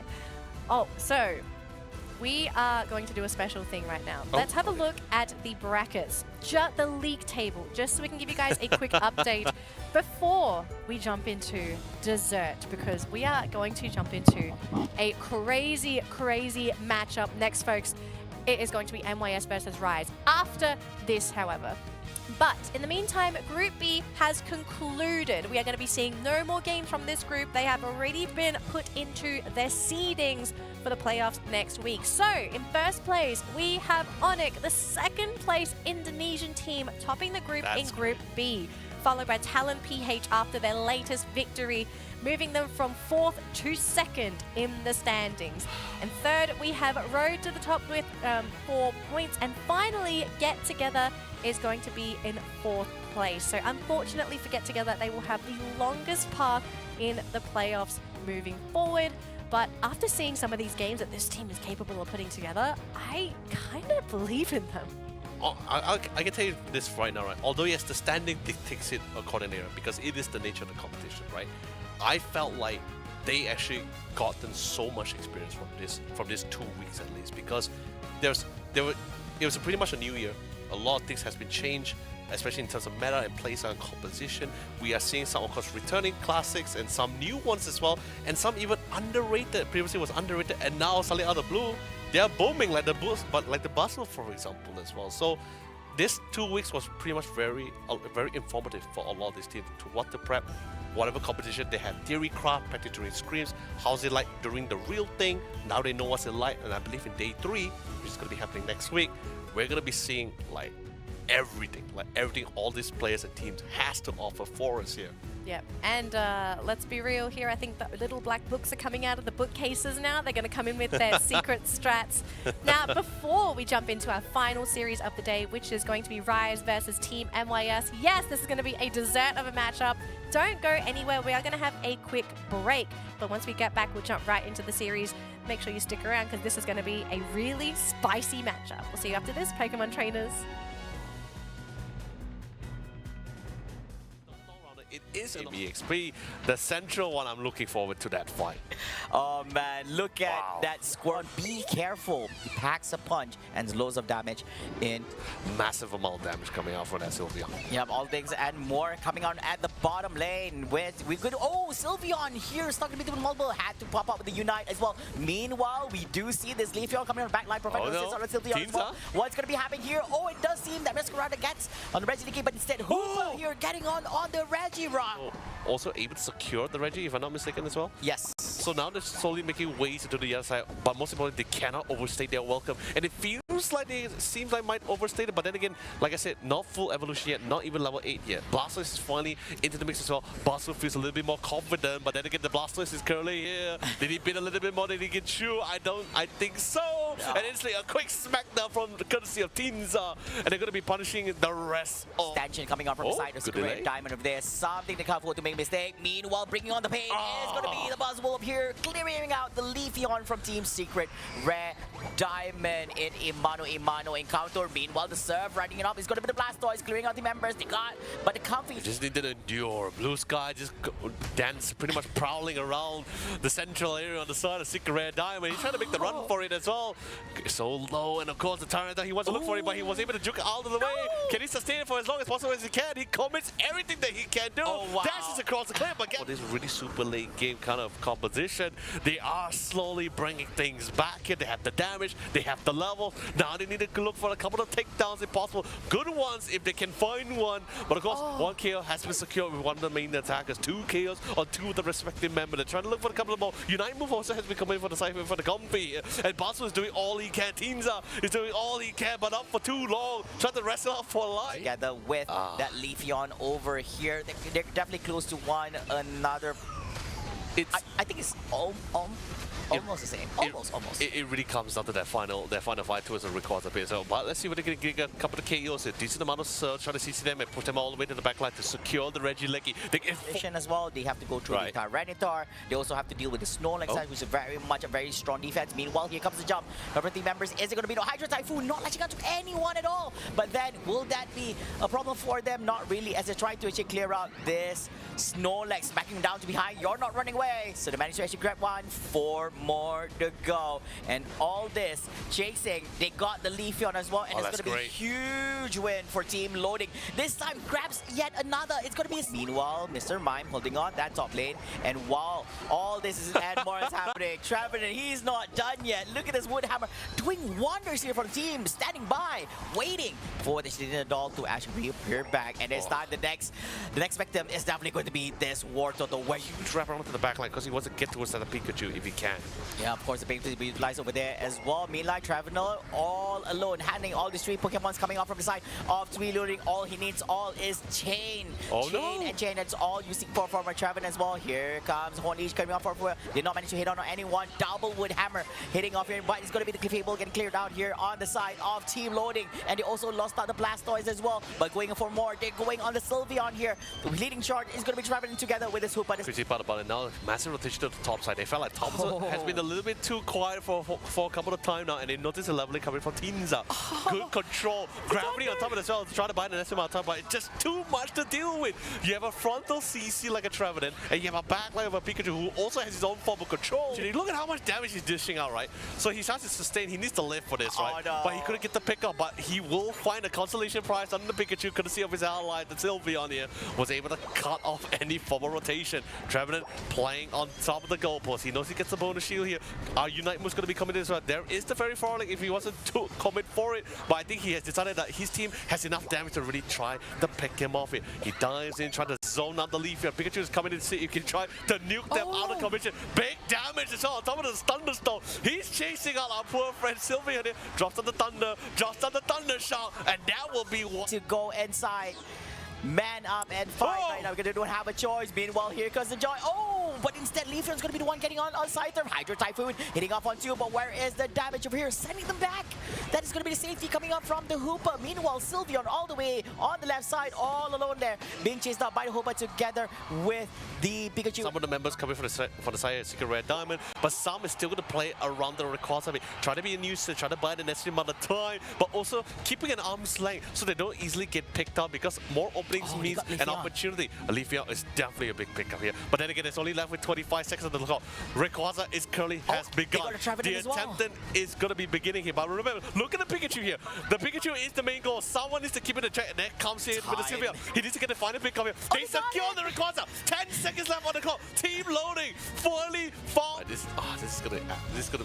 Ladies and gentlemen, we have a game ahead. It's gonna be tough. Bottom lane. Glaceon though going to be locking onto that Hooper. And beautiful backstab coming in from Genkai. Going to be slowed down by the. It's not too surprising for me. You just gotta love to see it as well. Oh, that but they get so much damage, and even the Reggie Rock CC as well did dish out a couple of more. Look at this, the not really the best on health. Need to fall back, but the Avalanche was able to fall them back. But they were able to trade back the necessary amount of KOs. Massive damage, but 2 KOs in the process here. The objective seems pretty hard for them to take, but then again, they're still the Gardevoir, but it's so low, playing quite the distance here. They gotta play it safe. Oh no! Mimikyu going down, and unfortunately for Cameroon, he went home. He's come back, and luckily for him, they were able to take out the Glaceon. But oh my goodness, that was an insane fight, and it continues. Both attackers, unfortunately, very far forward, and Leb going immediately for Cameroon, sending him back to base. This Ninetales looking to finish this Regirock, but it's so hard. Talon PH, they're storming this objective. They want it so badly. Because no team was really finishing off the other. It's just usually one KO pick up for 2. So the fight can keep going on. Thunderstorm also being committed as well. And no chance of the Slowbro to try to sustain the ball there. Hyperspace Ball to try to save one of the teammates, but it didn't really work out accordingly as gone. They have no chance about the backup, and possibly even have to abandon the objective as well. They still keep the fight going. The gravity just slows things too much for the squad to try to flee for the rest of the scene. Hoopa pops the ultimate for the Hoopa Unbound, but I don't think it's going to work out because Dylan gets down. We have a Clefable scoring 40 points up top. Leafeon is here. Hydro Typhoon gets dropped, connects onto 2. Goodbye Slowbro, goodbye Mimikyu, and that's going to be another Regice, this time to the Pikachu. Dylan is on fire. Blastoise pushing back Pokemon from road to the top. They say get off your goal zone. Though it looks like Mimikyu wants to go for that wraparound, but Genkai is going to struggle, especially around Leb. And actually, he's caught the Leafeon instead, and he got the KO, committing his Unite move for that KO. And Blastoise goes down as well. Doesn't even get to use his Hydro Typhoon. Is this going to be where Talon PH collapses, or can they turn this thing around? It's up to Dylan, the Clefable, and that Glaceon. The range, the Hoopa, getting shot down by the Glaceon. There's no more resets for you. Bocce with low health goes down as well. Like maybe he does consider pivoting to Petal Dance. I think it depends on the need. Drizzle actually is going to be taken down by Rhodes at the top. Very nice KO. Now having to deal with RBX, but the Thunder raining down from that Pikachu being a little bit too overwhelming. Hoopa is here to provide support, but it looks like the Slowbro will go down, and they managed to push back KY's Hoopa a little bit slow, a little bit more carefully, because they can't afford to lose this series. And they're going to actually come in with the Verdant Anger, even going in with the jump with Sync 1, but this Blastoise just shreds the Venusaur. Unfortunate there for the Venusaur, not able to do anything, and Leb even goes down, not allowing them to fight on their own terms. And Road to the top, they're not overextending. They're playing so safe. They're waiting for Talon to be the ones to start everything. And Cameroon getting caught out by the Barswell. Unfortunate. Slow beam, though, connecting onto the Crustal, stopping him. And wow, a Cotton Cloud crash being committed by the Eldegoss. Unfortunate, not going to do anything as Eldegoss also goes. But nobody dropping in that battle. Yeah, but speaking of dropping out, I think our dear friend Bochi may not have the best of time. Pops in the Unite to try to buy the necessary amount of time for the rest of the team to come in. They know they want to get the chaos. They want to punish for any overextension, because if they can get the necessary chaos, it means he just gets slowly burned down and he can't really do anything about it. They're going to try and force a fight in this top lane. They do get the KO onto the Crustal with the help of the Inteleon, looking to go for this final KO, this time onto the Blastoise. Hydro Tiger going to connect, and Inteleon actually going down. Cameroon coming in with the Eldegoss, and it looks like Barswell is going to try and keep him away. Blastoise, though, by himself, keeping Hooper busy. Eldegoss going to provide that support for that Blastoise with those heals. Another Verdant Anger. They will lose the Venusaur. Blastoise, though, drops along in that post into Road. Oh my god, this could be horrifying! Oh, the Typhoon. It connects onto multiple Pokemon, but they're just so spread apart. The positioning for Talon was flawless. And it looks like the Slowbro is going to go down. Talon PH maybe on the back foot here. Now also losing the Venusaur. It's going to be down to 3. Hooper and Teleon, as well as that Barswell. Can they finish a Thunderstorm going down? But this Barswell is so fat. He is so tanky. I don't know if it's enough. They do eliminate that Barswell, but the Snow have the lead. Road to the top. It's either Rayquaza time or backcapping time. And it looks like they want Rayquaza, but they just line themselves up in the pit. Big Venusaur Solar Beam doing so much to Road to the top. And unfortunately, Eldegoss is just not going to be able to heal the Pokemon fast enough. And it looks like the body's found the Crustal. 2-man snipe with the Venusaur Solar Beam. Talon P. Politics. But then again, quite a surprise. Not to say it's not an all-rounder, it is an EXP. The central one, I'm looking forward to that fight. Oh man, look at that Squirtle. Be careful. He packs a punch and loads of damage in.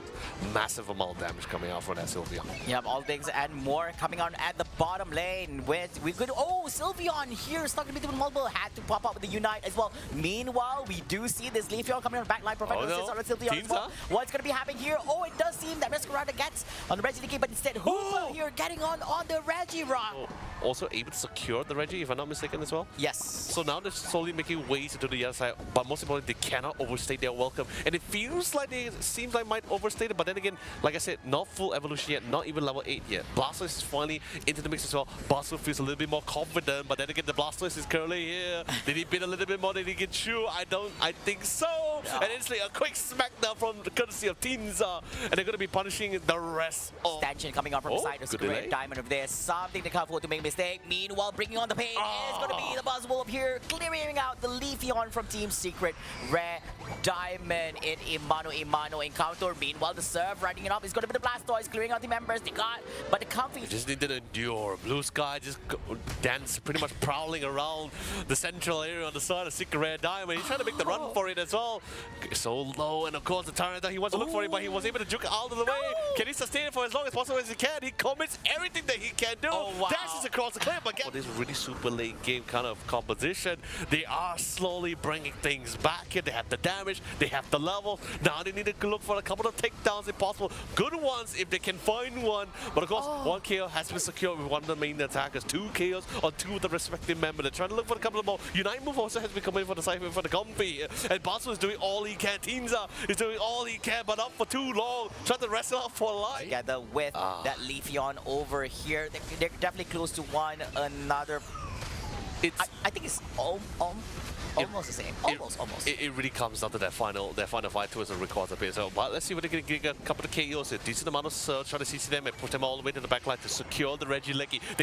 As well, they have to go through the Tyranitar. They also have to deal with the Snorlax side, which is very much a very strong defense. Meanwhile, here comes the jump. Number 3 members, is it going to be no Hydro Typhoon? Not latching out to anyone at all. But then, will that be a problem for them? Not really, as they're trying to actually clear out this Snorlax, backing down to behind. You're not running away. So they managed to actually grab one for more to go. And all this chasing, they got the Leafeon as well, and it's that's going to be a huge win for Team Loading. This time grabs yet another. It's going to be meanwhile, Mr. Mime holding on that top lane. And while all this is and more is happening, Trevenant, he's not done yet. Look at this Woodhammer doing wonders here for the team, standing by, waiting for the Shidina doll to actually reappear back. And this time, the next victim is definitely going to be this War Toto, where you Trap around to the back line because he wants to get towards that Pikachu if he can. Yeah, of course, the bait to be utilized over there as well. Meanwhile, Traveler all alone, handling all these three Pokemons coming out from the side of Three Loading. All he needs is Chain. Oh, Chain no. and Chain, that's all you seek for from Traveler as well. Here comes Hornish coming off for did not manage to hit on anyone. Double Wood Hammer hitting off here, but it's going to be the Clefable getting cleared out here on the side of Team Loading. And they also lost out the Blastoise as well, but going for more. They're going on the Sylveon here. The leading charge is going to be traveling together with this Hoopa. Crazy part about it now, massive rotation to the top side. They felt like Thompson has been the... Pokemon trainers. Oh, Professor Flavor. I Yes. know you've been introducing the show lately. My bad. No, please do. Oh my gosh. Welcome back, Pokemon trainers, to the Pokemon Unite Asia Champions League 2024. We are here for our final game for the entirety of the Southeast Asia group stage. Yes. And it's the grand finale we've all been waiting for. Yes, it is Team definitely. MYS. Whew, it's versus finally. Rise.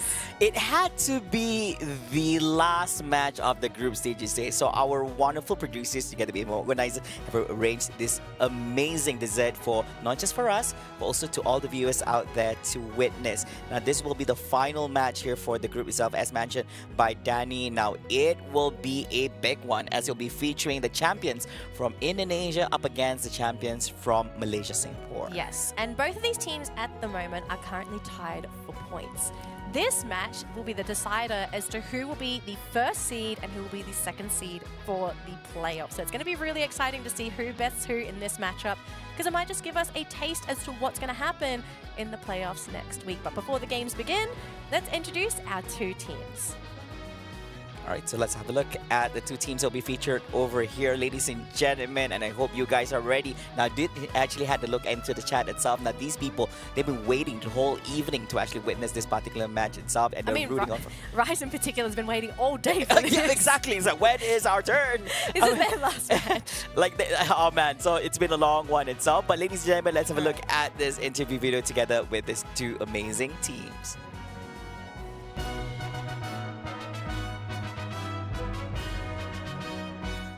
In my opinion, Yang is the standout player of my team because he gotten third in WCS last year. 我觉得我最强的选手是 HT， 因为他是我看过我们马来西亚、新加坡之间最强的打野选手。I think our star player is definitely either Foxy or HT because they have the best mechanism among the five of us.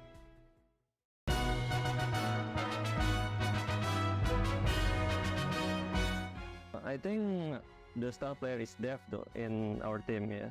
Reason why, because he plays like a clown, so yeah, the star indeed. I think Rise actually have 5 players who are capable of showing stardom in their plays. So it's only a matter of who shows it the most, I guess, because everyone has their moments at their own times, right? But if I have to answer one player who stood out the most, although only slightly, I'd have to say probably AXQ, who is our bottom lane attacker, because he is the most solid that I think exists in not only in Indonesia, but we can even take a look at the whole of Asia or even the whole world.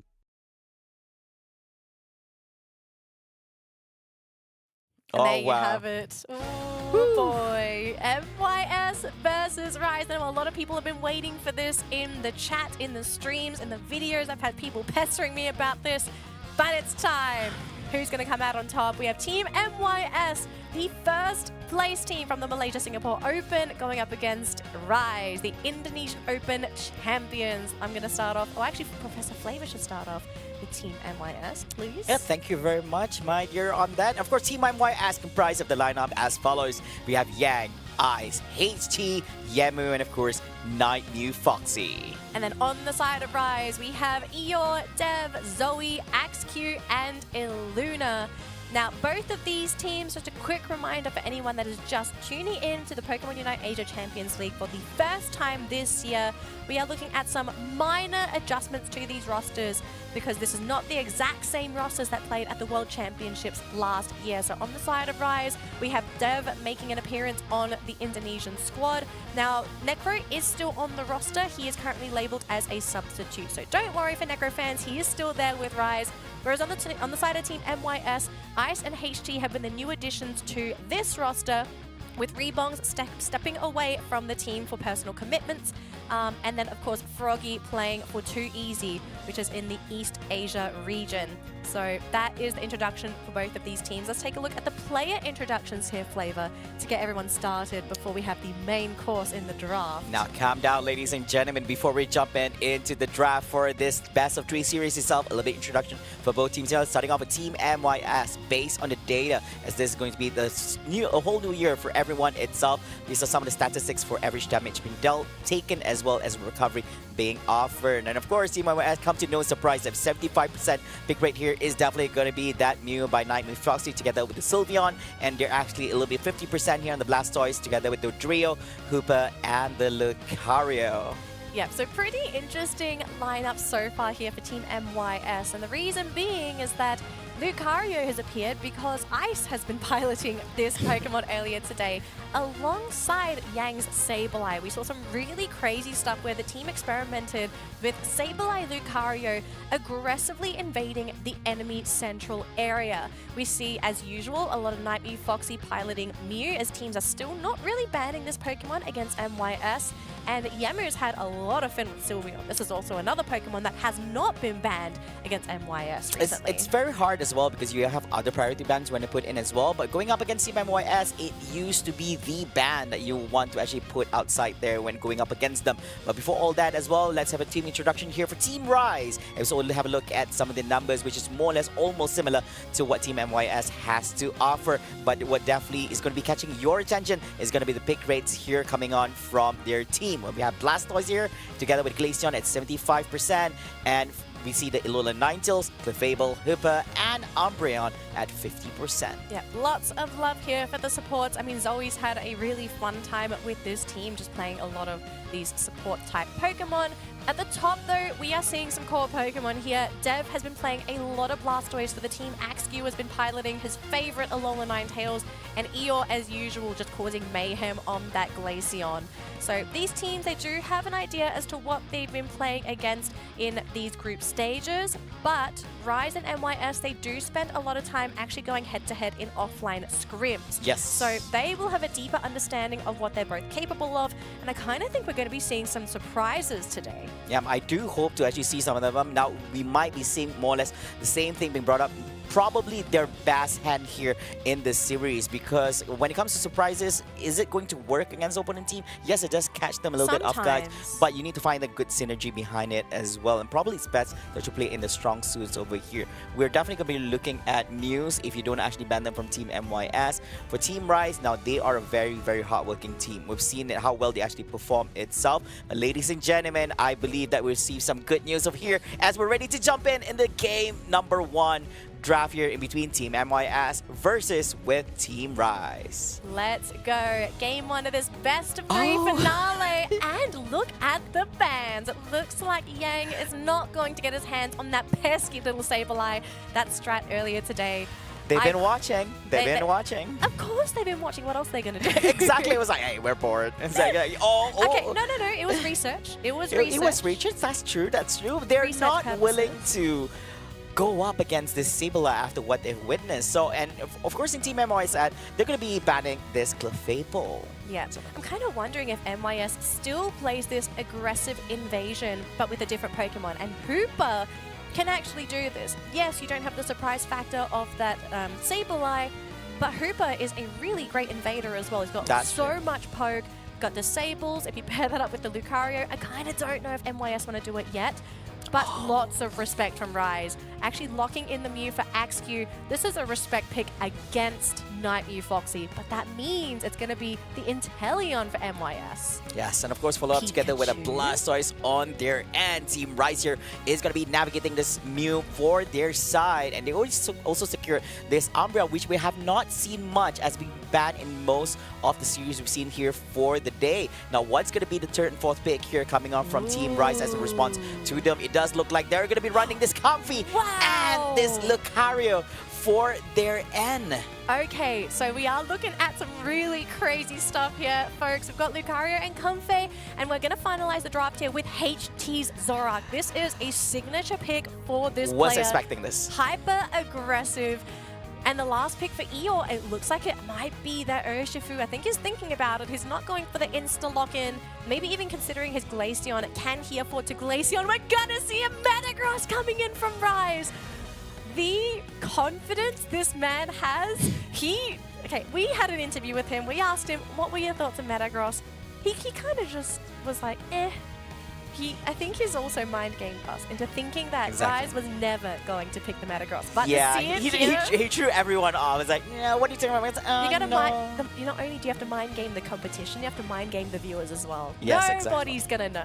Exactly. Now they will know here in this game. Team MYS looking pretty solid, I have to say. But Rise is running this Comfey. Now you could be actually running it together with this Lucario in the game and see how much you can actually snowball. Probably with this particular combo, you can actually outplay this Zoroark coming up from Team MYS. Now they have to find ways to actually deal with this Inteleon as well, which is going to be key in sniping out some of the Pokemons on the side of Team Rise. Yeah, and another thing to mention here is that this might not be that bad of a game for Metagross. Now hear me out here, right, because we do know the benefits and also the disadvantages of Metagross, but this game in particular, I think this might be a really great game for Eeyore. Not only because you're going to be getting that central lane farm, you should get to Metagross at a reasonable timing. You are supported by a Comfey, and looking at MYS's draft, they really don't have the best ways of cancelling a Compute and Crash, which is the Unite move for a Metagross. Now, this has been one of the biggest complaints for this Pokemon. Its Unite move can be cancelled. It is extremely annoying because the whole point of the Unite move is to jump onto the lowest health scanned Pokemon.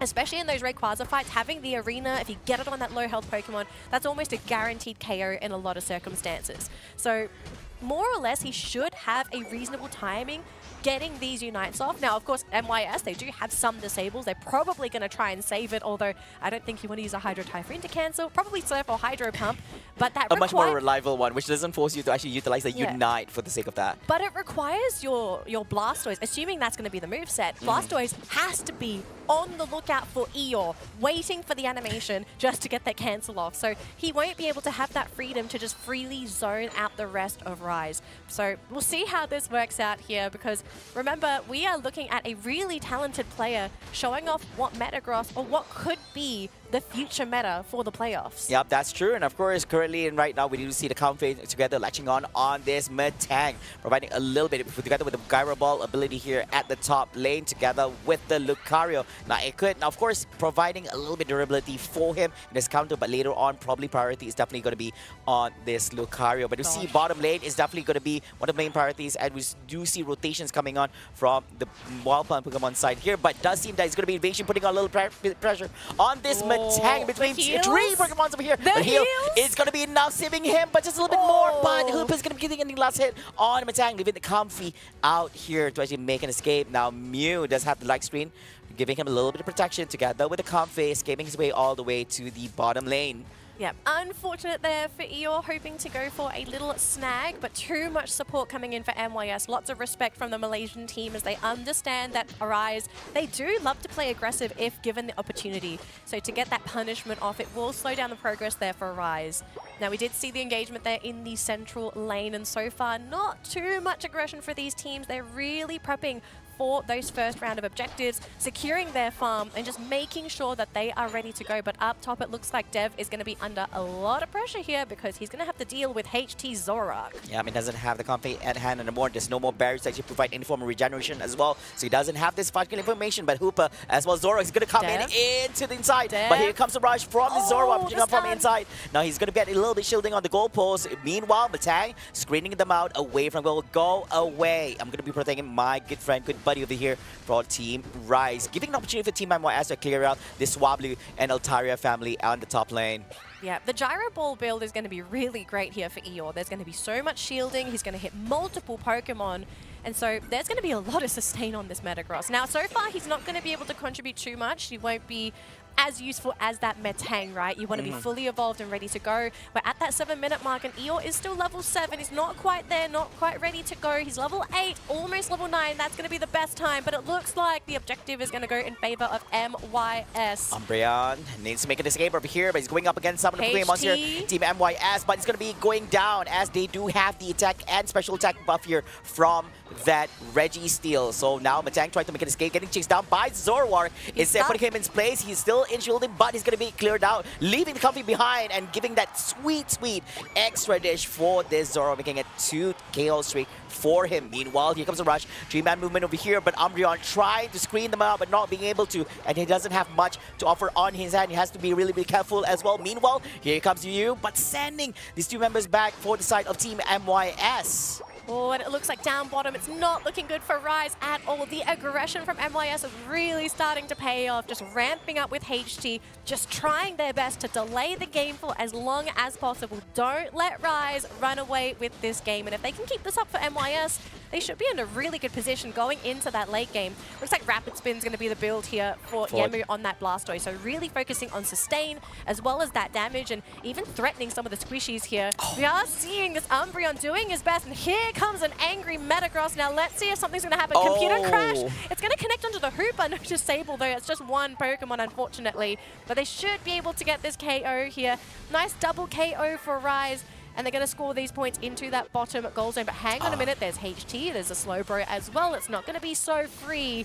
The HT has to be careful. The support's not here. Although, hang on a minute, they actually slow beam the Metagross and they get Eeyore. Oh no, at the same time as well, they also managed to get their hands on the Comfy, putting them in place here as they try to actually not being able to actually do any form of scoring on the side for Team MYS. Now the game is going pretty steady and Comfy coming up from both ends at the current moment. Now we look at the levels coming up from both ends. Yes, we do see the Zoroark here having a much higher level, huge advantage here at level 11. But meanwhile, the team members from Team Rise is trying to keep up as much as possible as they do have 3 of the team members at level 10. So probably level difference-wise, it's only 1. Meanwhile, retention here at the bottom lane as they're trying to go in for the scoring, but got cleared out by the Hooper Unbound as well as a Slowbro here. Now what's going to be happening here? They're coming. They're most definitely coming over here. But meanwhile, Unite is going to be the Mew as well, charging on forward. They managed to actually get on the Magikarp as well and get out of the Comfy, making a 5v3 situation here, siding more towards Team MYS. And the one securing the snipe on the Regice is going to be that Inteleon, and also grabbing on that Umbreon as an additional prize. Man, Eeyore is just not tanky enough to absorb all this damage coming up from MYS. He's at full health 1 second, and then he's gone the next. Comfy is all alone. MYS, they are doing a fantastic job retaliating to this potential late game nightmare that could have been a Metagross. Oh no, here comes Job, an extra acceleration prize here for the Zoroark as they clear out that Lucario. And that's going to be very costly for the Team Rise at the current moment, pushing this Zoroark even more forward. And they're also going to be securing this Regieleki for themselves as it marches through this top lane, making their way to the next goalpost from Team Rise. And they have to defend this. It does seem that Team MYS is going to be assisting this Regieleki to its way towards the goalpost itself. Meanwhile, here at the bottom lane, Rapid Spin, bad Blastoise chasing down the Umbreon, screening him away, but making his way to the top lane instead. And of course, we do see engagements over here coming on from the side of Team Rise, trying to defend this. Regieleki has already made his way inside, but it's pushing on body, not being able to stop this Slowbro to actually go in for a little bit scoring for his end. Oh my goodness, Dev. He's managed to spot them out in the bush, but it doesn't matter. HT, though, being a little bit too deep in that fight. Unfortunately, about time. About time. Finally going down. That's going to be some good experience going in the way of Rise. But if we're speaking about experience, this game is not too bad. Rise is hot on MYS's heels. They are still slightly behind. We've got 40 seconds to go, so both teams are going to farm as much as they can before they hit that late game. But I don't know, though. I'm not sure if Rise is going to be feeling too confident about their position in this late game. It'll come down to execution.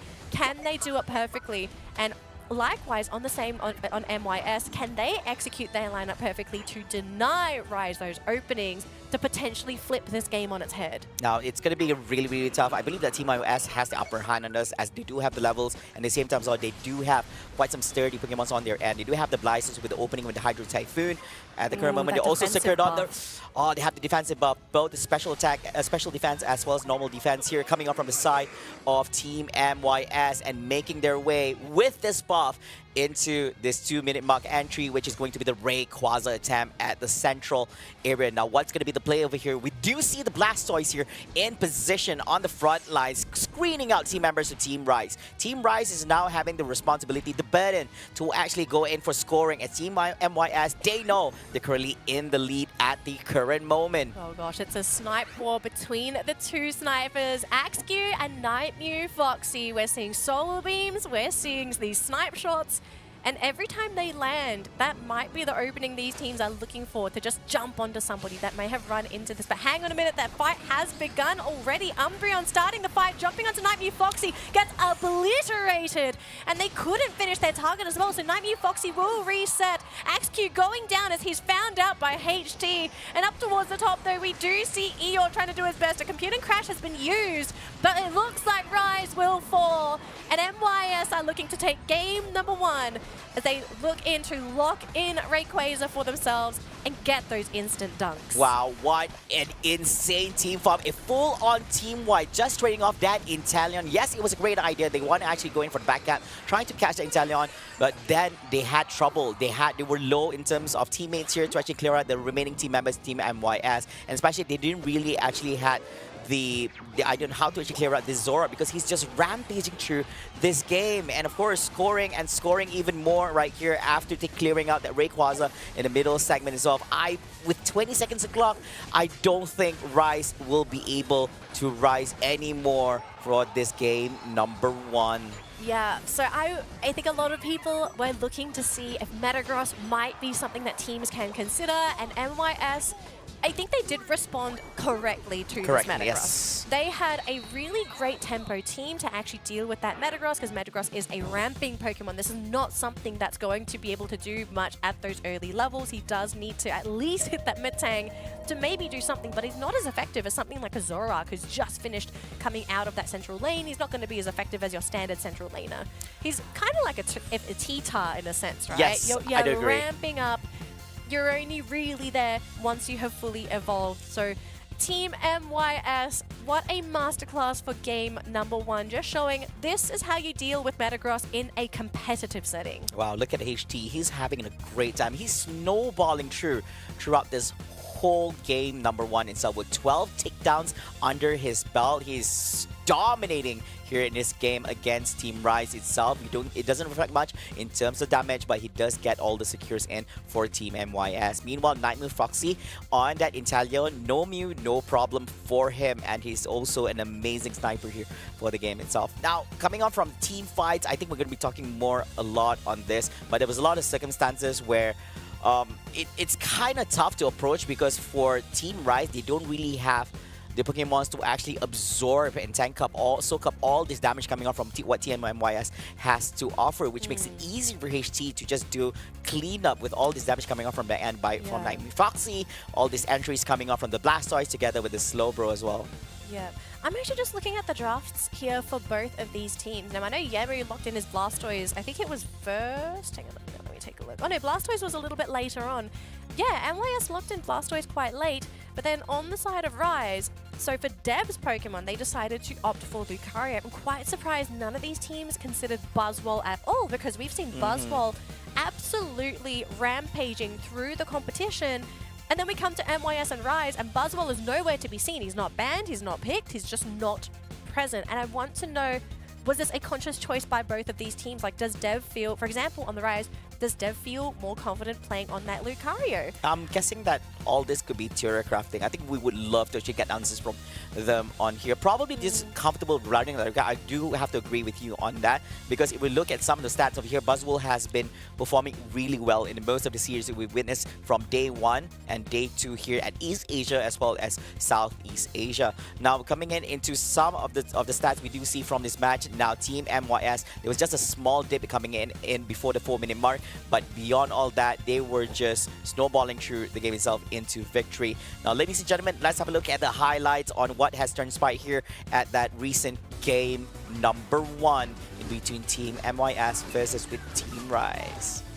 So we do see, I guess, like a small blunder at the very beginning, right? We saw Eeyore, he was trying to be aggressive in that central lane, unfortunately getting punished because there were too many players on MYS in that central lane as well.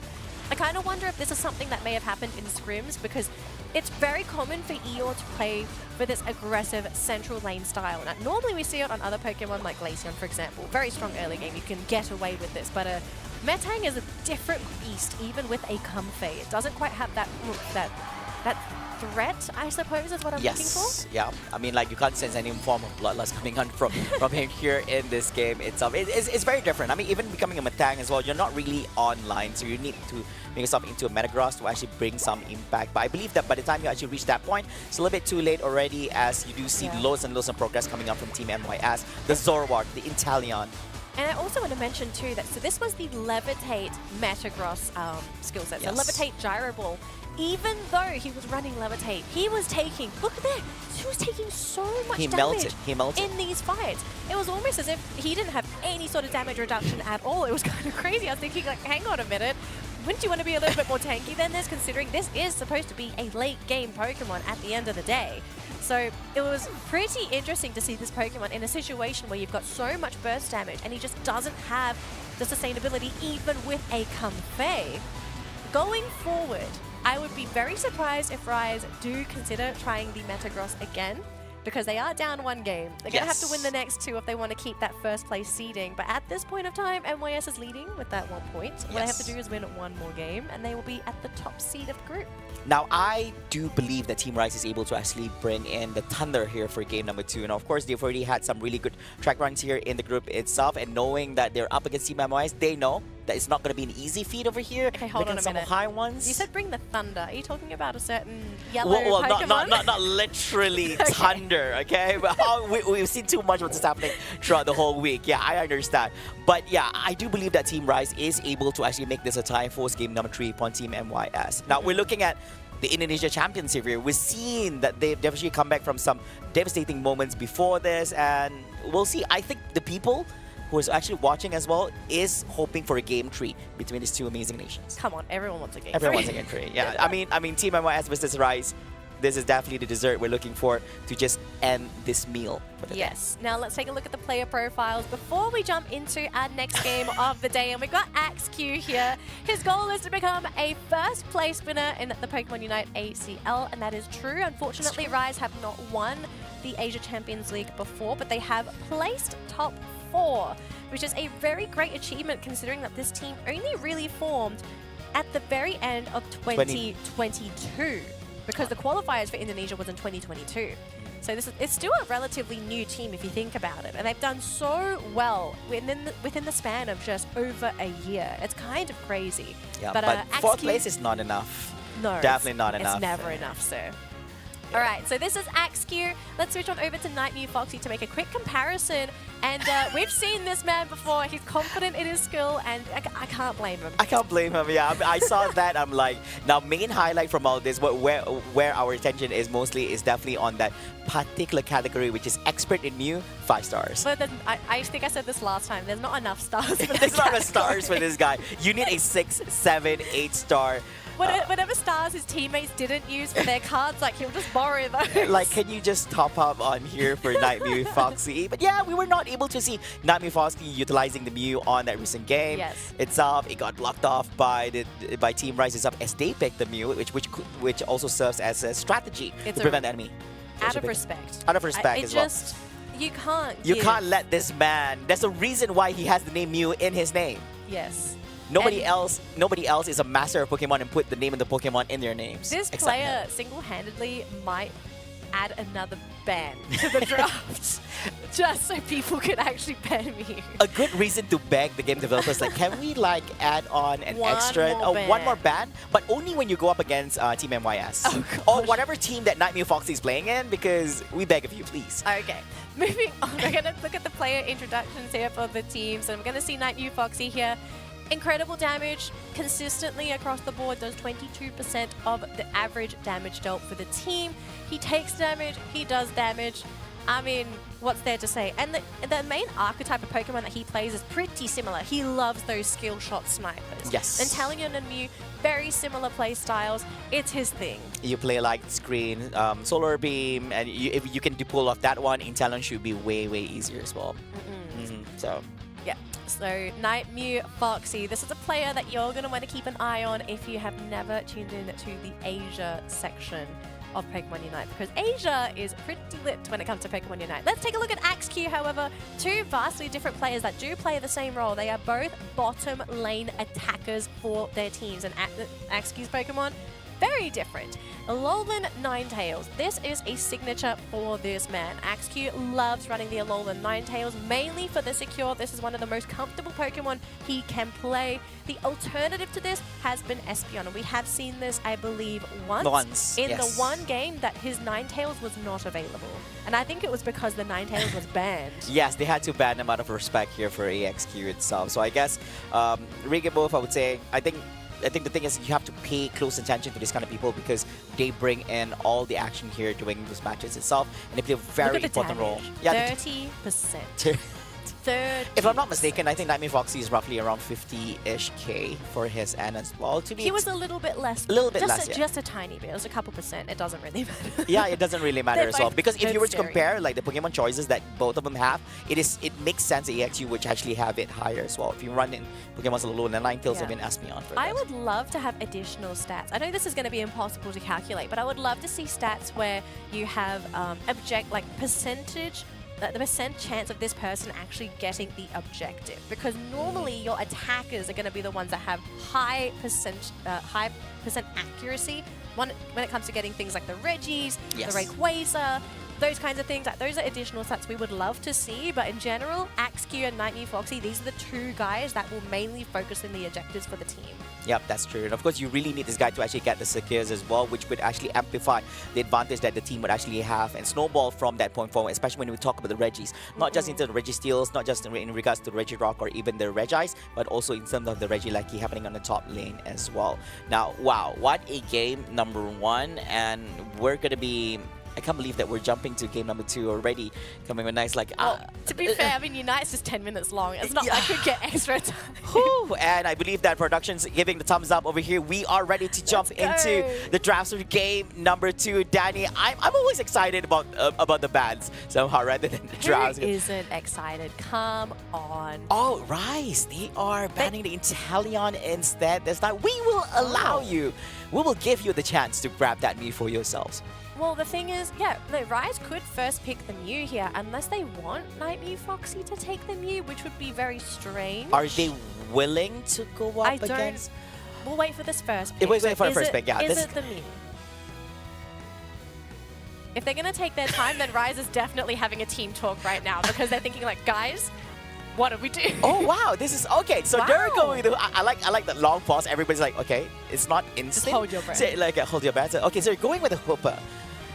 There is an opening here that they are told they're running with the Umbreon. Of course, there's a big opportunity over here together with the Blastoise for the end. A solid opening, I would say. No problem whatsoever together with it.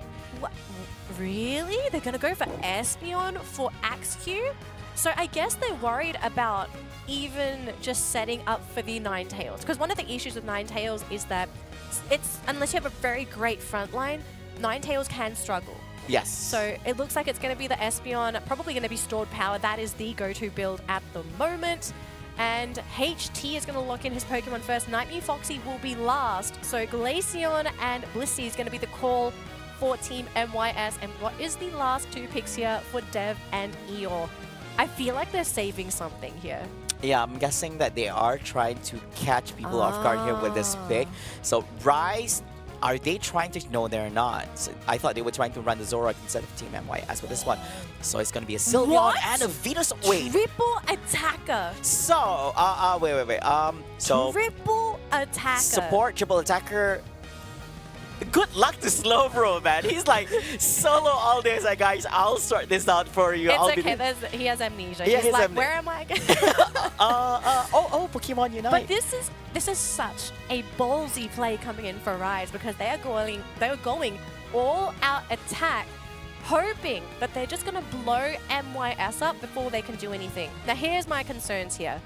Ice and Yamu are on two really great defenders, very oppressive defenders. You have Blastoise, who's going to basically have a free chance of just rapid spinning into Rise if rapid spin is the choice. If he goes for Surf Hydro Pump, if he connects onto Axew, Dev, or Eeyore, these Pokemon are gone. They are squishy. Blastoise can pop them, and then you have Ice. I'm curious to see what is Ice's decision for movesets because I don't think it's going to be Mean Look. I feel like it has to be that foul play. Foul play Snarl. Yeah, I mean, like, they don't really need to catch any melee coming on from the side of Team Rise anyway, so probably that will be the choice for that. I am curious if Eeyore is going to be running the Rage ability. So I think is he actually running with Acid Spray together with the Solar Beam for this one, or he's going to be going with Petal Dance? Sometimes it's Giga Beam as well. It's player preference again. I don't think you'd want to run Sludge Bomb here because you already have the Sylveon there for the special defense reduction. Yes. So it's probably, if he wants to go for range, it's going to be that Giga Beam, but I'm wondering like if he ever considers Petal Dance here. Can he afford to run Petal Dance? It's usually like Petal Dance, Giga Drain, and then it's going to be a Solar Beam, or it's going to be a Solar Beam, Acid Spray, and Camera. So, it's tough. I think we'll get to know this once he actually goes in. The moment he actually goes into Ivysaur, that's when we're going to see all this happening. It's usually a normal combo between those two. But anyways, here going on central area is going to be the Glaceon getting a little bit. It's giving a little bit of space here for the Bulbasaur to actually get level on the wild Pokemon side of here, which is a great idea because it takes a while for Bulbasaur. He doesn't have really good secure ability, so no point of running him on the top lane or even at the bottom lane itself. Like, yes, of course, Razor Leaf deals a lot of damage, but it's not burst. Meanwhile, here top lane running it's going to be the Squirtle together with this Chansey together with we're going to see the Sylveon here together with the Hoopa. Now there is rotation here. It's going to be rotation coming from Team Rise to the bottom lane instead. Meanwhile, for Team Rise, it's going to be the rotation to the top lane. Oh, let's see who's going to grab those birds. And it looks like a lot of them went into Team MYS's pocket. So a little unfortunate there for Rise. MYS, they're going to be really happy with this. And so far, Axew as well as his partner, Illuna, doing their best to really apply pressure. Because Espeon's a really great laner. Stored Power Espeon, there's a lot of poking potential with this. Although up top, though, Yamu is struggling up against the Sylveon. Will be able to back out of there. He's got a Blissey with him to heal him up with those eggs. As long as Yang is nearby, Yamu should be okay. The Hooper scouting around here for Rise, just making sure that there's no shenanigans. Oh, no. Trying to spot out where Glaceon could be. And Zoe is going to try and go for the reset here. Thankfully, it's just Yang. You know, Blissey's not that scary, so it's okay. I mean, even the Mew decide to actually retract back as well, but they are waiting for the central area while Pokemon to actually appear for them to actually go in for the snap in a few short moments. Meanwhile, here the top lane is going to be a mano-a-mano segment between this. Well, apologies, it's going off in the bottom lane here between the Umbreon together with Slowbro. Of course, the cavalry has arrived here from teammates for Team MYS, making it a 4-victory situation at the bottom lane. Team Rise, they need to fend it off. They should be able to do so, as it's going to be quite a sturdy and durable Slowbro here on the side of Team Rise. Yep, so we're looking at a Giga Beam build here for the Venusaur. So the Giga Drain and the Solar Beam. So he's got the reset potential for the Giga Drain and the self-sustain. Giga Drain is fantastic against those melee defenders because it heals you back up, especially with how Blastoise as well as Umbreon wants to be in your face. We do have the start up here with the Umbreon. Foul play pulling back 3. Not quite there though, but it looks like Umbreon is going to be taking a bit of a break here back in base. Glaceon, however, doing a lot of damage there to the Slowbro. And look at this though, Eeyore on the offense with the Solar Beam, doing quite a bit here to MYS. MYS, they've got to be really careful. But now I think it's going to be a battle of the solar beams because Nightmare Foxy is here. And also, we're looking at the Sylveon doing his absolute best to zone, and AxeQ securing the Registeel. That's going to be an offensive buff there to Rise. That's going to be time for Team MYS to back off. You would not want to go up against Team Rise as they actually have the special attack as well as the attack buff at the current moment from the Registeel. But of course, not much pressure being put from them from the side of Team Rise. Top lane here, Blastoise fetting up should be no problem for him. Currently at level 7 and already fully evolved double evolution from the Squirtle. Trying to push forward together with Rapid Spin over here. Not doing much, I would say, just screening off the team members from Team Rise away from doing any form of scoring. Now mid lane looks interesting here as we do see this Robin currently in position. Over Anchor hitting out. They managed to actually get the Blissey, and they also got together on the Glaceon. Oh, that is going to be brutal here coming from the side of Team Rise, leaving a big opening and dunking on some points here at the lower goalpost on the side of Team MYS. Meanwhile, Umbreon here in position, but getting sent off here by the Hoopa. So we are seeing the power of the Sylveon-Espeon combination that has been popping up actually over the past 2 weekends of play at the Asia Champions League. This combination does so much damage in the early game and synergistically is a great pairing, right? Because Sylveon powers up the damage that Espeon can do, and they're just such a great combo together. And if you add another special attacker to the lineup, which is what a Venusaur is, you need to be so careful in these fights. If these moves connect, there's a good chance MYS Pokemon are just going to disappear off the face of the earth. Eviscerate. Be careful. Never look down upon it. Oh, it's going to be the Glaceon getting last hit in on that Regieleki here at the top segment. And of course, there's going to be a little bit of babysitting coming up from team members of Team MYS. They really want this, but team members of Team Rise are trying to screen out this Regieleki from entering the goalpost here. But do they have enough? Hoopa sending back some of the team members, keeping them fresh and healthy coming throughout. Hydro Typhoon hitting off over here, but it's not able to actually connect well to the team members of Team Rise. Uses it up with the Slap trying to push out the team members. They managed to get the Sylveon. Is it going to be enough? Oh, that's going to be huge. It does seem that the Solar Beam coming up from the Mew is going to be the big win here for Team MYS. And the Hoopa goes down at the same time as well, making it 4 team members down as Sylveon returns back into the track. And they're going to be losing out the Espeon as well, making it a full-on team-wide in hands of this Blastoise 4 KO streak here in his hands. Yamu doing a lot of heavy lifting in that battle. So a lot of focus on Rise was directed to that Blissey. And just at that last second, Blissey used the Bliss Assist onto the Blastoise. And a Bliss Assisted Blastoise that's running the Rapid Spin build does so much damage. He shredded through Rise, setting up for his teammates to get those eventual knockouts.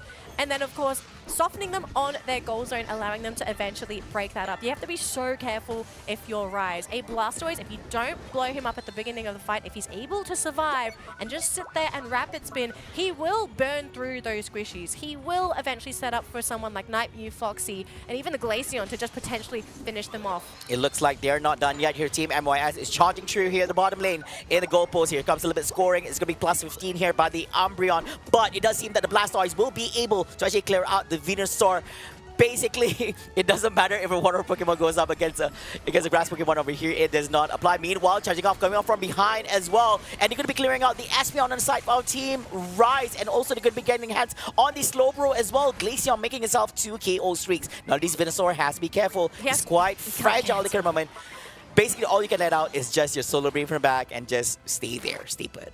MYS, they're looking really good in this game. Constant aggression, and they are starting to find hold in this lineup here for Rise, and in particular, this Blastoise is slowly becoming a massive issue because as we saw, that 1v1 in the backlines, we didn't quite see it on the screen, but on the map though, Rapid Spin Blastoise just dances around the Solar Beam Venusaur build, and there's not really much Eeyore can really do about it unless he has support from his team. So if he's alone and Yamu sees that Venusaur, he's going to want to get right on top of him and finish him off before he can contribute to those team fights. So Yamu, his priority target, not just the Hydro Typhoons, get rid of Eeyore because he can't do anything about it. Exactly, and it's not like Eeyore is actually running a pedal dance kick and drain at all, so it does not provide him with any form of mobility to actually make any form of escape. So basically the only saving element for him is most definitely an eject, and if that's being utilized, there's no way for you to actually escape in the Blastoise here. But it does seem there's going to be a short pause here in this match in between Team Rise and Team MYS, but at the current moment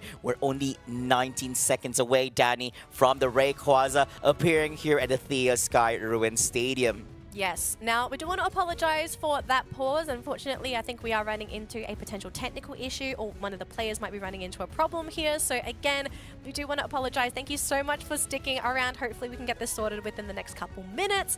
But yes, we are now in a very tense moment because Rise are in a whole world of issues right now. Oh, wow. They went for this triple attacker comp, and I think the idea for their composition was to just run away with the game from the get-go. Utilize the early game power of your EVs as well as your Venusaur, and hope that you just keep MYS down until that Rayquaza. And unfortunately, MYS have done a really good job at coming back into this game and actually slowly creeping ahead in those levels. I think we might be coming back into the game here, folks. Thank you so much for your patience. We're going to find out what the finale is for this game. I mean, I felt like there's so many things happening and we didn't realize the clock was there. Are you sure you 8 minutes down? I was like, okay. But Slowbro, man, out of all these things, Danny, he has to do loads of things. I don't think he has the ability to actually screen out all the, or even soak up all the damage come from Team Rise. As in most occasions, they would just ignore him and go in straight for all these main attackers coming out from Team Rise. Now, Rayquaza has appeared and they know that Team Rise is currently in the lead here with 34 points more compared to what Team Rise has to offer. Time is ticking. Now, how is Team Rise going to approach this? Now, Blastoise at the top lane is trying to clear out any potential scoring from Team Rise in that segment. Meanwhile, Umbreon also covering a little bit ground on the bottom lane over here. Sylveon trying to make his way through the top lane here. But what is going to be the play? Who's going to make the entry here, make his way to the Rayquaza? Because Team MYS, we know them, they're not going to touch this Rayquaza. So we're going to screen them away. Meanwhile, they do find the Umbreon over here. Here comes the hole, but where's the damage? Even the Anchor Virgin is utilized as well. Venusaur gets the takedown here on the Umbreon. 1 man down, 4 more to go, Danny. There's the Blastoise, though. He wants to finish the Espeon, but is cautious. Yemu doesn't want to go down. He has the Typhoon. He's ready to go. There's no slow beam. He ejects forward, connects onto Rise. Can MYS get the clear, though? So far, they're doing pretty good. And 2 are down on the side of Rise. Next to fall is going to be that Hooper. Now we're left with 2. It's Axew and Eeyore. It's going to really come down to Eeyore if it's going to be the Rayquaza. They're going to try and force him out because MYS, they're in no position to need to go for Rayquaza. And Eeyore took the bait. Now, unfortunately for Axew, he is on a Espeon who's playing stored power. There's not really much he's going to be able to do here. It looks like MYS is going to end this series 2-0 in a convincing fashion after surviving a intense onslaught from Rise in this early game. They managed to win those mid-game engagements, bring themselves up into a comfortable position for that late game, and win a very convincing late game team fight. Look at this. The representatives from the Malaysia Singapore Open is actually doing it over here, probably making a way to a convincing 2-0 against the champions from Indonesia. Team Rise here on our final series of the day in a fashionable manner, most definitely. So congratulations to Team MYS. And with that, ladies and gentlemen, that makes the score 2-0. 2 for Team MYS and 0 for Team Rise, making them the champions, the first place for their respective group. Yeah, and what this means for these 2 teams now is that Team MYS will get the first seeding for the playoffs, meaning they have to play the least amount of games. They only have to win 1 series on the 3rd day itself, main bracket, to actually make it into the top 3 to the ECL I love how you finals. say only, because you still have to win the game. Oh, yeah. But I mean, if you win, I mean, like, yeah. So, but if you win, you make it in the top 3. Totally get it. No, it's yeah, I mean, it's gonna. The MYS are gonna be sitting pretty, but for Rise, they will need to play technically a 1-game longer journey. That's all, to make it to the offline finals, because there are 3 spots for teams to qualify to Thailand, and we are still sitting with 8 teams total. Yeah. So there's a lot that's going to be happening next week. I'm really excited for this as well because we're going to be getting more games next week. Yes, that's true. That's going to be 2 extra games. 2 extra games, I would say. And there's going to be a lot of things happening over there, as we're going to be featuring both East Asia as well as Southeast Asia. Now, all teams here in respective Group A and Group B will still be playing on day number 3 for the main bracket, but their placements in the group will determine where they will begin their journey in the bracket itself. Higher ranking or higher placement in the group stage will place them closer to the final segment itself. Now, congratulations to both teams for a spectacular game over here. Team Rise, the Indonesia champions, and Team MYS, the Malaysia Singapore Open champions over here. Now, Looking right. at the game itself, Danny, who would you give this MVP? I'm taking a look at the two teams, and it's kind of hard, but I'm sort of leaning towards Yamu because he did a really great job overall, just being there to set up for the team, protecting his backline, making sure that Nightmare Foxy was fine, making sure that HT was going to be okay, especially in those in-game team fights, getting those, because he played Blastoise in both of those games. The Hydro Typhoon, super important, consistent in the lane as well. We never really see Yamu struggle at all. He's just such a great laner, but again, assistance by HT, kind of can't blame him when you have a great central laner as well. That's so true. I think we're going to have to give it to Yamu here. Yeah, I have to say, I mean, this game too was very convincing. Yamu played really, really well. He didn't felt like a defender Blastoise at all. He felt like an attacker Blastoise here in this game. And he contribute even more damage compared to what Nightmare Foxy brought here using the Mew here. And I think collectively, yes, everybody contributed well in terms of the whole segment of the game. There was instances, yes, Team Rise was able to actually pick off on Ice on that Umbreon in the early stages in engagement on the Rayquaza, but even without Ice present there, despite it being a 4v5 situation, Team Rise was able to actually turn the battles around, making a convincing win them during that last stretch. What a match. I mean, like, you couldn't ask for a much more high-level play over here, and Team West has proven themselves to actually be the top of the leaderboard here for this particular Group A. And looking at the charts over here as well, now it's not really positive progress for Team West throughout the whole thing. They were actually there was a point where actually the team was actually struggling mid-game, where Team Rise was actually having slightly more points during the Regieleki segment, where they actually won it. But then Team MYS was able to actually get back on their feet just moments before jumping into that 7-minute segment of the game. I want to ask you here, Flavor, because we both watched the same game. What do you feel like happened to Rise to lose their momentum? Because I kind of felt like Rise had a pretty good early game. They looked pretty good. They were doing their jobs with their evolutions, but then at what point do you kind of feel like MYS made that comeback and equalized the game? I do get the question, because you would expect Rise to actually be having a much better time, as they do have the evolutions, which is supposed to carry them through the early as well as the mid game itself. But before all that, I would really want to address it as well. It's great that our production is also playing out some of the highlights that actually happened in the game itself. Now, they have the attackers. It looked like they knew what they were actually doing itself, but the problem is, it's come to a point where for Team MYS, their idea is very simple. They don't really have to pay much attention to what the Slowbro can actually offer in the game. All they have to do is just ignore all that and just go straight up to all the main events. To clear it out, the Sylveon here is engagement. Look at this Blastoise and the opening that's actually offering here for the team members of Team MYS. And he's actually the main one who's in front of that and still surviving. Look at this, charging forward, no problem. I think that was the, like, personally, I kind of feel like that was the fight where everything went right for MYS, because at that time, level advantage was in favor of Rise. Team Rise, yeah. Yeah, so MYS, great team fight. I actually think it came down to that combination of the Bliss assist onto Yamu, so that he was able to get that boosted attack, sit in the middle of the fight, have the extra shielding, just sort of, you know, heyday, Blastoise thing. Rapid Spin Blastoise is still a legitimate strategy, even though we're seeing a lot more Surf Hydro Pump nowadays.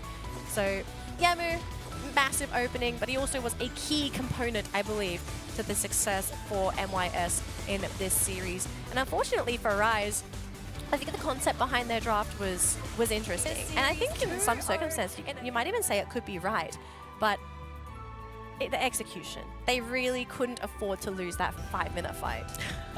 I think I couldn't see it anywhere as well, but it's very hard to actually have a look at all this. Now, of course, ladies and gentlemen, all that, we also want to highlight some key highlight things that actually happened in that recent game by jumping into our illustration segment over here, where we're going to be pointing out some of the key things that actually happened in the recent game number 1 and game number 2. And of course, before all that, we're going to be looking here at clip number 3. Now, this is actually game number 2 between Team MOS and Team Rise. Now, before we kickstart our segment here, just have a look at in terms of position. Now, everybody is committed at this point itself. Now, playing out for over here, right? So you see in terms of position, I like how we're moving out at this point. Look at these beams being shot out over here. On one end, you do see the Mew shooting off to this side, and we do see the solar beam coming off from the Venusaur side. And so as well. The green and red beam. The green red beam, yeah. It's red light, green light. It's actually happening over here. But the entry coming up from behind is definitely going to be this Blastoise. He's going to be there charging up forward. We do see the Blissey here in position. Now, these two range attackers, they're in comfortable positions as we see on the minimap. All the team members from Team Rice is all the way back there on the left side, as they do have all the information needed for them to actually engage. And look at this, while all this is happening, right? Look at the position still. These guys, they have no problem holding on here. We do have the two range attackers coming up from Team MYS.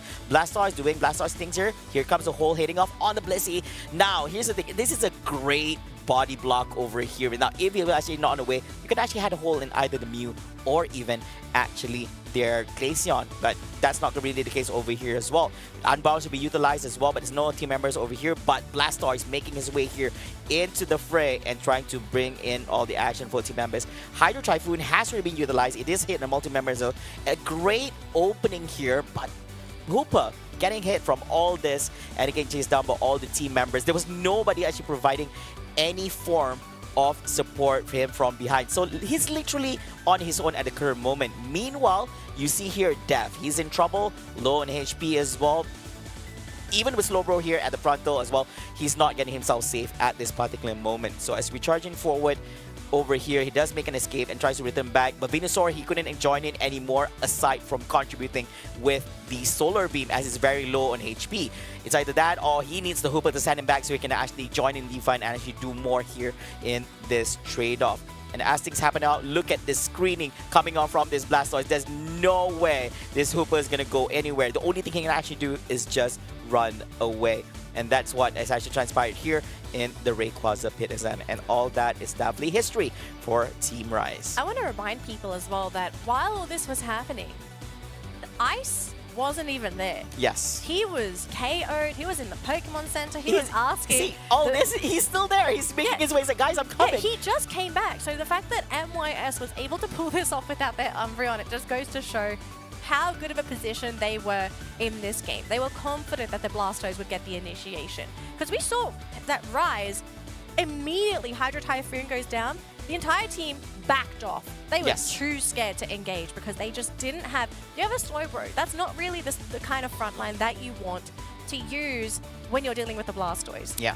So it was a really, really tough game for Rise. I could understand the composition, but they just... They kind of lost it at that 5-minute mark, and everything really just went downhill from that point on. They actually had the numbers, but even with that, they were still scared to actually approach. The moment Hydro Typhoon was being utilized, they were just being pushed back to the side. Look at Venusaur. He has to make his way back to base and actually come back because Hooper was not able to actually provide him with a portal for him to actually just have a reset itself. He's too low on HP. It's either he goes down and risks being away for the next 20 seconds plus, or he makes it safely and being able to cut down short on that timer itself. So I guess that's a call. I mean, it's quite unfortunate. If probably Venusaur was still being they're able to actually contribute more in terms of damage, in terms of presence, it could possibly, this are all what-if situation, I would say, coming up from Team Rise. Yep. So I do believe we have an interview ready to go. So let's talk to the winners of that series. We're going to welcome Ice back to the interview desk. How you feeling? You're looking really happy there with that win. It's a 2-0. My man, spill the beans. How you feeling? I'm feeling great. Big smile. Last year I lost to Rise in the previous ACL, so this is kind of like a revenge match for me, a grudge match for me. And honestly, for speaking from my heart, I think Death is a great upgrade to Rise ever since that last iteration of the roster. So it was a personal challenge for me to beat Rise at least, or a personal goal for me to beat Rise. So after beating Rise, I'm very happy about it, and it's a duo, and I think I'm very happy with our performance today. Oh, wow. That is definitely something. Of course, Ice, you and your team deserves to be happy whole day here for actually having that very convincing win. Now, I really want to ask about going up against Team Rise this time about, was there something different compared to how you went up against them in the previous year itself? For me personally, I was, at least for last year ACL, I think the draft went terrible for us. I didn't know the game as much as I thought I knew about it. And then I learned a lot from last year's Worlds, and then I applied it to this year's ACR with MIS, and both during Worlds and during today, I think we both had a decent draft advantage, and we both like when teams of like almost equal skill or like similar skill face each other, draft is very important. And since I believe that we are more skilled players and we had a better draft, the win was inevitable. The win was for sure, you know. Yeah, and of course, okay, wait a minute. Okay, Danny, I'm very sure Danny really wants to ask this, but let me just ask this one here. What are your thoughts? And when you actually saw that your opponents were actually running with triple attackers from there, and was it a surprise to you guys, or you guys knew that it was already in the bag when you guys actually saw that? Personally, I think they had a okayish comp. It wasn't really like that bad. It's something it's something that they would play. I believe they would play, I guess. So it's within our expectations, and I think after the draft, I believe personally we are 60-70% win rate of winning if we don't mess it up. Oh, interesting. Okay, so look, spill the beans. I'm gonna hear about this Metagross thought from you, Ice. Okay, has Rise ever pulled out a Metagross in scrims against you guys? So last year during Worlds, I was matched against them during groups. Yes. When I was part with High Five /OG, and then they didn't want to scrim us at all because we are in the same group, which I understand. Totally. So I totally, yeah. When Rise asked us to scrim, I said no. Oh, I never seen them pull out Metagross or not. Wow. So both teams coming into this this week or this match, we had no information on each other prior to stalking. So prior to stock has come to that point. No. Okay, hold on. We're going to use the nicer word for this. Research. Researching. Research. Stalking is a little bit too much over there, Ice. Yeah. So, again, back onto the Metagross, because this is something that's also going to be new to you guys. How do you sort of view Metagross as a Pokemon right now? Because you guys did really well, considering that this was also Metagross come Fae coming out of Rise. What is the main objective when you're dealing against a Metagross? And this is also central lane Metagross. It's not top lane. I think Metagross as a Pokemon isn't that bad. It isn't bad, like realistically speaking. But I think the way they drafted their team comp without limiting our picks, I'm not gonna explain why I think it's bad, because I know some competitors are watching the interview. Sure. So I'm not going to give my thoughts, but the way they drafted Metagross with the way they drafted their team comp against ours, I knew it was like the first game I knew was a 90% win rate, like 90% won. That was high. Yeah. Yeah, so you're confident totally. You were like, this Pokemon is not going to hinder us at all. We've also got our comfort picks.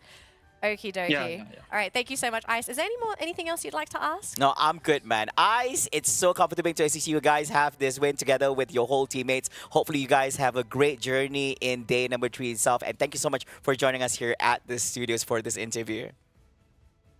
Thank you, guys. All right, thanks, Ice. See you next week. Take care, man. Wow, that was quite an interview we actually had with them, and he was definitely big smiles over there with that win. Did you not see when he had the camera? Like his face was 90% Yeah, exactly. camera, this big smile. Gosh, I love that. He's such a funny guy. Oh yeah. Man, but we had an amazing weekend flavor because the group stage is now officially concluded for East Asia and Southeast Asia, meaning that we are ready for playoffs next weekend. And yes, I said a weekend because we're going to have a full weekend of Pokemon Unite, trying to figure out who will be the 6 representatives, 3 from East Asia, 3 from Southeast Asia, who will be flying to Thailand for the finals next month in Thailand. I said Thailand. Wow. So to conclude Southeast Asia's league stage, I'm going to start with Group A. At the very top, we have Team MYS with 9 points, undefeated in their group, including Rise with a fantastic 2-0 to end things. First place, MYS, top seed. These guys are going to be playing the least number of games next week. In second place, we will still have Rise, who managed to get 6 points in their group, followed by Loading with 3 points, and lastly, Secret Rare Diamond. Unfortunately for the Philippines, this team is going to have to play a lot of games if they want to have a chance at making it to the offline finals. Together with Team Loading as well. So both the 3rd place and the 4th place will go up against one another, but not within the same group. So basically, Team Loading will be going up against the 4th place standing in Group B, whereas Team Secret Red Diamond will be going up against the third place placement in Group B. So, of course, coming up next is going to be Group B itself, which comprises of Get Together, Talent PH, Road to the Top, and Team Onyx. Starting off in first place is going to be Onyx, where they won 2 of the best of 3 series, 2-0, 2-1, and lost 1-2 to Team Get Together. And coming in second is going to be Talent PH, where they already won 2 series in a convincing 2-0, but they lost against Onyx in 0-2 and putting them in second place with 6 points. And of course, you guys do see this. Get Together and Road to the Top tied with 4 points, but it places Road to the Top in third place because they won head-to-head going up against Team Get Together. Now, we are all wanting to see the brackets for the playoffs. Let's show the brackets to our viewers. This is what we're going to be looking at next weekend for the Southeast Asia Day 3 playoffs. We're going to be starting the first round with Loading, playing against Get Together for round number 1, followed by Secret Red Diamond and Road to the Top. Winner of these matches will be playing up against either Talent PH or Rise, depending on the round. And the winner of the second round will then have to play the semi-final teams, which consist of Team MYS and Onyx, the 2 teams that topped the brackets during the group stage. Now, the thing is, Onyx and MYS, even though they are here, they are not safe. They are not guaranteed a spot to go to the finals. If they want to have a guaranteed chance, they have to win. They have to win. If they lose this set, they still have one more chance. Final lifeline. But only one of the 2 teams is going to make it through for third place. So they'll have to play a loser's game to find out who will be that third place team. It's a very scary situation, and for the team that comes in fourth, so close, they'll be devastated. I wouldn't have told it in a much better way, Danny. You're absolutely correct on this. Now, of course, this is going to be the main bracket, ladies and gentlemen. It has been solidified based on the placements of these respective teams in respective groups. So all the best to all the teams. Now, of course, the teams in the first round, Loading, Get Together, Secret Red Diamond, and Road to the Top is going to crawl their way up through the second round, the first round, second round, semi-final, and to the finals itself. It's going to be a very long journey itself, and there's going to be a lot of opportunities for Team MYS and Team Onyx to observe all these teams and how they're going to be playing here at this stage. And always remember, this is a single elimination bracket, meaning that if you lose the best of 3 series, you'll be eliminated from the competition, except for the semi-final segment, where if you do lose out at that point in the competition, you still have the opportunity to make it to the finals by winning the semi-finals loser bracket round at the bottom segment. Yeah. Best of luck to all of our competitors next weekend. It is your last opportunity to make it through, because if anything, I think the group stage was just a taste, a test, a little appetizer, not just for the players, but also for us as the spectators watching this game. But I do think next week is going to be extremely exciting. I cannot wait. But Professor Flavor, thank you so much for joining me on the desk. It's been a wonderful opportunity casting with you yet again. Actually, we're thanking you for this, for actually joining us here at the desk. Thank you so much. Fun casting with you, all-magical Dana Lee joining here at the desk. And of course, you're going to be seeing us together with Leonard Yolo Lee in the upcoming day number 3 itself, with all those Pokemon Unite actions here at the Pokemon Unite Asia Champions League regional stage. Now, ladies and gentlemen, thank you so much to each and every one of you who have joined us throughout the whole Day 1 as well as Day 2 segment for East Asia as well as Southeast Asia, and hopefully you've enjoyed all the matches and winners for today. Be sure to support your favorite teams competing here at the regionals, as they will need every single one of you for your attention as well as your support from time to time. My name is Flavor, together to all magical Dana Lee, signing off on this one, and we'll see you guys next week for day number 3 here at the Pokemon Unite Asia Champions League regionals, East Asia and Southeast Asia. Till then, good night, everyone.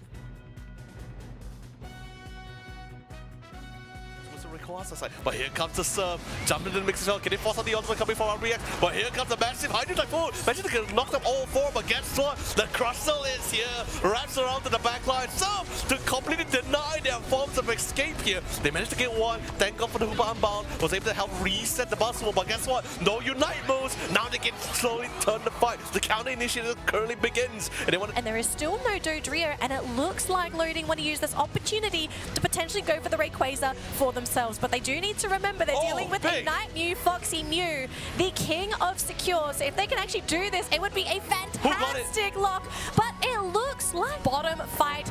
We have this advancement coming in for loading. Can they get the knockouts? They are slowly pushing MYS in. They're going to try and go for the scores. They do get the jump in. 48 points there for Blue Skies. It's still not enough. 383 to 263. Loading. It looks like this might just be it. 3 Pokemon down. Here, can Tyranitar survive all this? Oh, here goes the block. But of course, Hoopa can escape here with his own portal to his upper side. Here goes Tyranitar, setting him back. It's going to be everything back fresh and healthy. What's going to be havoc here? It's on the Umbreon, but in the back lines, though, they're trying to jump again onto this Pikachu. Even Mimikyu committing onto Milo P. This Pikachu does finally go down. And is this the recipe to victory for Onyx Tyranitar? Now chasing down Daisy. Get rid of that Crustle. We are so annoyed of all those Rock Tombs. Blissey all alone. Patty looking for a friend, but can't quite. Hooper as well as Mimikyu to stop this Leafeon. They get the KO, but the team is coming in. Pikachu is here. Milo getting it.